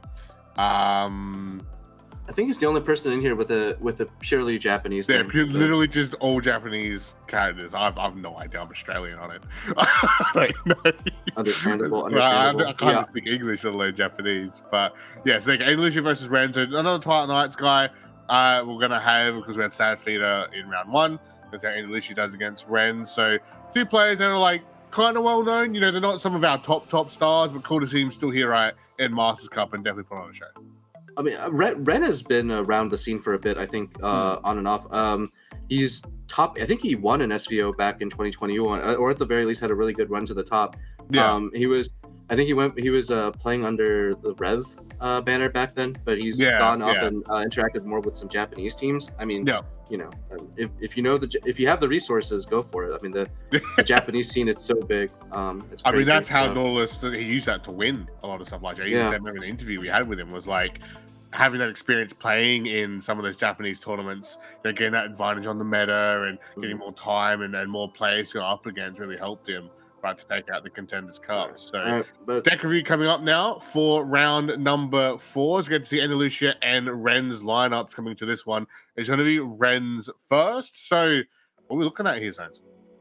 Well, let's see. We have the Machina Shadow, and I mean, this is a deck that a lot of the really experienced players in this metagame have been practicing, because it just has a very robust game plan. Not always favored, but you can find a way to play most games, and I think that's what you're looking for in a best of 5.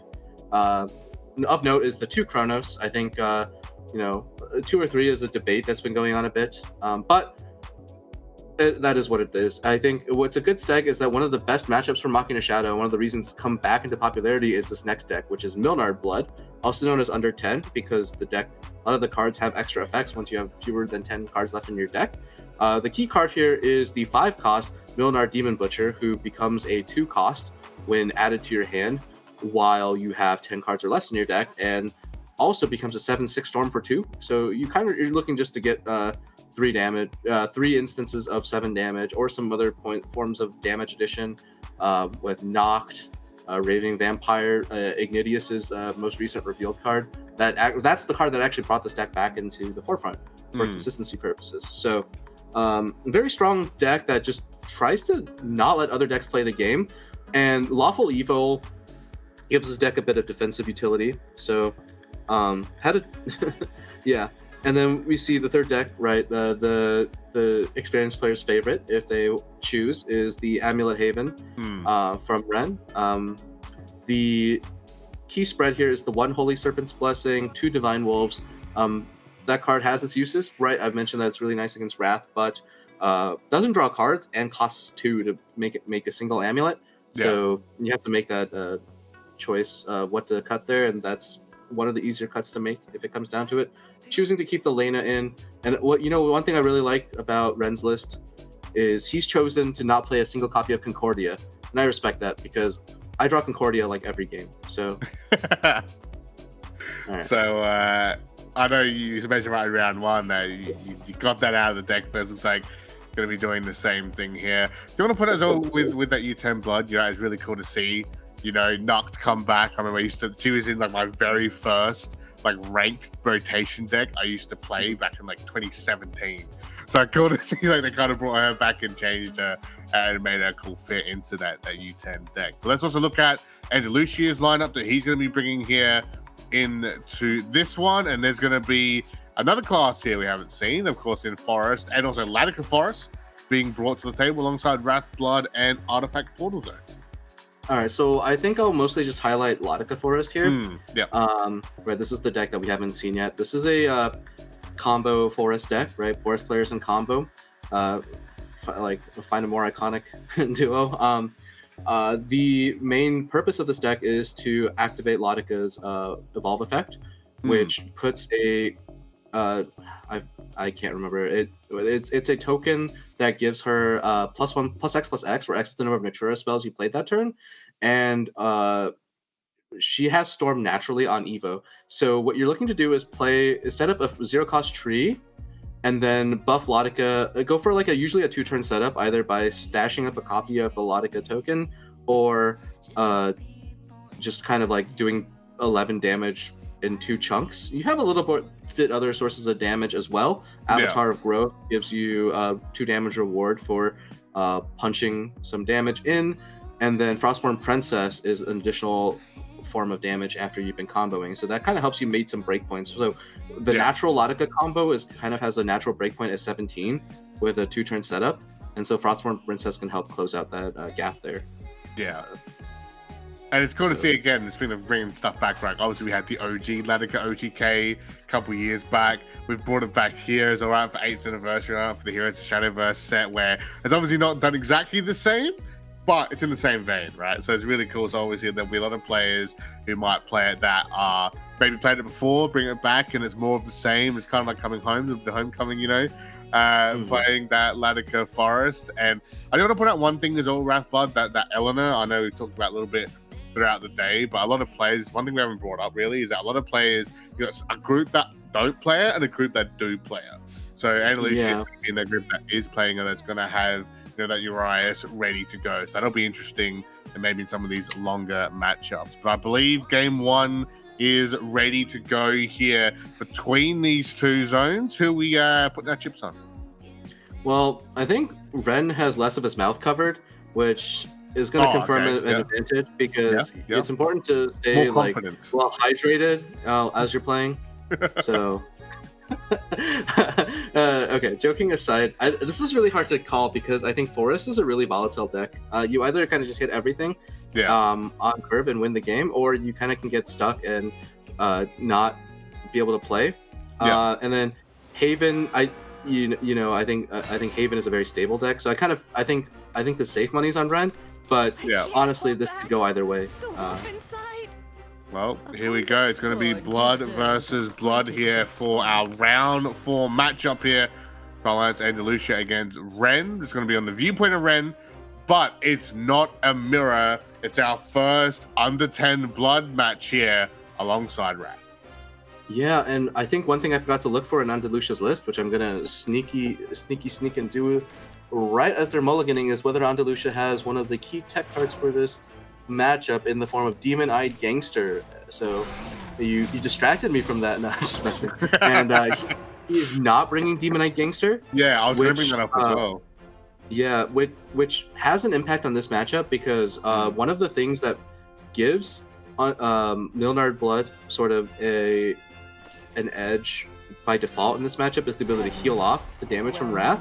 And so when you play Wrath and you've done a good chunk of damage, then you drop the Demon-Eyed Gangster, and now Milnard Blood is stuck. Right, like Milnard has, I mentioned Milnard has 7 attack when she's active, but she also has Drain. That's 7 healing. Yeah, so that's pretty huge. And yeah, so okay, I want to see Andalusia here. Trades the Fear's Disciple. That's good. You give up the damage now, but that is accelerated Wrath effect. Makes it a lot more options to get that Wrath active a turn earlier, or compensate for losing the Weapon Tamer here to. Such a cool combo, being able to use that Fear and into the Bat Ride. You just get like 3 ping, 4 ping, potentially even right just off of that. Andalusia now, well, he's going to be set up, ready to go. There's Wolf is going to be Wrath next turn. Snipe's going to be available, good to go. Whereas Ren, he's about that healing in that zones, but he's going to be a little bit behind here because Andalusia is pretty much good to go. He's just behind on cards. Well, Ren has a lot of healing here, though. The Sanguine Knight heals when you're going second, when you have Evo advantage. The Gadel, kind of an evolve card, but has Drain as well. So, gonna see some of that interplay. And the Asuka Shiori, so that is so much healing for Ren there. He can play all 3 of those cards. And just heal a ton of the damage. So, I do like that Andalusia's kind of been taking it easy on the damage, knowing that it's not going to stick. Oh, there's 2 of the most important cards in all of Wrath Blood right there. Got it. And Chimera ready to go. And just gonna commit the snipe, which is, that's fine. It's not good or bad. Uses away the Elena. This is not one of those matchups where you want Elena. Both these decks are here for a short time, not a long time. Yeah. Or a good time, not a long time, rather. I messed up the expression. Ugh. But Ren now is going to start chucking through some of these banishes, right? He's about to hit the 20 at least. Getting that ready very, very soon. But is he going to even have time to get himself to 10 the way that Andalusia is going? I mean, he said, I got Garnet, I got Chimera already ready, and there's a little bit of healing on Ren's side, but he's still got a board he has to deal with as well. Yeah, the question is how because he's gonna, okay, so he is gonna get this knocked, right? That's gonna be an extra 2 cards every turn. Yeah. Getting a Milnard, it's okay. I mean, he has cards to send the Milnard back, but yeah, so it looks like he has, depending on how Andalusia uses Evos, the big problem here for Ren is that he didn't clear a lot of these 1-1s. Praying. Sorry, just saw Ren in the webcam there, just praying and hoping that he's able to get away with it. Well, you hope for no Rondo. That's the main thing, right? Like, Rondo is just such an annoying card to see there because Rondo on 5 is so broken. Yeah, the damage, forward damage, leader damage, heal, draw, play point recovery, basically doing everything. It also means that Andalusia doesn't have to spend an Evo here, which is huge. Evo advantage is really good for both sides. Right now, Ren's Sanguine Knight no longer heals, doesn't refund, and it also doesn't do his taxes for him. I don't know, I just made that last one up, but that's how good that card is when you have Evo advantage. and then he's also going to have just a huge 12 damage just sitting there now, and Ren's going to try and figure out how to deal with the board, how to survive the next turn, how to make sure he's not just reacting right and he's pushing. I mean, the short answer here is that Ren loses here. That's the short answer. Yeah. There's no way around it. Like, he can evolve this Raving Vampire and then Gadel to heal to 12, but that's all he can do now. Yeah, and obviously that 12 is coming next turn anyway, right? So yeah. Andalusia is going to run away that 1-1-0. Do you want to point out, is that just the DFM sleeves that Ren's rocking, the Detonation Focus Me? Yeah, that's really cool to see that. So obviously a huge, if you don't know, a huge pro team in Japan involved in like a ton of different esports titles alongside Shadowverse. So really cool just to see this because they're not sleeves you see every day. Chimera comes down and Diabolus is going to follow. There's going to be that easy equal 12 damage and Andalusia 1-0 to kick things off. Yeah. Speaking of DFM, you know, one of their most well-known players was in Rage last week, but less on that. You brought it up, so I had to. Yeah. That I makes mean, me- let's be honest, pretty important event for all of us, I think. Yeah, going, I think some of the news coming out of that. Yeah, it definitely has a lot of impact on the current metagame. But yeah, Andalusia takes that cleanly. So I think that matchup you should be slightly under 10 or Milnard favored, in theory, but Wrath is Wrath, and that's in best of 5, Wrath is so likely to get through. I'm not going to say always going to get through, right? That's just asking for trouble, but chance, right? It's very likely to get through. And so now we're going to see Amulet into Forest. Yep. This is a matchup where I think it's slightly favored for Amulet, but it is realistically anyone's game. The main thing is that because Andalusia's list is so focused on the Latika combo, he gives Ren time to he gives Ren the space to just play the Amulet game plan, which can really stuff the ability for Latika to find lethal. Yeah. Ren has that one blessing which matters a lot as too. The untargetability means that Lily cannot transform your Seraphs, which can otherwise it can do a lot of things depending on the turn count and all of that. And this is a pretty good I mean, I want to say this is a good hand from Ren, but it does have a few deficiencies. Mostly the second Divine Wolves is not great. Yeah. And I believe he's only playing 2 as well, so if I remember correctly. So I'm gonna see the Sanctum on 2. Sanctum on 2. 2 wolves. Just to confirm that it is 2 wolves. So. Yeah, Sanctum on 2 is nice. You do want to go fairly fast in this matchup, and Sanctum and then into Wolves. This lets you get, you know, the Wolves popping on turn 5, then the Sanctum naturally pops on turn 6. It's a good progression of followers, and then also the Wolves will pop to just in time to heal off some of the chip damage that Red is most likely going to take. You see the Avatar of Growth here for Andalusia. That's a great turn 3 play, but what are the sort of the nicknames, so to speak, for the... Oh, that is a great draw for Ren as well. So he might have defaulted to the Holy Serpent's Blessing there just to clear the Avatar, but now he can he can more flexibly use his play points here. Right, plays the Garuda here, opens the Terran Piece. This is a really fast Amulet plan. Ren just needs to find a payoff card or two, and then he's in the game. And I was gonna say no Loving Embrace so far from Andalusia, but he's going to be able to put 2 0-cost trees this turn with a Latika in hand already. So Andalusia, I mean, you know, I lost Andalusia on ladder when he was playing this deck, and I mean he's drawing really well this game. I'm trying to do the math here. Draws the second Latika as well, so he can go in on 1 tree. Yeah. This is a 2-turn setup for a Latika lethal for sure, and I think Ren has to know. The only thing Ren doesn't know is how many Latikas Andalusia has. So he knows it's going to be a problem, right? It's something he's going to have to try and get over with. I mean, he's got the Divine Wolves. He's got the Evolve onto Wander as well. It's going to get the play point back to maximize more of this turn. Go through trees, go through digging. Sanctum of Wings won't help him here. But being able to get that clear right to keep Wolves up will help him big time. And definitely get the Last Words Hill. So at the moment, going to drop the Holy Serpent. So you're going to have that as an option for Angel. That's in the pool now. And that also gets him to 10 amulets at the start of next turn. It also heals, so but Andalusia doesn't hesitate. Is going to do the first Latika. I mean, if you see this, and I think what's most likely is that Andalusia is not even going to bounce this Latika. He's just going to go 6 damage face. I think it's just 6 damage face with the Latika here. Trade on the tree, go for damage face, and then hold the what is I can never remember what I want to say. Send them packing. No, he even trades here. Is he gonna bounce the Latika? That's crazy. Okay. That's also dangerous for Ren though, because that actually hides some information, right? If Andalusia went face, Ren would know that he has to fully defend here. Well, just to point out real quick, Andalusia, you saw him shaking his head after that bounce and seeing the Oscar Shiori. So like, I don't know if he was like, if that was actually what he was going for fully, and he's actually. We just have to deal with it now, right? So maybe in a bit of trouble there. Ren's now got the opportunity to obviously get the fusion down on the Seraphs. The Angels will come down, and some of these big wards now gonna be a big deal. Wow, rolls the Divine Wolves as well. That's really good, as long as the Angels don't get transformed into a snowman.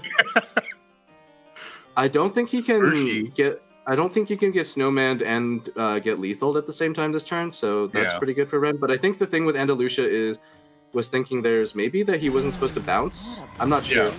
It's really hard to say. Like there's actually like Andalusia's drawing really well here, which it's good, but it means he has a lot of decisions to make from this spot as well. Yeah. And Ren has put up the best wall he can, right? This is the Haven plan when you're not like just already winning by default, is to set up a wall. But can Andalusia? So Andalusia's currently at 3 cards played. United Resolve, that means does 3 damage to the board. Has the double Lodica spell as well, but 3 wards to punch through. So big. Back to nature. Okay, back to nature is what it's called. 1 back to nature kills 1 bird. That's a 10/10 Lodica. Second back to nature. Okay, and then United Resolve. That's not. So that's not lethal. I mean, it's a lot though. Let's be honest, mate. It deals with the board. He heals a little bit, but here comes the pings coming with marks. Does Ren have lethal here though? Wind beats. The cellular as well. No, this is. Oh, no, he can't shoot twice here. It's just not lethal. You ever tasted salvation so sweet? Gonna hold that. Gonna have to ward, double wards, right? At least. Yeah, So it's only 2 3/5s. So I don't think that's. This does not look good for Ren. Yeah, and remember that Ren didn't know about the second Lodica that Andalusia had, right? Because he only showed 1. Obviously, he played 2, but it was the same one that he bounced earlier. So Beast Vault will come out, Evos will come through, and it's looking like that might should be it. Yeah. But the tree comes out. That's 2 trades into the 1 bird, and then the back to nature shoots the other bird. So that rules game. Yeah. So gonna have that damage in, just has to make sure obviously he goes through the right combo, which you can definitely see here anyway. There's Frostborn Princess. Oh, it's not the tree, it's the Frostborn Princess. Yeah, it also works. Down. So I mean, either way it works, right? Gonna run into both followers to get that clear on the ward, and nice little, little 11 damage, not much, only a little bit, only a tiny bit. Gonna go to face Andalusia 2-0 against Ren there. Both games, I do want to say. I mean, he seems pretty chill, right? He's obviously, like, there was that stuff up with the bounce. You saw there's a little bit of frustration there, but so far, so good for him. I mean, 2-0, getting through the matches pretty quickly, mostly cleanly. Potential chance for him to 3-0 against Ren now. I mean, he's going to have the artifact portal come through. Ren's going to change things up here and go for his muck in the shadow. I think Ren's adopted the strategy of queue the worst matchup first. Yeah. You have to get all 3 decks through, so you queue the one that you might struggle the most and just try to push through. Yeah. And then go from there. Yeah. I mean, that's always a toss-up, right? Do you play the better matchup going in if you're behind, right? Just to get a win, get some of that, momentum coming back, or do you just play the hardest one, get it over and done with? Because if you win off of that, that's kind of that stress off the shoulders, right?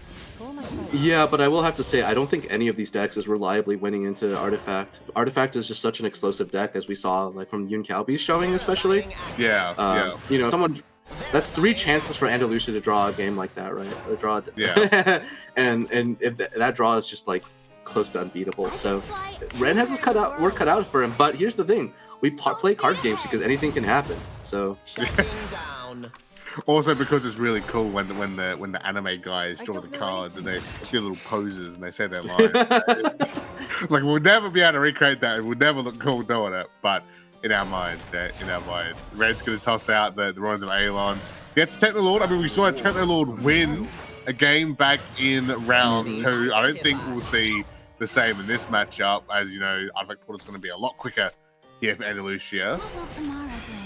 This is a really strong hand from Andalusia. Also draws one of the Elenas. I think Andalusia's playing 2 Elenas, which is, I think a lot of players have dropped down to 1, but Elena is a lot of damage as well, because she pulls in Yuan, who has been changed to a 1 play point 1/1 with the same effect, which is extremely strong. But it's to compensate for the fact that you spend play points getting him out in the first place. Anyway. Yeah. So also, Hishiro has brought this up every time, so I think I'm obligated to say it as well. There is no shared goals. That's the name of the card. I keep thinking of the original name, but no, it's shared goals, which is the great 4 play point card here for Machina's Shadow, unfortunately missing, and Andalusia gets the Evo Agil on time. Doesn't have the but I was gonna say doesn't have a Radiant yet, but does have the ability to go Ines into finding. Oh really? Okay. I think is gonna go and choose to Dine instead. I was thinking Ines to find Retrofia, and then Retrofia the. But no, I mean, this is just a Radiant, and okay, instead he chooses to use Ines to find an Agil this turn. Yeah. Probably just going to play it slow here to use this Agil to draw 2. We'll draw 1 and then find draw one at least, and a reboot, It's because it's the third artifact of the turn there. Yeah. Well, then even so, it's still good for him, right? Because then he keeps the Radiant, he's got that ready, he's got the Rhinos ready as well, so you know he's comfortable, he's stacked, he's got what he's needed. Maybe waiting for Ren to maybe burn out some of his resources. I mean, there's one goddess he's seen come flying out, right? So it's one less he has to worry about. Well, that's to ramp, and then he just sticks an apple on the goddess because that's the only neutral card that he had. Yeah. So Ren is all. I mean, that's a sign though. You see that from your opponent on Machina Shadow, you know they're already low on resources. Like that's not a play you make when your cards are flowing. So exactly. Ren, he's already seeing the hand size as well. So knowing the hand size, knowing that, well, if he's just checking out a goddess like that. I'm even trouble. You know what's really nasty here is Andalusia can actually evolve Elena here. Yeah. To banish the goddess. Is he going to? I don't know if it's better than just trading, but it is an option. Okay, he's gonna because it's also an Evo, which is worth damage. Yeah. But you know, it's always something I think that's not entirely out of consideration. But here's the thing, right? Andalusia used up the Dine. Okay, I was gonna say used up the Dine last turn, but now he just drew another one. That's pretty crazy. So one of the limiting factors to his ability to make plays would be Dine. But with another one in hand, is he just gonna pop? He's just gonna pop everything here. That's a guaranteed artifact find off the Radiant. Wow. Finds the third Rhino, but that's not okay. But is gonna Steel Arm, which is 2 more artifact searches. Double Steel Arm here. Wow. But I don't think he's gonna play either Rhino here. He should. Whoa, he does. Count me wrong. Because I was thinking go empty board, because if Ren drew removal cards, you want to stuff them unplayable in Ren's hand, but Andalusia instead just senses blood, smells blood, and wants to go in for the kill.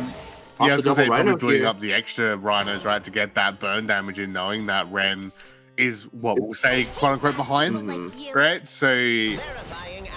It's partly the extra Rhinos, it's also partly... in order to so Agil only works 6 times a turn, right? So by getting them out of the hand, he's basically teeing up the Agil count, but there's also the idea of holding at least one of those 0-cost Rhinos in order to get a bit of like play point cheating out of the next turn. So I don't know. I don't think it's necessarily correct to play both, but playing one is probably fine. It's like, you know, things in moderation, all of that. Okay, so Ren is making desperation plays here, though. He is just trying to stay alive, and yeah, I mean, another Radiant off the top here. Okay, I think this is most likely game here because it has the Evo point still for Elena, so these wards don't stick. Has played 2 Dines, but I don't think Andalusia needs Dine here to win. Gonna trade in more Rhinos. That's 2 more Rhinos in hand. That means Ren is down to 9 or 3 Rhinos. Ren's down to 6. It's lethal. It's lethal. Yeah. Gonna go straight up into that other one. But Andalusia, right? Obviously, as long as he sees the damage, gonna drop another Rhino, another Rhino. You know, you're gonna have that ready. Yep, that's gonna do it. So 3-0 gonna come through, and another another Rhino. Why not? Oh my goodness! Why not? But Andalusia 3-0 here for round 4. Shadowverse Open 2024 Masters Cup playoffs. A huge victory. One of the members of the Twilight Knights. I mean, they're one of the best orgs in the Shadowverse region, right? In both regions, they both show up to both regions. You know, whether it be we're talking about it just before the cast, right? Whether it be amateur play, semi-pro, pro league, these guys are always showing up over the past 8 years and always putting on a show for us. And there you go. Lo and behold, 3-0 for Andalusia. Yeah. Wow. I don't know. I mean, we've had so many. We had like we've had a 3-2, a 3-2, a 3-1, and now a 3-0. I mean, that's quite the progression. I don't know if I like the way it's going, but I mean, production probably does. I'm just kidding, guys. Yeah, that was a really fast match, but given the Swiss nature, you know, I think we still have to wait for all the rounds. But what are your thoughts on that, Baz? You know, you just came back, and you know, just as you're getting back in, they send you back out. You know. Yeah. Because the match I'm fine. I'll just leave. It's fine. You know, whatever. I'll do these games, whatever. And obviously, when we come back, obviously for our final round, I do want to let you guys know the whole group will be back as well. We'll be back here for round 5. But I mean, I'm always happy to see TK guys win. I mean, again, when I'm like my community and amateur background for Shadowverse, of course, we're playing way in SVO. Those guys are always involved, and most of the community events I was involved. So I'm always happy to see these guys get the big wins and continue that legacy. As I mentioned, I mean, obviously for Ren, that sucks to be him, right? You get to like this round 4 stage, you've had fairly decent day, and then you just get 3-0'd on stream. Like that's the worst feeling in the world, and especially so where like it's not really like, but some of those matches weren't close per se. Like I mean, that last match we saw, like that was just like his game. Like Ren was just behind the whole time. I'm mucking his shadow, wasn't really able to react and play how he wanted to. It also sucks because this round for both of them was essentially a win and in, right? Because they're both 3-0, so Ren has to win the next round. But silver lining, I mean, he's gonna have amazing tiebreakers most likely. So of course. But you know, like he's a great player, so we'll see how that goes. But yeah, I mean, just like some of those games, it didn't even look like he got to start playing the game. But Andalusia just showed us what the power of these decks is. Like this meta game, if your deck fires on all cylinders, you just end the game before your opponent has time to take a seat. And it is what it is. I mean, you know, like know how to play the decks and just dominate the matchup like that. Also, 3 matches now the Artifact Portal has beaten Mucking his Shadow because we're making that a counter. And we I already made my retraction, but yeah, you know that's what we're gonna keep the joke going. We started it, we're gonna keep the bit going until the end. We're gonna cover a quick few matches from round 4 that have finished up for you guys. You guys are aware most of the matches are still underway. David 22 went 3-0 against Den, which knocks Den out of competition, unfortunately. So another member from Team Rev down, unfortunately. It's cool. It was cool though to see Den back because, you know, obviously a star player in West. We hadn't really seen him at all in the 2023 season. Wasn't able to make any top 8. So it was really cool to see him here in Masters Cup. Just unfortunately does get knocked out there in round 4. Zyro went 3-1 against Ezio Libero. KTZN 3-2 against SVO Kitane. ESL Loxus 3-0 against Twilight Knights Yahiko, which is a huge win for Loxus there. Yeah. Calby goes 3-1 against TK Rag. It's cool to see Calby bounce back right from round 1 and just go on a tear, beating Rag as well. You know, in a way, that would have been an awesome match to cover. That would have been a Contenders Cup rerun, right? Both of those players making Contenders Cup last year. And Arson going 3-2 against Psy from Where, which of course we saw Psy back in round 1. Take that one out. Unfortunately, they're losing against Arson. There's some other matches still going on. Some big ones being Sad Feeder Life still happening. Saturn and KSL VD. Nautilus and Lashik K. I want to put out Jian and Autoaim having a big match there. God Teamer Glow, Essia, and Sayes. So God Teamer Glow just ended. As you said that. And there's a 3-2 in Glow's favor. Let's go Madison. No bias. Let's go Madison. No bias. Wow, wait, he had a rough start, but now that puts him in 3-1, right? Yeah, he was 2-1 going to, which is in contention. Well, wow, I believe we're seeing now the actual players getting ranks next to their name. So I don't want to say anything because you'll see the top 16 when we get back. When we get ready for round number 5, but it's looking spicy, it's looking good. So I hope you guys have been enjoying the day of Shadowverse Open action here. Like we said, about 6 months since we've been able to do some awesome SVO stuff. We're finally back here with the Masters Cup. A quick reminder as well that we still have top 8 next weekend, where the prize money will be on the line, the world champs will be on the line. We'll talk about who'll be covering that. I think you guys have a good idea of who it might be. We'll talk about who'll be covering that towards the end of the stream. But we have one more round in us, guys, before we wrap up the day. So don't go anywhere. More Shadowverse Open Master Cup action just around the corner. Our final round in round number 5 will be another big best of 5. So get ready, get excited. WGP Top Deck, we're going to be featuring a combo that is so hard to execute. You have to start planning for it from turn 1.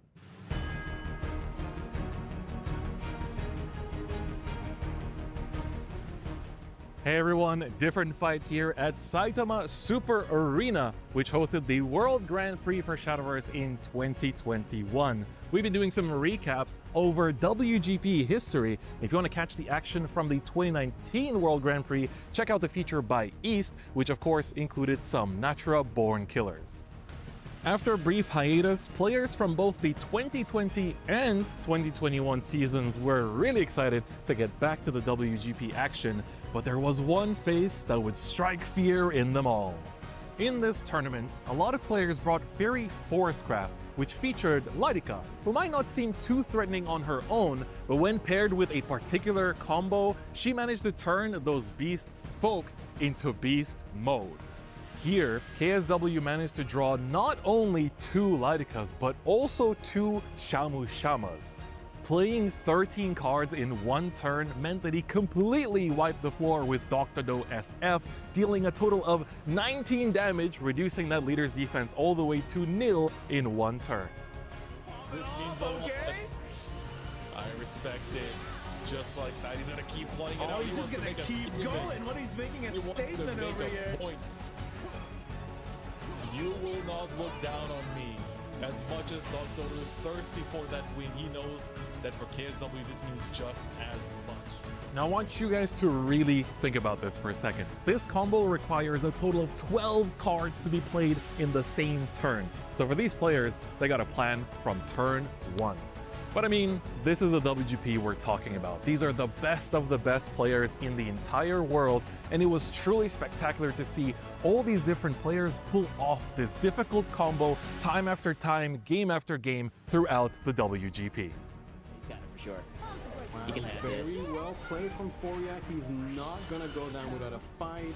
He's going to bring it back with the full Latica combo and tie up the series 1-1. There you go, man. Bima looked so in control that whole game. Latica aside, Fairy Forestcraft decks managed to find many other ways to find lethal, and let's take a look at this clip with Shincha, in which he used Arya's leader effect to find a way to close the game. Here, he made use of Arya's leader effect in conjunction with Elemental Slash, which ultimately led to him evolving his Phantom Bloom Predator, which dealt a total of 14 damage for a beautiful killer lethal. We don't need no Lydica. It's all fine. He manages to get it, but that was close. That was good.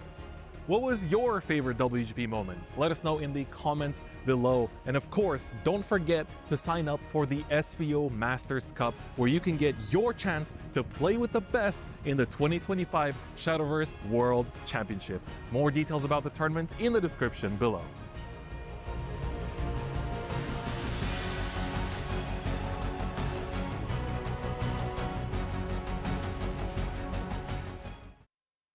That is 1, 2, 3. That is artifact number 4, which means it refunds a play point. Yeah. So now the Dyne is lethal. Yeah. Also, I was like, I don't think Dyne actually glows. I never glows. But, yeah, he does not glow. But no, I think So Godteamer was just looking for the chance. Yeah. I mean, I'm eating those. GG for Nautilasu. Yeah. But didn't find a way to break through the big boards.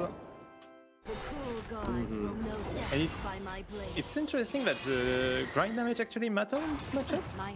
All of these small boards surviving and just piling up damage on the Haven.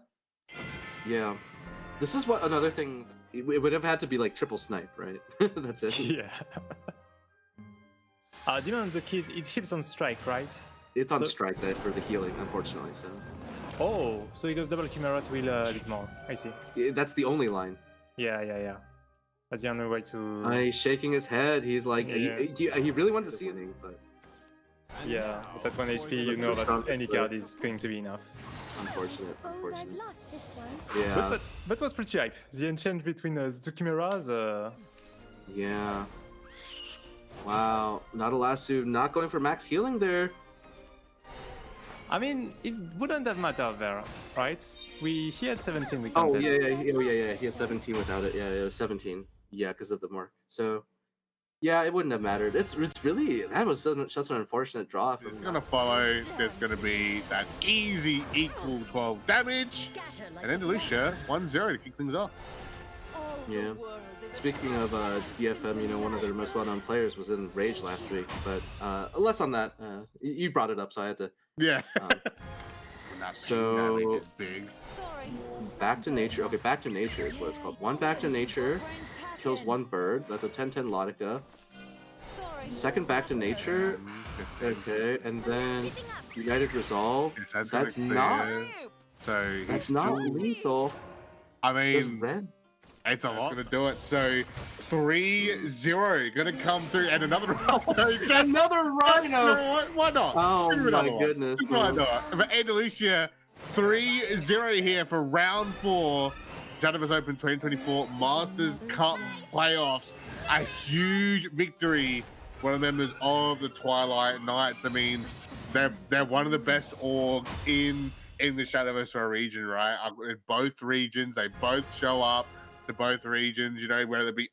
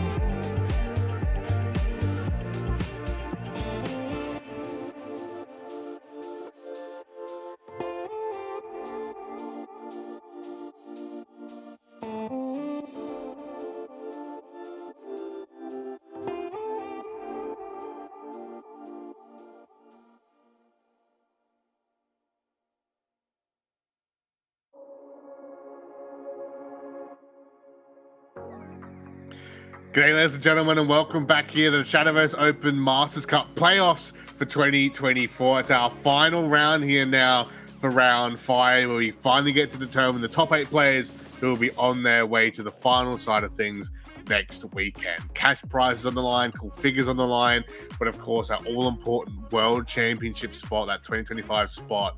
Only one player can get it. It's going to be super, super important. You're joined by the whole team now. Baz, Zones, and Hishiro. We've been here for so long that Zones has gotten darker, and Hishiro has the sun back where he lives now. So it's just, that's where we're at. How you boys feeling? Night and day.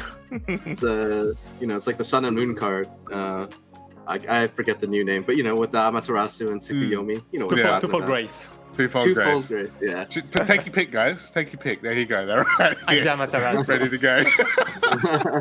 I came up with funny nicknames for them. They're the Hammy Ammy and Spooky Tsuki. Spooky Tsuki. All right. I want to say I'll remember that, but I have a shocking memory, so I definitely won't. It's okay. If it comes up again, I'll make sure to drop them. We do have our round 5 match locked in, underway here, guys. There's going to be 2G against Mana Surge's Glow. I definitely didn't have a biased choice in who we're covering. Do want to say they're kind of cool because obviously always cool to see Glow in action, and 2G as well, guys. Like one of our, I want to say, newer players. New blood, at least, especially compared to a lot of the people we've covered throughout the day here today. So really cool to see. And they've been on a tear all throughout the Masters Cup as well, definitely showing up. So definitely wanted to highlight them.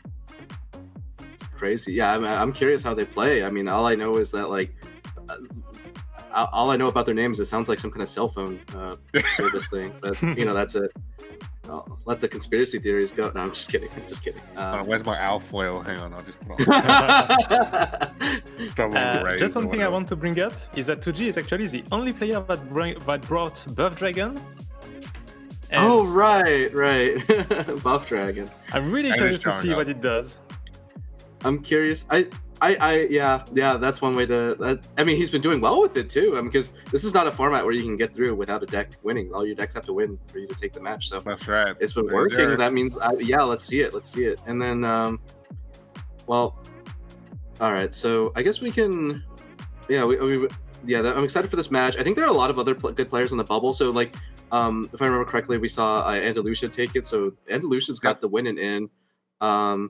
I mean, we're going to look at the standings soon, but I remember some other results. Deck lists, everything going to be coming up in just a short moment. We'll be able to see who's still alive, of course, because there's a lot of players now who would have dropped, unfortunately. And obviously, if they're not in the list, it's probably a high chance that, unfortunately, they haven't made it here for our Masters Cup. Briefly talk about some of the decks. I know, Hishiro, you brought up, right, that Buff Dragon for 2G has come through. Don't worry about it. We're going to standings. We have standings ready. We don't have to worry about time. We go with standings to see. So it's going to be our top 16 coming through. So 2 players in the 4-0. And of course, they're Twilight Knights players. Of course. Because why wouldn't they be? Andalusia and Shinsha 4-0. They've got a whole bunch of 3-1s here. And of course, that includes the 2 guys that we're going to be covering in this match. 2G, Ren, Mana Surge's Auto Aim, and Glow. Good to see that, boys. Arson and Zyro all up here 3-1. If we go over to our other 8 players in our top 16, Essia, KTZN, other 3 runs, and then we've got a bunch of 2-2s here where some of these guys might still have a chance. We'll have to wait and see. Gian, Sai from Rev, SVM Kitsane, EZL, Libero, Yashik, and Yorn Kalbi that we saw earlier today. All 2-2. Remember, there's 8 spots available. Some of these 3-1 guys are going to become 3-2. Some of the 2-2s are going to become 3-2. So there's going to be a bunch of tiebreaker stuff to organize afterwards. And of course, we'll let you know the top 8 once that has been sorted after we've covered all our round matches at the end of the stream. We've also got our deck review up ready to go. So let's get that up. I believe it'll be 2G's lists we'll be getting up here first for you guys. As Hishiro also kind of previewed for us, we do have Buff Dragon, which would be really, really cool to see coming through. So let's wait and see when that does come up. But lads, I mean, excited for Buff Dragon, right? No, it's Glow first because these guys do this to me all the time. It's an ongoing bit. MS Glow, guys. Alrighty. Take it away, Hishiro. Okay. Yeah, first, perfect picture. for Glow. Love it. And then we have a second Latika player for today. Bringing only 2 Fairy Stream to Lily. Yes, when one of overboard. What does it tutor again for a Machina card? It tutors Loving Embrace. Loving Embrace. Oh, okay. Yeah. That is Okay, a Machina nice. and a Chura card because it has Tetra in the art. Ah, yeah, I see. Nice lore, little things. Then we have Wrath, once again with the one of Elena, as you said, to attack against Machina Shadow. And then the classic amulets. Once again, the 2 Holy Serpents, Blessing, and no Lina. And he even cuts like one of the Divine Wolf, only leaving 1 in the deck. Pretty curious how it will affect his matchups. So that's it for Glow. Yeah. Then we should move on to 2G, this new player. Zones, you want to go ahead? Oh, I mean, first of all, he has a nice cup of, looks like ice cream there, so I'm already jealous. But 2G has chosen to bring Machina Rune, and he is playing Bertrand, so looks like it's very much about getting that accelerated Ginger gameplay there, or having the possibility of getting Ginger out faster. Then he's the only player today, I believe, bringing Buff Dragon. Now, this is a deck that, the last time we were here, guys, we saw this deck have its ups and downs, and it's changed a bit since then. But, I mean, I guess sometimes the more things change, the more they stay the same, because I think these are a lot of the same cards. The only thing is Dragonborn Striker, they reverted the nerf on that card, so now, the possibility of like a really early Storm Dragonborn Striker board is back in the realm of possibility.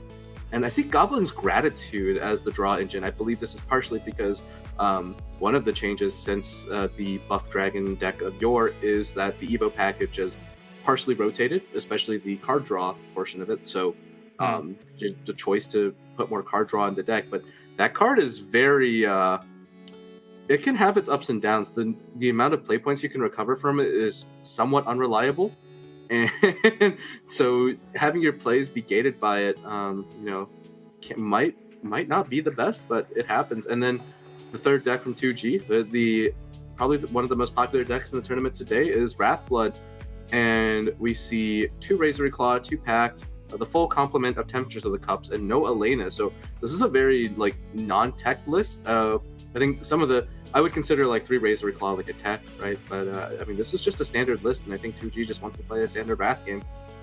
Maybe avoiding Machina Shadow when he can, although maybe his other decks are fine into it. So, and Glow doesn't have it anyway, so. All right, lucky, maybe even, right? To maybe dodge them, maybe not have to really deal with them. But I did want to point out, that there's a certain hero there, right, that wasn't in his Wrathblood and 2G's Wrathblood lineup, and is very standard. But Glow versus 2G, I mean, you guys know who I want to win. But who do you guys think are going to win? I'm really wondering about the Buff Dragon into Ladika Forest. Normally, Ladika would like to boardlock their opponents, but Buff Dragon, the boards are going to be so big and very fast. I'm not sure if Ladika is able to hold into so much pressure early on. Alright, well, I think while Glow's glasses look pretty good, 2G's glasses are really styling, and he has the ice cream advantage. So I really think that's going to put the ball in 2G's court. Oh, look at Glow's webcam, by the way. Oh, no. That was cool. That was He's glitching out. That's right. Guarantee. Glow's going Super Saiyan, boys. 2G, you got no chance, buddy. Go further beyond. Here we go. The final round coverage here for the Masters Cup. That's already a nice call out, Hishiro, there. I'm already surprised by that. I feel like Joe is a card that I would always like to keep. Yeah, especially with an academic. Right, you can skip turn 1, turn 2, go Joe Mermaid, and then you draw 3 cards that are all buffed too. By that point. That is like my teammate Saturn, when we played in Dissol, he was maining Buff Dragon, so I saw many games of this deck. And the draw on turn 1 or turn 3 to fill out the curve, it was just so strong. You just redraw your buff followers. So I'm just really surprised to see him refusing that.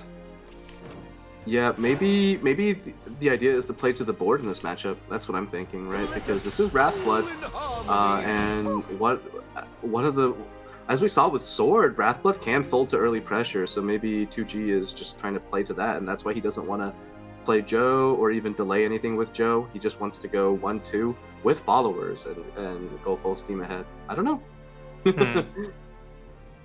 Because sorry, go ahead. Oh no, I was just saying tossing back Mega Lorca Rider is definitely not ideal, and skipping turn 1 to make the Joe Mermaid play while very stable is still slow. So I don't know.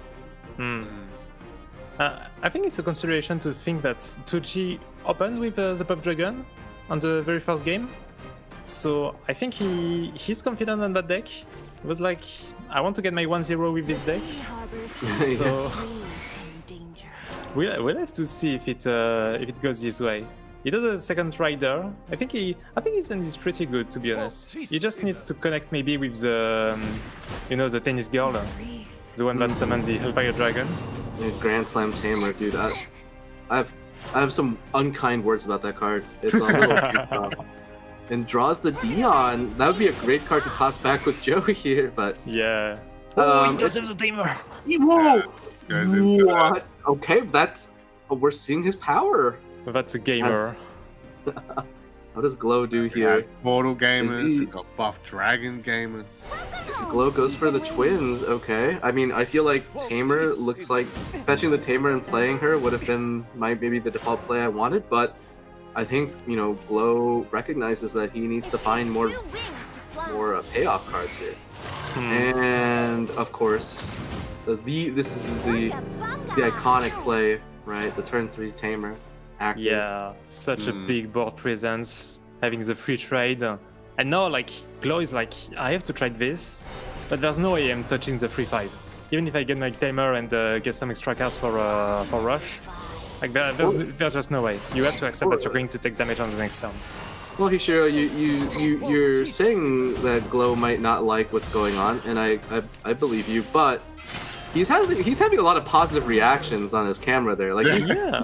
He's having a good time, which I think that's impressive because I don't know if I would be having a good time. Well, it goes to show you guys are from the West region, because tapping into my SEAO side now, Glow's always happy on camera. He's kind of always how he's always been. He never lets the negative things really show up on camera. And as we've seen as well, always maximizes the turn timer as well to figure out what he wants to do here. I mean, I'm pretty sure he was definitely trying to search that Fierce Disciple right to combo with Weapon Tamer, get that maximum Wrath ping, but the unfortunate thing is there he hasn't found it. As you guys mentioned, right, 2G got himself up the massive buff board, and it's just getting worse and worse as the game continues. Double Asuka and Shiori. All right, I was gonna say, but I didn't want to curse your boy here. That 2G was really looking for a Lucky Mermaid here. And he got one this turn, and he found one. Yeah. I mean, it's less impressive that I say that as he's drawing it, but with the Dion in hand, that unlocks the Dion having ramp ability. Yeah. And both Heaven Scales are now active in 2G's hand. Not immediately threatening the game, but it is actually immediately threatening though, because this is 4 buffs into 2G's deck, so Joe with 4 buffs is always a live top deck, but only on 5 play points, so a full clear here will keep Glow safe for this turn. And Glow is turning this game around here, so 2G not going to be able to make Don't the count out my boy yet, Zones. Alright? I don't think I ever counted him out. I'm just impressed with, how he's taking the heat here. Because now he's taking his time to think. We've got to remember, we'll say he's a younger player in terms of age, right? But Glow's been in the scene for a number of years now, right? So, really one of our veteran players. Now, I can't believe I just said called Glow a veteran player, but that's the world we live in right now. But 2G, of course, has plenty in hand to be able to deal with on Glow side of things. Heaven Scale will come down. He can clear, but he can't heal at the same time. That's a problem with buff. Wrath is able to clear the board very easily with Garnet, with the head-on, but doing damage at the same time, while Buff Dragon is just doing the board or clearing the board, but they rarely have any added effects, unless it's with Joe. What's the play here for Glow? I think it's you fuse How to Train Your Bat into How to Train Your Wolf, then you play Temptress and Evolve, trade both demons in. And that heals you up to 18. Yep. You've got your fusion on Chimera, so you know you're going to get at least a 3-cost-1 next turn. You've got Silver Snipe, you've got Razory Claw if you need that extra burn. Yeah, and 18 is very safe when your opponent only has. All right, it looks like that looks like the plan, right? If you order it this way, also you get the Evo Recovery, which you wanted, but most importantly, you get this damage block, so you don't take 2 extra damage from your Temptress of the Cups. Yep. And I don't see any healing or any extra damage in 2G's hands outside of the one striker. That's only going to be 3 damage. So I think he has to top deck something really fast. The problem is he can't even top deck, right? Because he's got a full hand, so whatever he top decks. Yeah, no, he can't top deck anything. What is his Joe? Watch. I guarantee. 24. What are the odds? Right? 3 Joes in deck, 24 left. There's a pretty high chance. Well, I mean, it would suck to overdraw a Joe, but also Joe's not doing anything here. There's just no healing here available for 2G in a relevant fashion. Dragon Ball wise, if you go for Striker. Does he have? I don't think there's healing. I mean, you already played 2 copies of Twins. Yeah, like the event package used to have the Core of Spirits. That was a heal-free big ward. But now there's just not access to that anymore. Yeah. Yeah. I mean, the board and obviously getting the health count up, and Glow recognizes that, right? So that's going to do it, because he's going to have that Chimera. He's going to have the Snipe available as well. And that's Glow 1-0, boys. Glow 1-0. Yeah. That feels good. I'm not going to lie. Yeah. He's what it feels like he's right. And he ends the game. And he ends the game on 20. It's like he didn't even take damage ever. Exactly. See, perfect game. Perfect game. Comes in there. Big serious though. Big win for Glow there. 1-0 against 2G. Obviously, always. I can't remember about to say this as well. It's cool to see Buff Dragon again. You know, obviously, so you think about last season, thinking about saying that. Yeah, maybe not so much, but now it's good to see it back here from us. It's cool to see an OG, I'll say an OG deck, right? Kind of like pretty much being 1-for-1 the same. Hey, Shield, isn't is it Abe or Abe Rev a huge aficionado of Buff Dragon? You know, you gotta show support to your teammates, right? It's one of his favorites. Abe plays a lot of meme decks. I guess he plays a bit of buff. But for us, it's really more Saturn. That's like the buff guy. I remember because I took his buff deck for a spin to help Asia prepare for their top 8 match back in I think it was last year when that mattered, and I was like, I don't know how you draw your buff cards with this deck. Just hit. Anyway, just be the big gym bro. You just do it. Here we go, game 2. Glow going for Latica Forest now. 2G gonna run it back here with Buff Dragon. This is the matchup that I know, Hishro, you were interested to see, right? And see if Latica Forest even has a chance, really, right? Of getting over this going first with Lucky Mermaid is not as lucky as and draws the Dion immediately. This is not an ideal hand for 2G. I mean, this is very slow in the buff development here. I wonder if he's going to even play the Mega Lorca Rider here. Maybe he goes Lucky Mermaid into Mega Lorca from this spot. Oh, Dion into Mega Lorca as well. Holding the Lucky Mermaid possibly for later. But, right, the idea here is just that you want to have Lucky Mermaid, Mega Lorca Rider draw a card that's been buffed twice. Like Tamer. Yep. Grand Slam Tamer would be... It's always Tamer. I mean, I think even a second Dion would be good too. Oh, and that is... Yeah, Glow shaking his hand did not get the Latica off of the connected hearts, so... I'm gonna go for the buff before the Mega Lorca Rider, it seems like. Yeah, that makes sense. Gets a 3 buffed Joe. That's one of the few cards where that's not enough. And he doesn't have any academic card yet, so he cannot use it to shuffle it back. I mean, he gets the draw off Asuka and Shiori at least. So yeah, they're still out. That's so awkward.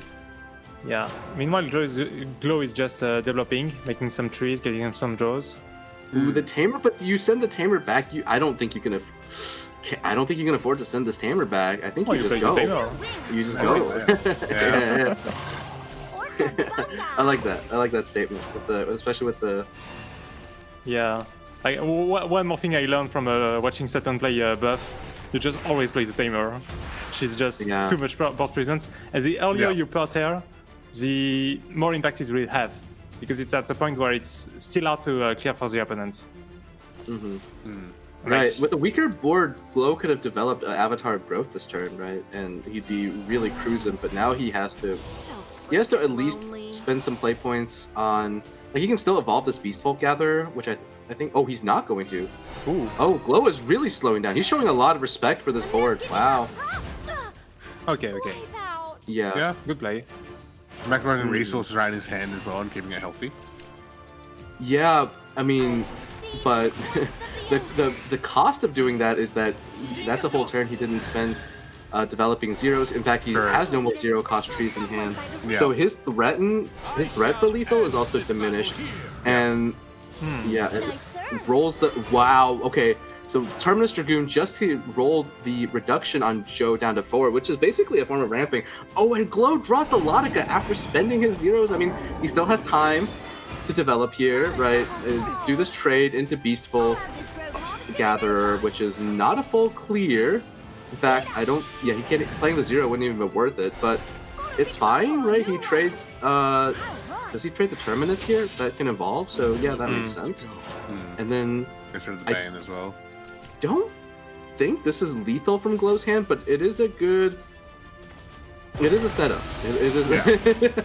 I mean, last round we saw, was it last round or round before? I can't remember now. Latica got to 15? It was 15-15 and then 11-11. So those are the Laticas that we saw so far. So going off of that, we haven't seen a 20-20 or close to, I guess, just yet.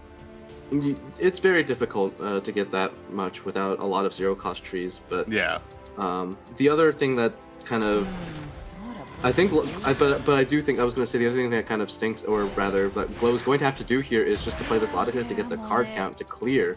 Oh, but the Nature's Guidance.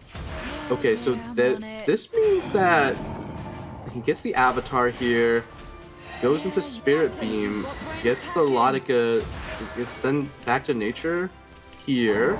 It's another United Resolve. So then he can United Resolve, trade over, and then bounce the Lotica, right? I see. Yeah, because we know as well, Glow was talking about before, even in Twitch chat. Yes, I'm watching you guys. The bounce from earlier was the right play there from TK. So he's going to run the Lotica in.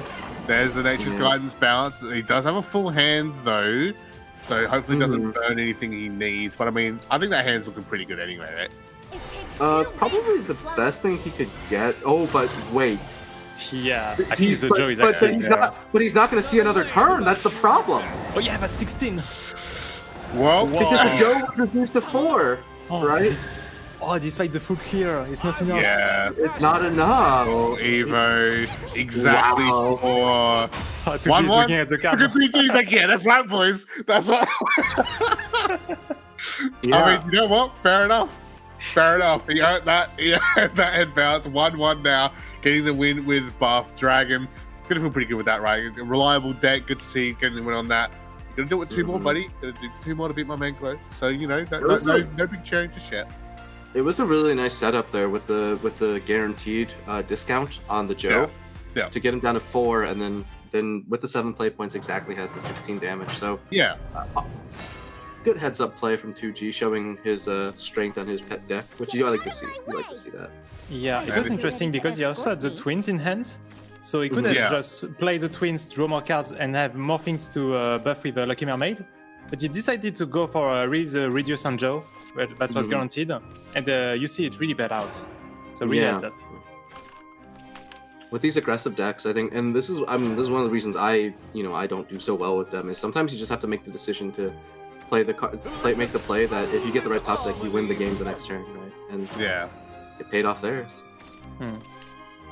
And now, of course, we're seeing the Atlantic Forest and Wrathblood. And this is the Wrathblood as well. It's that standard one, right? With like literally straight standard Wrath, what you would normally see on ranked ladder. And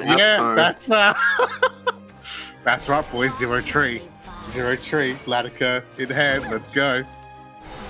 Yeah, well, the card he got off the Embrace was the Avatar, so I'm not sure if he's happy to see the second Avatar, but it's is likely okay. He has 2 turns to just play avatars here. It's still 2 damage, no? It is, yeah. It's 2 damage, and then so he's setting up a position where he just kills on turn 5. Yeah, I think. Yeah. I think that's his plan. Yeah. Because 2G now, of course, he's going to get himself into Wrath here. Demon of Keys will get the ward, but won't evolve. Fusion of Chimera. But yeah, Glow, he knows. He knows. This is a warlock into a lethal setup. There's he even has the he uses the avatar, trade off the Demon of the Keys, right? Which is not a board lock anymore, but that's healing potential that and clearing the ward for granted. Yeah, this is just. I'm sorry. This guys. is 11. This is 11 damage from Latika here. Oh, this next turn. We've been waiting. Production, I know you have access to webcam. I hope you've got like a full screen recording of Glow laughing like a maniac. that is insane. The thing is, yeah, absolutely. You know what card? Wait a minute. You know what card could have saved 2G here? I think. Did he start the turn at 10? He did. No, he started the turn below 10. If he had Demon Eye Gangster. if he wasn't playing standard Wrath, I guess. I mean, Demon Eye Gangster would bail him out here. But that's the thing as well, right? I do want to point out, right, on 2G's side, he had a perfect rotation for Wrath, right? He got the weapon, he got Fear, he got to Wrath, right, by 3-4, right?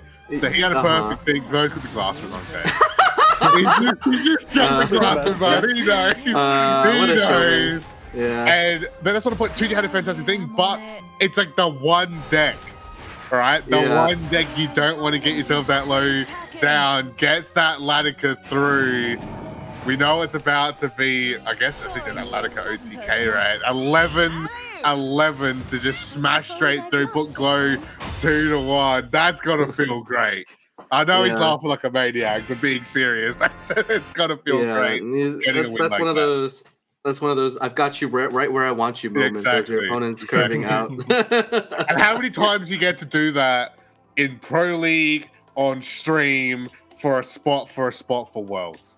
I'm just saying, it's not exactly something you get to do every day. So go now 2-1. Got one more deck to run back here and potentially go 3-1 and secure a spot in the top 8 for next weekend's Masters Cup continuation of 2G. Has to run it back here with the Wrath Blood. Still has, of course, the rune in the back pocket as well. He was able to win this and force a 3-2. Zone, I need to pick your brain right now. You can see Glow's expression. What does he do here for the mulligan? So I'm a little unfamiliar with what he would do here as well, because he's playing only one copy of Divine Wolves, which seems to imply that combined with going first, I think he wants to just go aggressive. Which I would have said he should keep the Sanctum. Yeah, same. But that is wrong. He did not want to keep the Sanctum. I guess he is still mulliganing for the relevant cards in the matchup, which is the more defensive stuff, at least of Meowskers, I think. And maybe like a guaranteed turn 1 play. So this is a guaranteed turn 1. Playing the Desert Wanderer on turn 2, it's interesting. It gets damage across, but it is risky into the Tamer, so... But 2G doesn't have Tamer for this game. Yeah, it does not have the Tamer yet, but... And showing respect for the Wanderer, wow. Yeah. I think you'll just try to trade this over 2 turns. Yeah, for Glow it makes sense to trade off the Wanderer here before Tamer does its damage. Fierce Disciple top deck here for 2G can still punish. Okay, well... Well, I'm not. I'm not against Glow. I'm just saying that would have been the. That would have been. That would have been the. Yeah. No. I think I want to see. I'm for Game 5. That's. But. I get it. Zone's speaking on behalf of the people. He wants the entertainment side. I get it. Yeah. No. Oregon. Let's see. So interesting ordering there. I do think. There's a consideration to use the Bam Beauty to draw here, or at least mark to draw first, but I think committing to the mark draw is a difficult decision to make, but I do think that if you are going to use mark to draw, you want to play it before you pop trees, just because you might draw a Shining Prayers first. But it's a hard commitment. I do like holding on to the Orchids for Glow though, and then 2G gets to play the game from this spot. This is going to be, but 2G does not have a Chimera yet. He does. Oh, does he? Yeah. Oh my God! I'm going blind. I'm going blind. It's hidden behind the play points. Yeah. I was looking for the 6/6, and nope. He does have the Chimera, so this is still rough for Glow because Chimera Fuse on 4, Rondo on 5, right? Oh, yeah. Already setting up the Trainer Bats. Yeah, that's interesting that he went for it so early, but I mean it's fine. You wanted at some point to play on the Angels. Points, right? So, yeah. And it also makes it easier to maintain Evo advantage, which is a pretty big deal. So, Evo advantage, have play point advantage, you know what you're going to do, like 5, 6 is basically there, right? You know what's going to be happening, but it's on Glow now, right? To really set up these Angels. Yeah, you know, Baz, I only said that 2G doesn't have the Chimera out of hope for Glow. Of course, yeah. Of course. Dude, I'll just walk over and take the card out of his hand. It's fine, don't worry about it. The Glow thought about fusing a card for hand space. Losing a Sanctum there kind of hurts, but probably not that big of a deal from this spot because he's not in a position to think about how he's going to win. He does have 5 trees destroyed already, which is impressive. So yeah, he's going to have to use the Wing Beats here. I am a little surprised he didn't fuse into Angels, but I guess one of the thoughts here is that it's actually not easy to fuse anything into Angels here with his hand. You have 2 Selenas, you have the Sanctum, right? None of those are cards that you really want to fuse. So I think the Garuda was okay to fuse, but that's okay. It is okay to fuse, but there maybe is a world where he uses the Garuda that turn or something. So I don't know. Yeah. But now we have Cornelia. Concordia. Wow.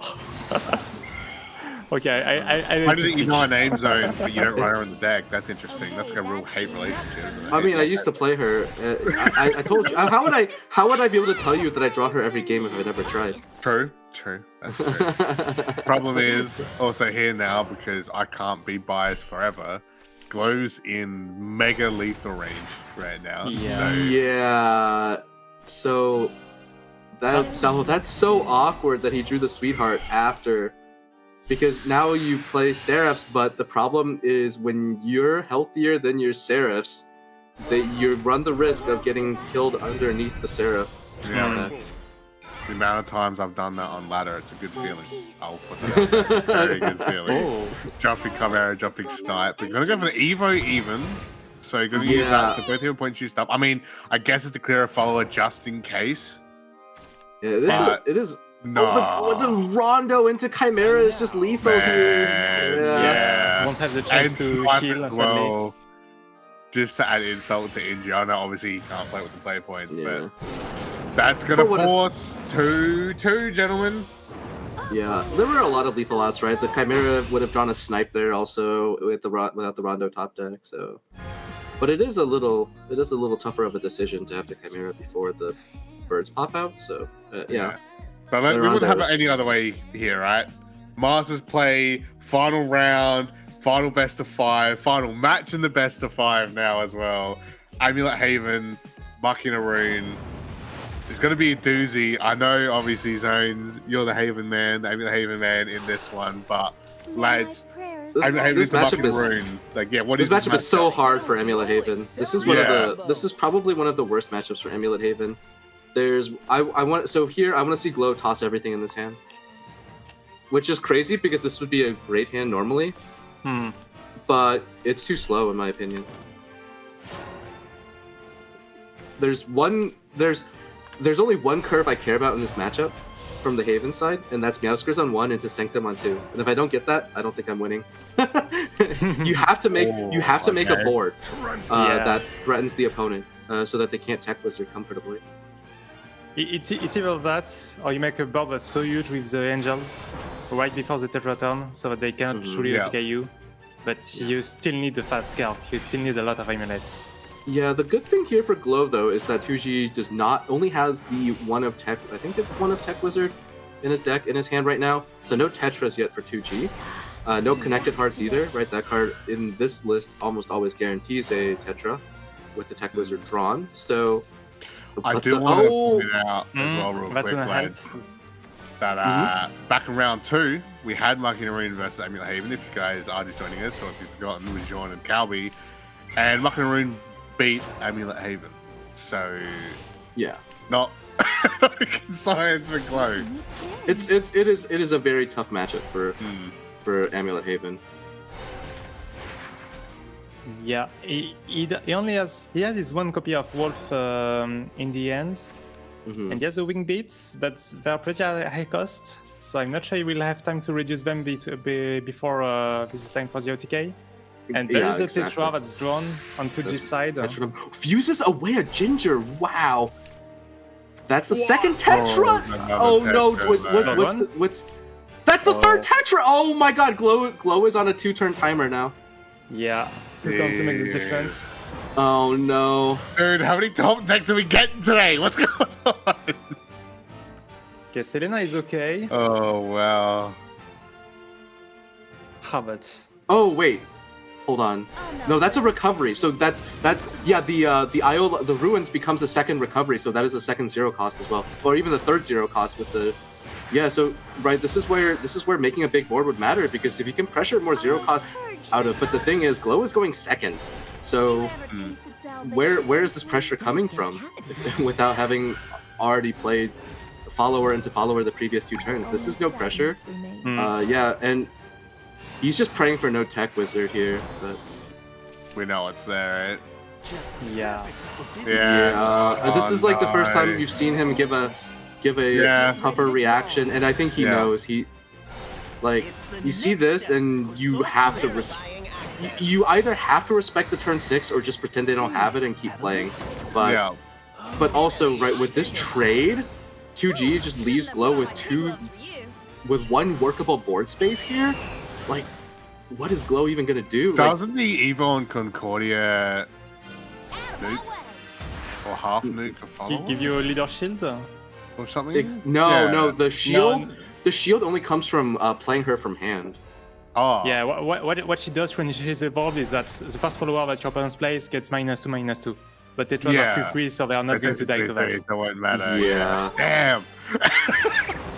Yeah, it could also get stuffed by playing Amaryllis, because Amaryllis is also big enough to survive. But well, he's gonna Evo it anyway, right? And I mean, that's pretty decent. He has to make the biggest board he can, but Tetra trades over the 3/5. Tetra trades first Tetra can't trade. Second Tetra trades.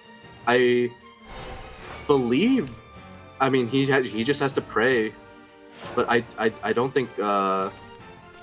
Maybe if the 2 damage of all of the Tetras go in the wrong place, maybe there's a chance. Yeah.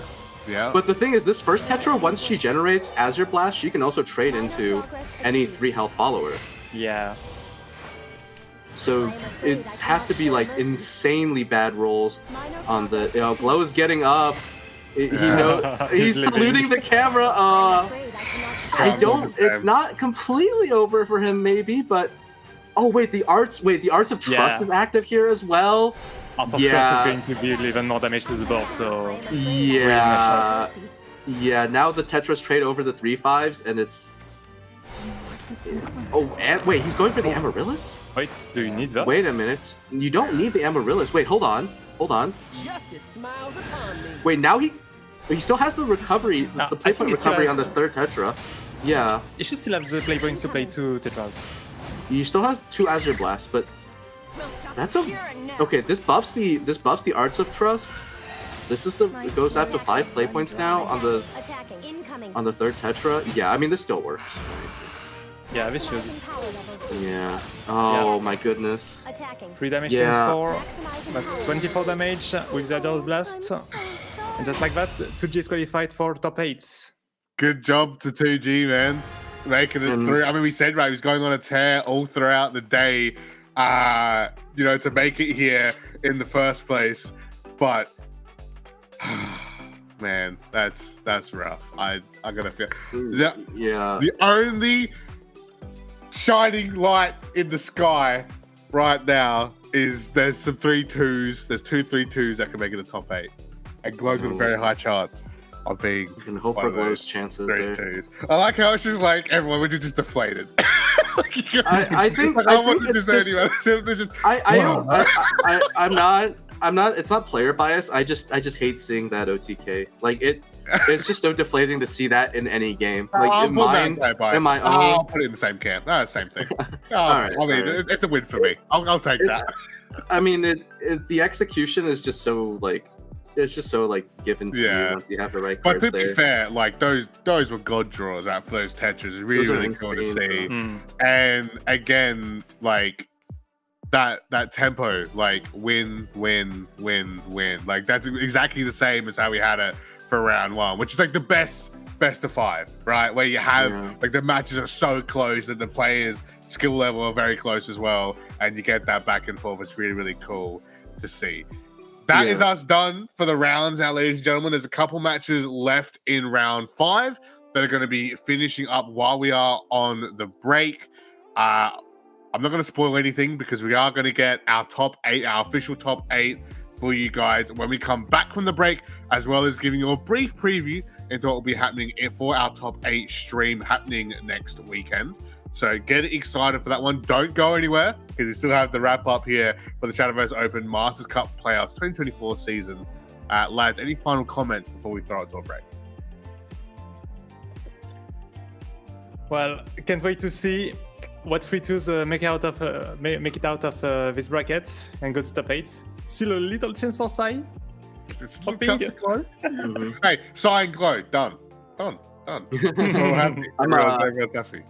Yeah, I'm hoping my friends in the bracket make it. I also want to say I don't want to end up on a sour note for Tucci. I think he still played absolutely that's what I was saying. Like the draws were good, but he did make a couple of really important decisions to get to those draws.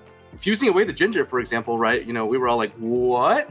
And then he drew the right cards. I mean, you know, sometimes you make the decision that you won't be able to play that Ginger. So, but I just don't want to be unfair. I think the decisions were there. And they just ended up in a spot where the game ends on turn 6. It is what it is. But also the big dragon head tip, I think. That's right. That's me. That's me on stream. I did that. That's the buff dragon. Very wow. Funny. Yeah, it was a good time this dragon play. It is impressive to see, and right, the decisions did pay off there too to get the setup going. So, yeah. Well, like I said, ladies and gentlemen, don't go anywhere. The wrap up for Masters Cup Playoffs, your official top 8, and what's happening with the stream next weekend, just around the corner.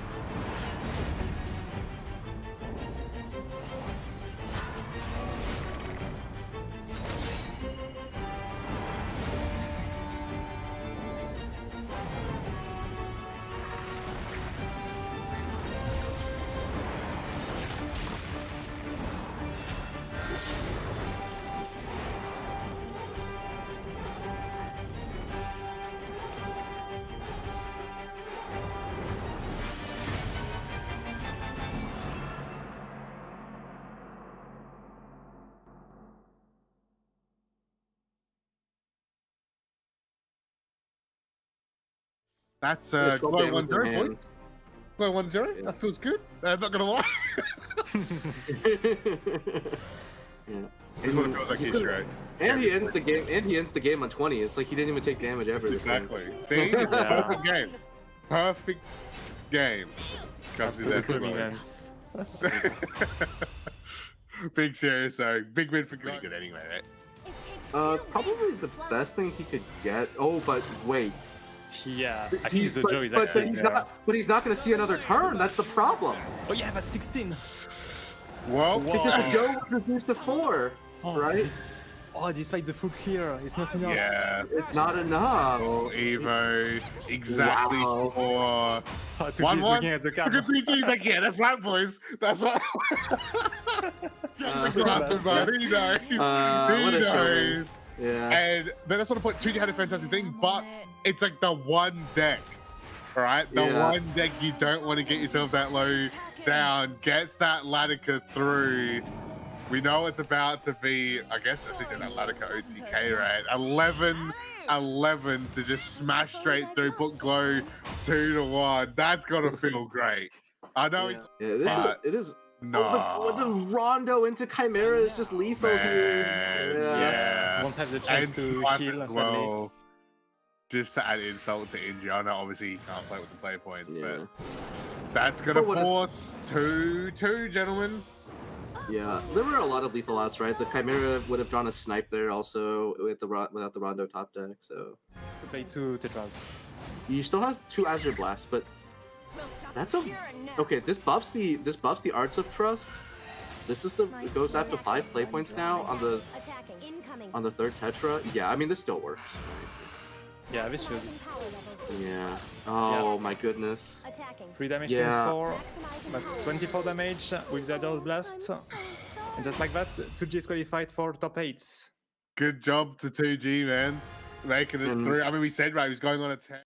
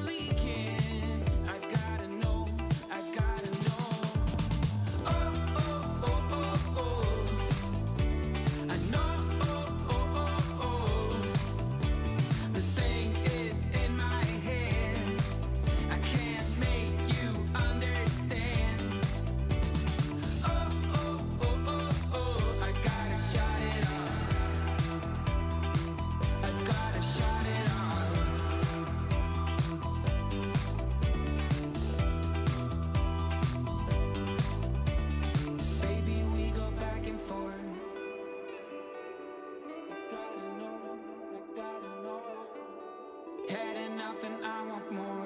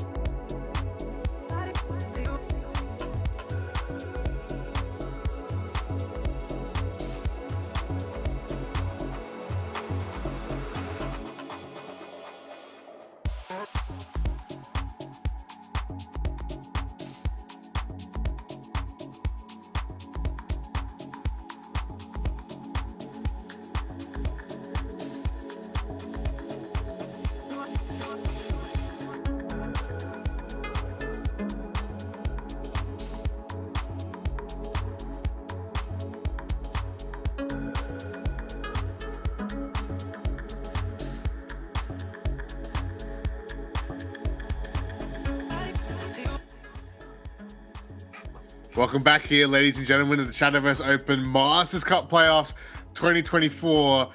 Do we have a treat for you? You thought the day was over. You thought we only had 5 rounds. You thought, that's it. But don't turn off. We have a tiebreaker match heading your guys' way. 2 players battling it out for the 8th place, the final place in the top 8 for next weekend's competition. It's Psy versus Auto Aim. It's Revelations versus Mana Surge. Kisha and I are going to go at it after this one. So it's just going to be the ref or something while we figure that one out. Best of 3 SVO rule format. 2 decks, 1 ban to determine the winner here. Hope you guys are excited and still ready for one more match here today.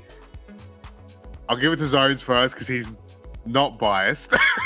I think Zones, how we feeling? I think you really missed a chance to go a full Billy Mays here and go, but wait, there's more. Wait, there's more. I'm not American. I didn't have those ads. Well, okay, well, you know, I dropped it then. Yeah, there's more Shadowverse, the bonus content. So, you know, I think we just did so well that they wanted an encore, and that's the bracket lined up that way too. So, yeah, this is crazy. Like especially I mean, I don't know if we've ever seen this before, but it's really cool. I mean, in other esports, you know, you get these tiebreaker matches in these situations, and I think, you know, having it kind of lends a bit of story to the fact that, like, this is such a closely contested tournament that we have this kind of this happening. And, you know, obviously it's throwing everyone's schedules for a loop, but as a it is what it is. As a viewer, as you know, I just have to ask the viewers, you know, are you not entertained by this, right? Like, yeah, we opened the stream with a game from Sai. We end up with a game from Sai. Yeah. Oh, right, you're right. He did say at the start. It's He crazy. did say at the start. The loop. But, I mean, we've had a similar thing like Contenders Cup last year, right, where Melon like got the reset right against Nautilus, and we had that whole scenario that happens. We've had something similar, but not exactly this. But this is really cool to see. Let's get the standings up, though, to show you the 7 other players who have qualified because they are locked in and official where everyone else lined up going forward. So your top 7 so far, ignore Sai being there. We're working that one out right now. But our top 7, Twilight Knights, Shincha, Twilight Knights, Andalusia, 2G that we saw, of course, win in round 5, Sonar 5's Arson, KTZN, Essia, and Zyro all making it to top 8 competition tomorrow. I wish it was tomorrow. Next weekend for competition there. Of course, Sai and Auto Aim. That you see Sai now. Auto Aim will be over on 9th coming through. We'll be battling it out for 9th spot, just the way all the stats works and whatever, and tiebreakers and yada yada. But the guys who just missed out, Ren, Jian, SM Katane, my man Glow, couldn't make it. I feel really, really bad about that. Libero, Ishiak, and Sad Feeder all coming just shy of making it to the top 8. But we get our tiebreaker match, guys, now. We do get to go over some of the decks. The bans are in. Sai's Wrath Blood has been banned, and Auto Aim's Machina Rune has been banned away. Both the overall win percentage was 62.6%. It was funny because while we're waiting for this, we were all going, oh, it's not going to happen. That's not going to happen. I suggested it might have happened, and I cursed everyone. So sorry, guys. That's on me. Yeah, but it's also cool for you to watch. Size deck, ladies and gentlemen. Can you repeat what the ban was from Size? I remember Auto Aim, Tetra, Blood. Wrath, and Tetra. Okay. Yeah, thanks. So Wrath Blood on Size, and Auto Aim lost his rune. And also, we haven't seen Auto Aim today, so I guess it's kind of cool here for him, Brian, to show up for stream. Yeah.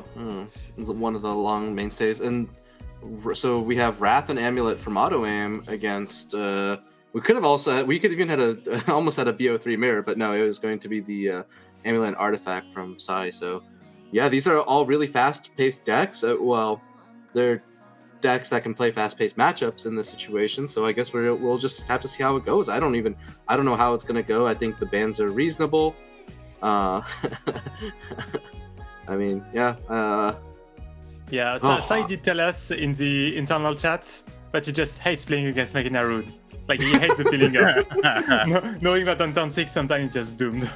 Yeah, for sure. I do want to point out, we haven't had a chance to talk about it all day, and maybe it's time to is the Air in Auto Aim's deck. This version, does actually play for a longer game. It's a little more skill intensive. Air is a damage shield that can bring back a Tetra. All right, that's enough. We're not seeing this deck anyway, but Auto Aim's not the only person that brought this, so just a little representation for that before we close out the day on Tetra. That's He also has 2 Tech Wizard, which is interesting. Yeah, I don't know about those numbers. Yeah, it's there's a lot of other considerations for stuff like that. So yeah, not sure you need a second one. But here we are. I'll remind you guys. Actual final match of the day, right? yeah. Until we get another time right now. I'm kidding. Actual final best of 3. A reminder for you guys, because of the tiebreaker rules and where they work. Best of 3, 2 deck 1 ban, just like we're used to for regular SVO competition. Wrath Blood on Psy's side is banned. Auto's Mucking a Rune is banned. We can't show a little cross out or anything, but that's your reminder. So there you go. Gonna be an exciting one here, of course, as we mentioned, right? Psy we saw at the beginning of the day, round 1, take on Sad Feeder and end up winning that one out, which was a very, very fun match to see against, or just to kick off the day. And now here we are at the end with Psy once again playing for his spot. But lads, it's Auto Aim, it's Mana Surge. He's obviously gonna win, right? Come on, like, he's gonna win. No. The guy from Team Revelation. This is the MVP for 2021. Oh, is that right? He fought one of the favorites in round 1 and he won. Like against that feeder. So he has to make it. And I'm totally not biased. Hold on, I got a better intro. In the top, we've got the guy from Uruguay. The cat without the hat. He's Psy Rev. Cat dog. Yeah. And Auto Aim is in the city somewhere. Undisclosed city location. Just to play some Mana Surge taken over, obviously, for us to get the win. Ladies and gentlemen, for the last time here for the Masters Cup playoffs, for real this time, tiebreakers is Auto Aim versus Psy. Auto Aim viewpoint here, of course, the Mana Surge Psy from Team Revelation. It's going to be Wrath Blood against Artifact Portal to kick us off. Yeah. I only had time to come up with one of those intros. I really should have taken more time to do my homework there. Prepare for Auto Aim. Yeah. All right. So turn 1, a Wolf from Auto Aim, very good start, and the Homunculus Advent. I don't think not what Psy would have wanted to play the most, but it does have the Retropia here, which is a great start for Wrath. It's a great start for Artifact. Not so good for Wrath. Wrath is gonna have a hard time sticking any kind of chip damage now, which is what they wanted to be doing. Second Retropia, though, not as good for Psy. Maybe a card he can discard with the Elena. This is a candidate for like an early Elena play with Psy's hand, as it is now, because you can use Yuan to cycle for something useful. Post-apocalyptic Girls drawn. That becomes the play that he can make now. Likely going to be a Holy Biker here. I think follow that up. Like it's interesting because Auto Aim could have played the Demon of the Keys if he didn't have the How to Train Your Wolf, and Holy Biker, because he said it and did not play it on turn 2, it would have been a clean trade into the 1/3. But they're just going to play it in this way, and I believe that he's just Iolon into Tamer that's going to come down. Yeah, Iolon on 3 always great here as the Wrath player, because that gets you a card draw that is not the recovery. But the thing about taking damage on the Wrath side is it can be dangerous if we see a Lazuli anytime soon. That's the 3rd Retropia for Psy. Wow. That's not great. Yeah, that's not really what he wants to see. He doesn't really need more than one, at least not until later in the game. Yeah, I mean, the absolute maximum you play over the course of the game is 2. So yeah. And Nestron, though. Okay. That's cool, because he was still missing Agile. That can save the game for him. Still not an easy turn. Yeah, you don't have a way to clear the Tamer, right? I don't think so. Maybe you won already as a resonance. You can get, it depends on what artifact you get out of the your 2 artifact searches here, right? Because he has 4 analyzing artifacts in the deck. He can pull one of those with these 2 searches here. right? And there's the Okay, analyzer. he gets it. Yeah, I would like to see him still trade the Spinaria's artifact here, though. I think that's correct. Yeah. Because that, right? That's Lazuli. That's a reset button. A Rhino. Any of those. Yeah. Another Agil. That's okay, but still kind of a slow start here from Sai. Auto aim is going to have a good pace of development here. Has the turn 4 fuse into the Rondo, which is just a terrifying start.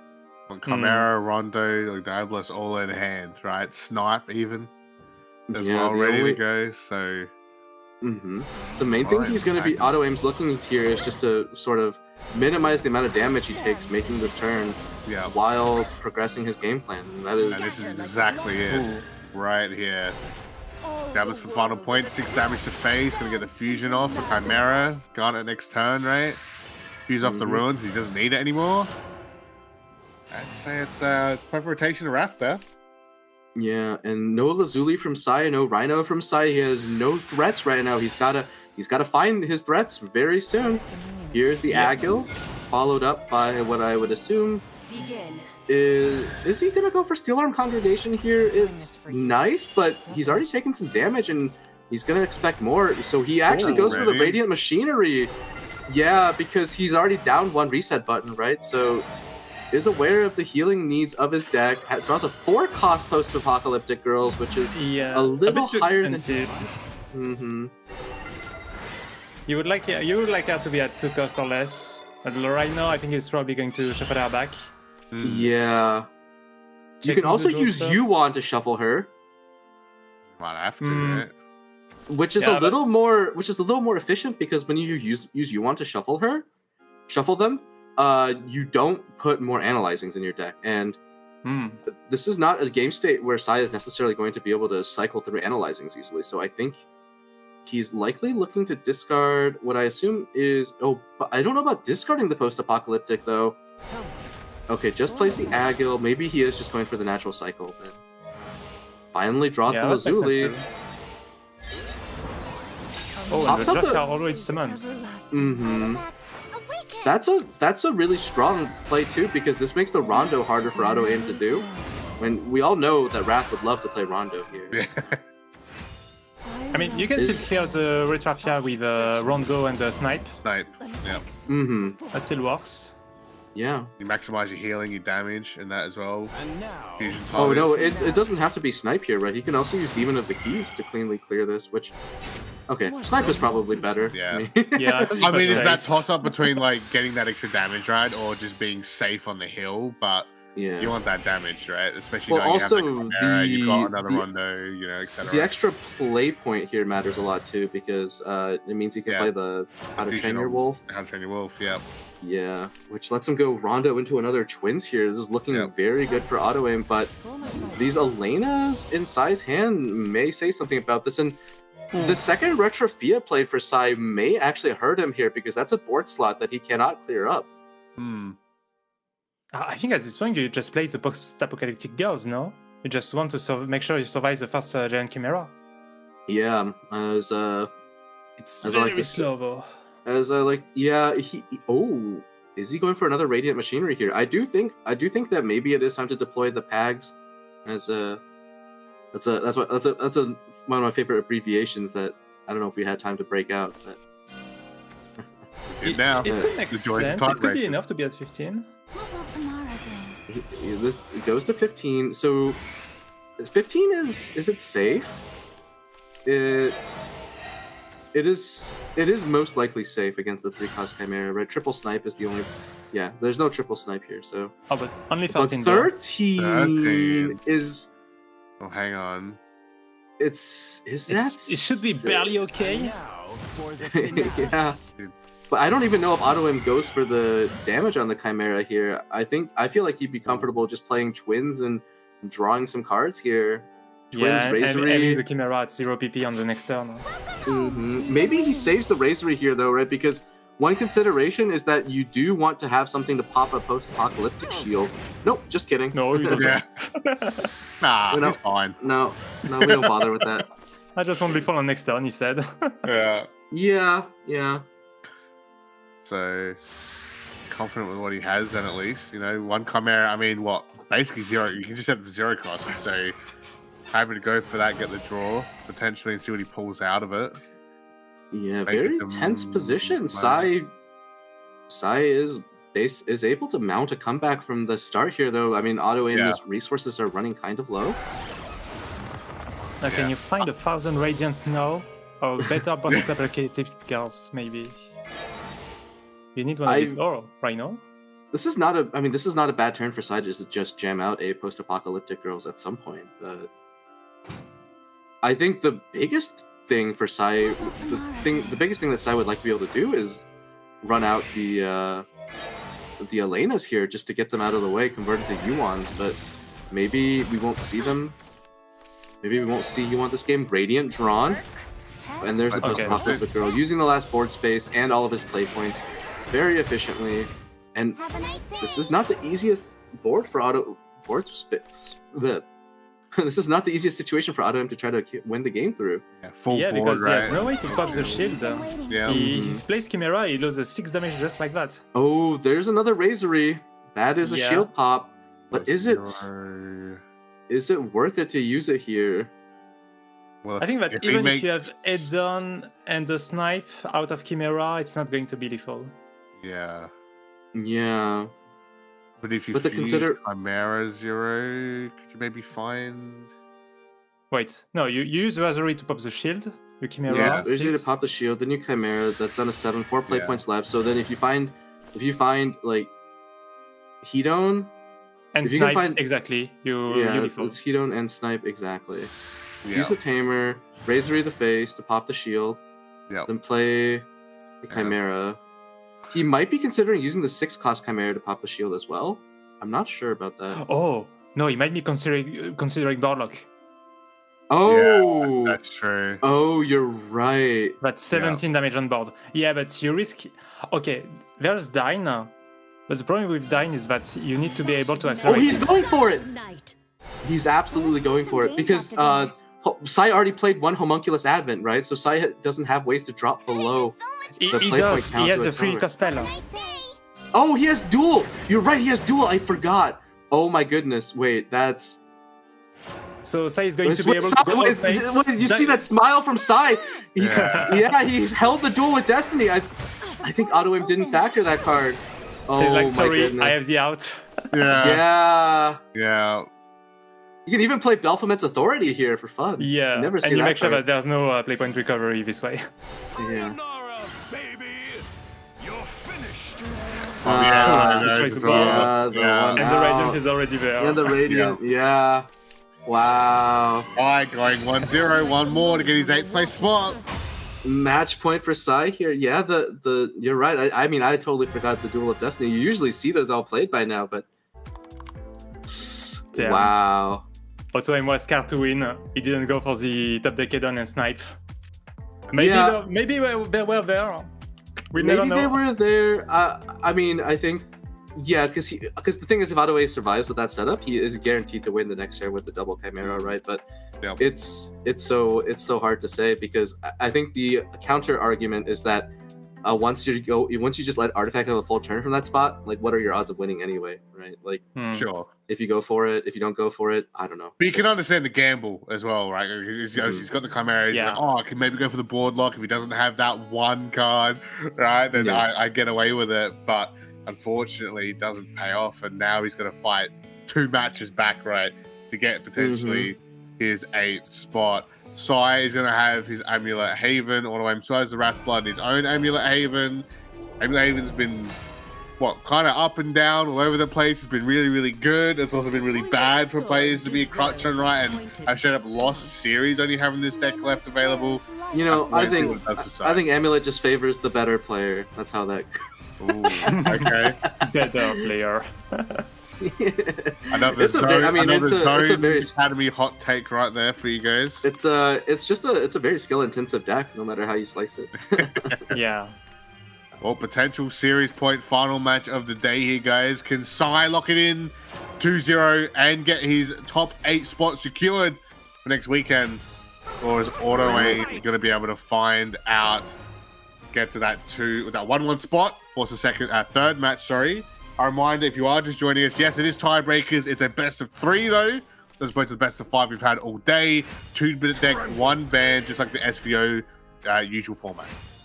This is an incredible start from Sai here. I mean, no Divine Wolves, but I think you'll take 3 amulets on the first 3 turns for that, and also just basically no aggressive development for auto aim. Yeah, I mean, this is looking very good for Sai. It's not, the game's not decided just yet, obviously, but I'm... Oh, free Natural Peace. Yeah, but one thing to point out, right, that like the Terran Peace is actually like might be a little too much because he's on neutral cards, so the hand size control isn't there. And I was gonna say Sai only has 2 amulet names, but he just top decked the Sanctum, so there's the 3rd amulet name, which makes the Angels efficient with a tree on board. Yep, that's going to be hard. I don't think Angels on turn 5 are going to come out, even if he plays 2 natural pieces now, but No. definitely on turn 6, yeah. Yeah, and it draws the Shining Prayers just in time as well. This is a very strong draw here from Sai. Draws the Divine Wolves, which opens up a decision tree here, but I don't even know if you bother with Divine Wolves at this point in the game. This is a prediction on how long you think the game is going to go. So one thing to point out here is that Sai can go for trade Meowskers, play Sanctum, and then the Shining Prayers is at 0 already here, which I think is actually a pretty strong line. If you snipe the Wolf with that line, then you you deny auto aim cards, and like he hasn't played a lot of the cards he liked to, so Sai takes a little slower. But honestly, I don't think this. I would have kind of liked to see the Sanctum and Shining Prayers play, just because Wrath doesn't want to play on the back foot here. But you know, like that's a very high risk line to take. So it's also okay not to go for it. And this line is pretty reasonable. This is a very reasonable line here from Sai. I do notice right now that auto aim has 3 other claw already in hand. Yeah. So if we like Oscar Shiori, Razor Claw. Oh, there's the Garnet Rondo. So now all he would really like, he does have the Chimera in hand as well. So that, yeah, I mean this is a really strong development here from auto aim, and kind of a punish for Sai not clearing his board when he had the ability to. Suddenly auto aim's in a very commanding position. Use away the Blood Pack, where we don't need that. We're gonna draw 2 while doing damage to our opponent instead of ourselves next turn. And Sai gets another aggressive piece. You know, he took the disciplined play, but his hand is telling him that he maybe should have gone for aggro. I don't know. Yeah, maybe it would have been barely in time for. But auto aim is at 17. I don't think it would have worked out if he was going all aggro. I like him taking his time and trying to have the Angels online. Because now he's going to use the Evolve effect. Maybe you have the choice between denying the draw on the Wolf or banishing the 3/3. Well, if you anticipate Rondo, then it's just deny the Wolf. Just because you kind of want to just like, you're not dying to the first Chimera here as Haven, so you kind of want to diminish the chances that your opponent sees the second Chimera. Yeah. And so yeah, Sai is. Oh, okay. No, he does get a full clear here. I'm not sure I like this because this is just similarly. This gives you the same outcome into Rondo, and because but it does get him the Concordia, so maybe that's fine. Like for 5-cost count. The only thing is I don't like using the pop there because without a pop, it's gonna have a hard time converting the Seraph's play into any immediate outcome. So true, because now he has no ways to make board space. Yeah. But it's just pushing face, sending one Rosary face. Wanderer off the top is good though. Yeah. I mean, Seraph is like almost certainly active here. The Meowskers is also nice. Yeah, I think this is Seraph's then. But what does he do on top of that? Probably open the tree. Seraph. He does get the heal too from the Natural piece.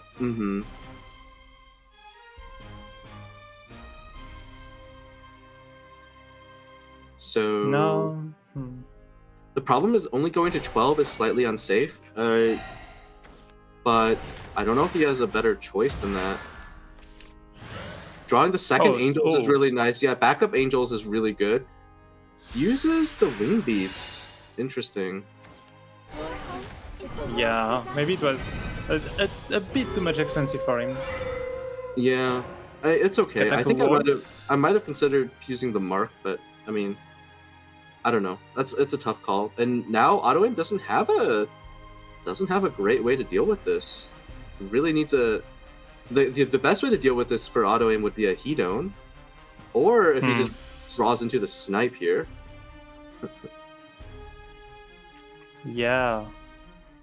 I mean, maybe you just have to rondo and check what you get. The risk with rondo is, I think, you only leave yourself 3 play points, which means, how do you deal with the outcome?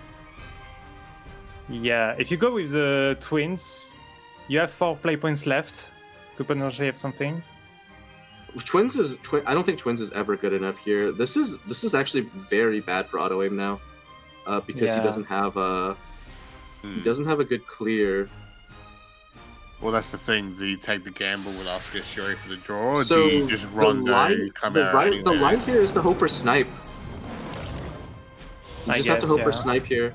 Sure. Your auto aim, which you don't get. He did not get it. Although Oscar Shiori could have been played still to try and search for it. No, you need the only way the snipe line works is by finding the you snipe in Raspberry and you lethal through Angels, basically. Yeah, it was to go for lethal. So now he has to make this trade. He's shaking his head. It looks like, yeah, he doesn't like this outcome, right? Because he takes 6 here, goes down to 10, leaves 7 points of stats on the board, and with the second mark, that's like I'm pretty sure that's guaranteed lethal for Sai. Yeah, that could be the end. Yeah. Because Meowskers, you go Meowskers, you play the mark, it's over. The Sai takes this 2-0. Yeah, didn't even need to get a Selena or something. Oh, draws the Lena for fun too. I mean, sure, that works just as well as the Meowskers. Yeah. She removes the ward. It's efficient. Yeah. Yeah, gonna clear that and gonna have exactly 7 or go for the surrender. Either way, Sai, we saw him in round 1. Look at the relief on his face. We saw him in round 1, take it out. You know, had himself a gauntlet of a day all throughout our playoffs. Had to play this final tiebreaker match. Yeah, all right, get out of here. Shira's so excited that the shirt's lifting itself. Whatever, man. For sure. But big congrats to Sai for getting that one there, and Team Rev is all right for getting a representative there for top 8 competition now, of course, making it here. So I'm pretty sure we can just get the standings and results up now, because I believe they don't even need to be changed. Pretty sure Sai was 8th, right, originally. So there you go. There's your official top 8 players making it in to the top 8 final side Shadowverse Open Masters Cup. A reminder, Twilight Knight Shincha and Alucia getting 1st and 2nd for 2K, followed up by 2G, of course, what you saw in the final round, go absolutely off. S5 Arson, KTZN, Essia, Zyro, and really, I mean, basically the main character of the day, I want to even point out, Sai from Team Revelation. Saw him at the start, saw him at the end. Thanks to Hishiro for predicting that as well. There's your top 8. Hope you guys enjoy them, because that's who you got. No notes, man. That's a way. That's a really good summary of the top 8, and I think these are all players that I hope to see. When are they going to be playing? Do we know? We sure do. I guess we'll just wrap things up now then for you guys. Okay. After we just had our tiebreaker on our break, right? We just had our tiebreakers and we're going to wrap things up anyway. So that is our top 8 for you guys next weekend. June 29th will be when all the action is happening. Same time as today. So mark it as calendars wherever you are in the world, where we started 7,000 hours ago. I can't remember now, whatever time it was.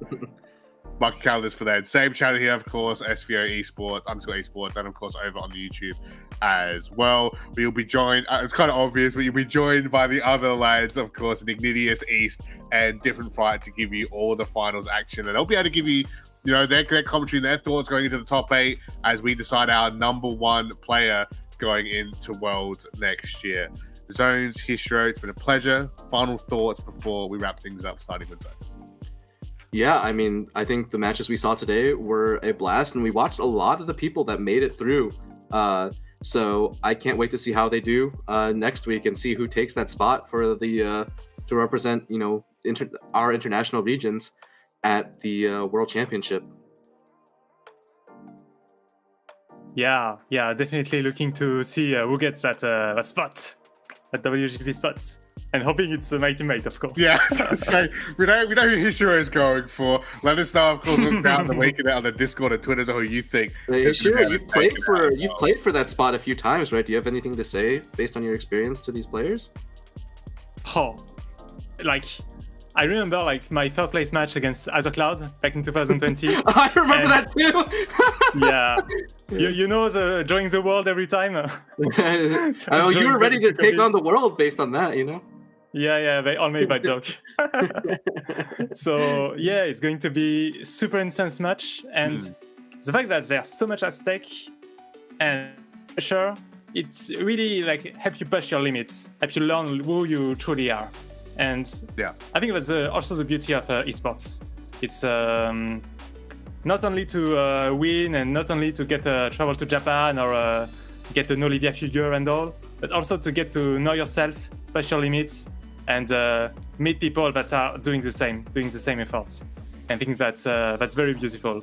I hope that they're going to enjoy that experience too.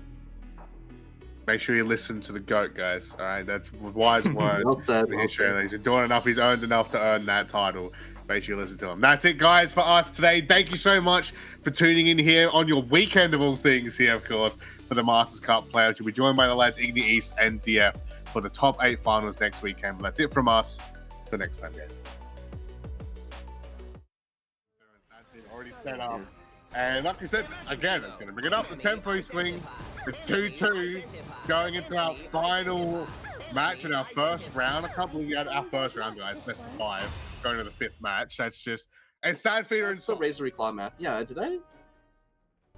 It was 1, 2, 3, 4, 5, 6, 7. Okay, yeah. The Temptress counts 2, right? Because that was the Razor Claw. Okay. Oh, the double fuse! You can see the head shake from Sad Feeder.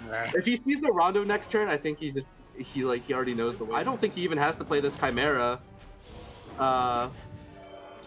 In fact, I think I would have just preferred him just fusing away one Razor Claw there, but honestly, it doesn't matter. This game is over next turn. Like, there's just everything. Yeah. And he knows going up for that one. But what a series, right? Between both of these guys, 2 of the best to do it. One from SAO, one from West. Dai's going to do it. 3-2 for our first round of the Masters Cup. Big win for us. West. We do want to get back, to have a way to get them back. Try to find this extra damage. Oh, there's one. Just straight up, there's one. Good player. Artifact Gamer. Right there. Let's see, Instant second one. Radiant. Oh.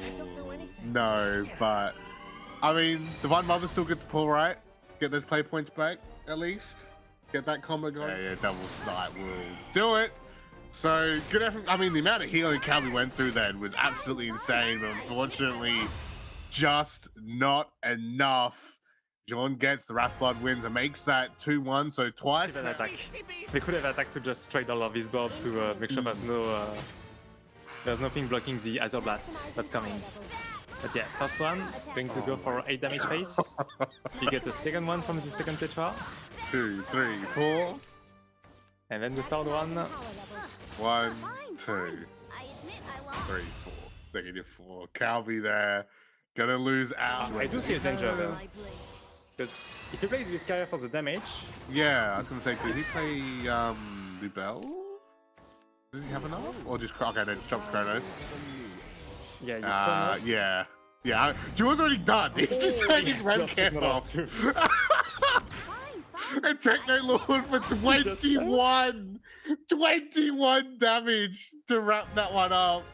Ladies and gentlemen. That is 1, 2, 3. That is artifact number 4, which means it refunds a play point. Yeah. So now the Dyne is lethal. Yeah. Also, I was like, I don't think Dyne actually glows. I never glows. Yeah.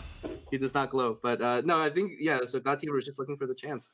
Yeah, I mean I'm eating those GG for Nautilasu. But they didn't find a way to break through the big boards. And it's interesting that the grind damage actually matters in this matchup. All of these small boards surviving and just piling up damage on the Haven. Yeah. This is what another thing. It would have had to be like triple snipe, right? That's it. Yeah. Demon on the keys, it heals on strike, right? It's on strike that for the healing, unfortunately. So. Oh, so he goes double Chimera to heal a bit more. I see. That's the only line. Yeah. That's the only way to. He's shaking his head. He's like, he really wanted to see it, but.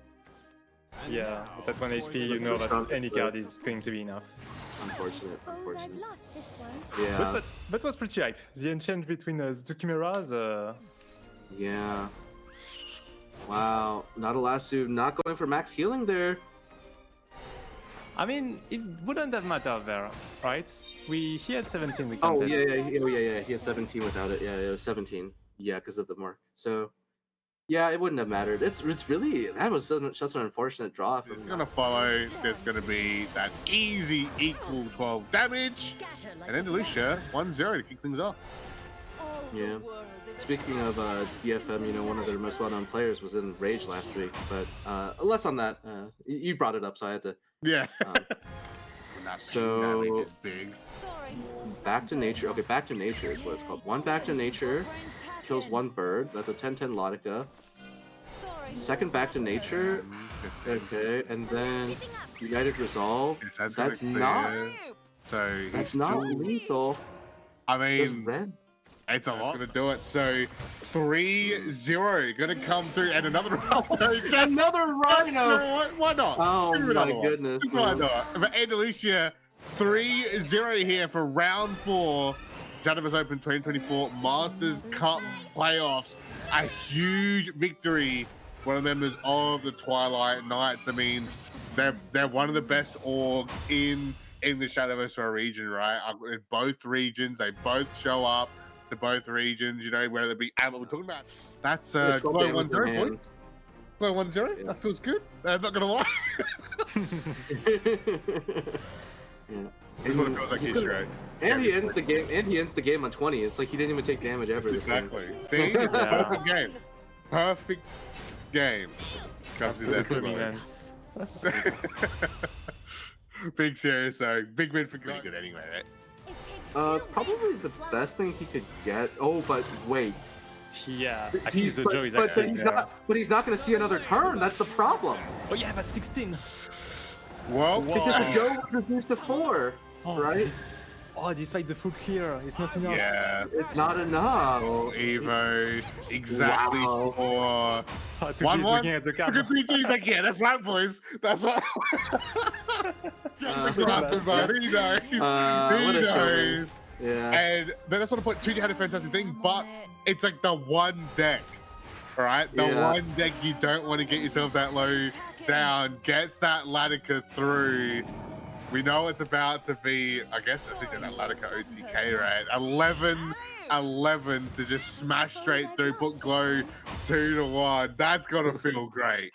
I know it is. No. The Rondo into Chimera is just lethal here. Yeah. Won't have the chance to heal as well. Just to add insult to injury. I know obviously you can't play with the play points, but that's gonna force 2-2, gentlemen.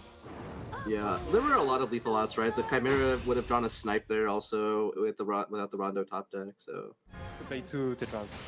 He still has 2 Azure Blasts, but that's okay. This buffs the Arts of Trust. This is it goes after 5 play points now on the third Tetra. Yeah, I mean this still works. Yeah, this should. Yeah. Oh my goodness. 3 damage times 4. That's 24 damage with the Adult Blast. And just like that, 2G is qualified for top 8. Good job to 2G, man. Making it through. I mean, we said, right, he was going on a 10. There's no play point recovery this way. Yeah. And the Radiant is already there. And the Radiant, yeah. Wow. Alright, going 1-0, one more to get his 8th place spot. Match point for Sai here. Yeah, you're right. I mean, I totally forgot the Duel of Destiny. You usually see those all played by now, but Sai takes this 2-0. Yeah, didn't even need to get a Selena or something. Oh, draws the Lena for fun too. I mean, sure, that works just as well as the Meowskers. Yeah. She removes the ward. It's efficient. Yeah. Yeah, gonna clear that and gonna have exactly 7 or go for the surrender. Either way, Sai, we saw him in round 1. Look at the relief on his face. We saw him in round 1.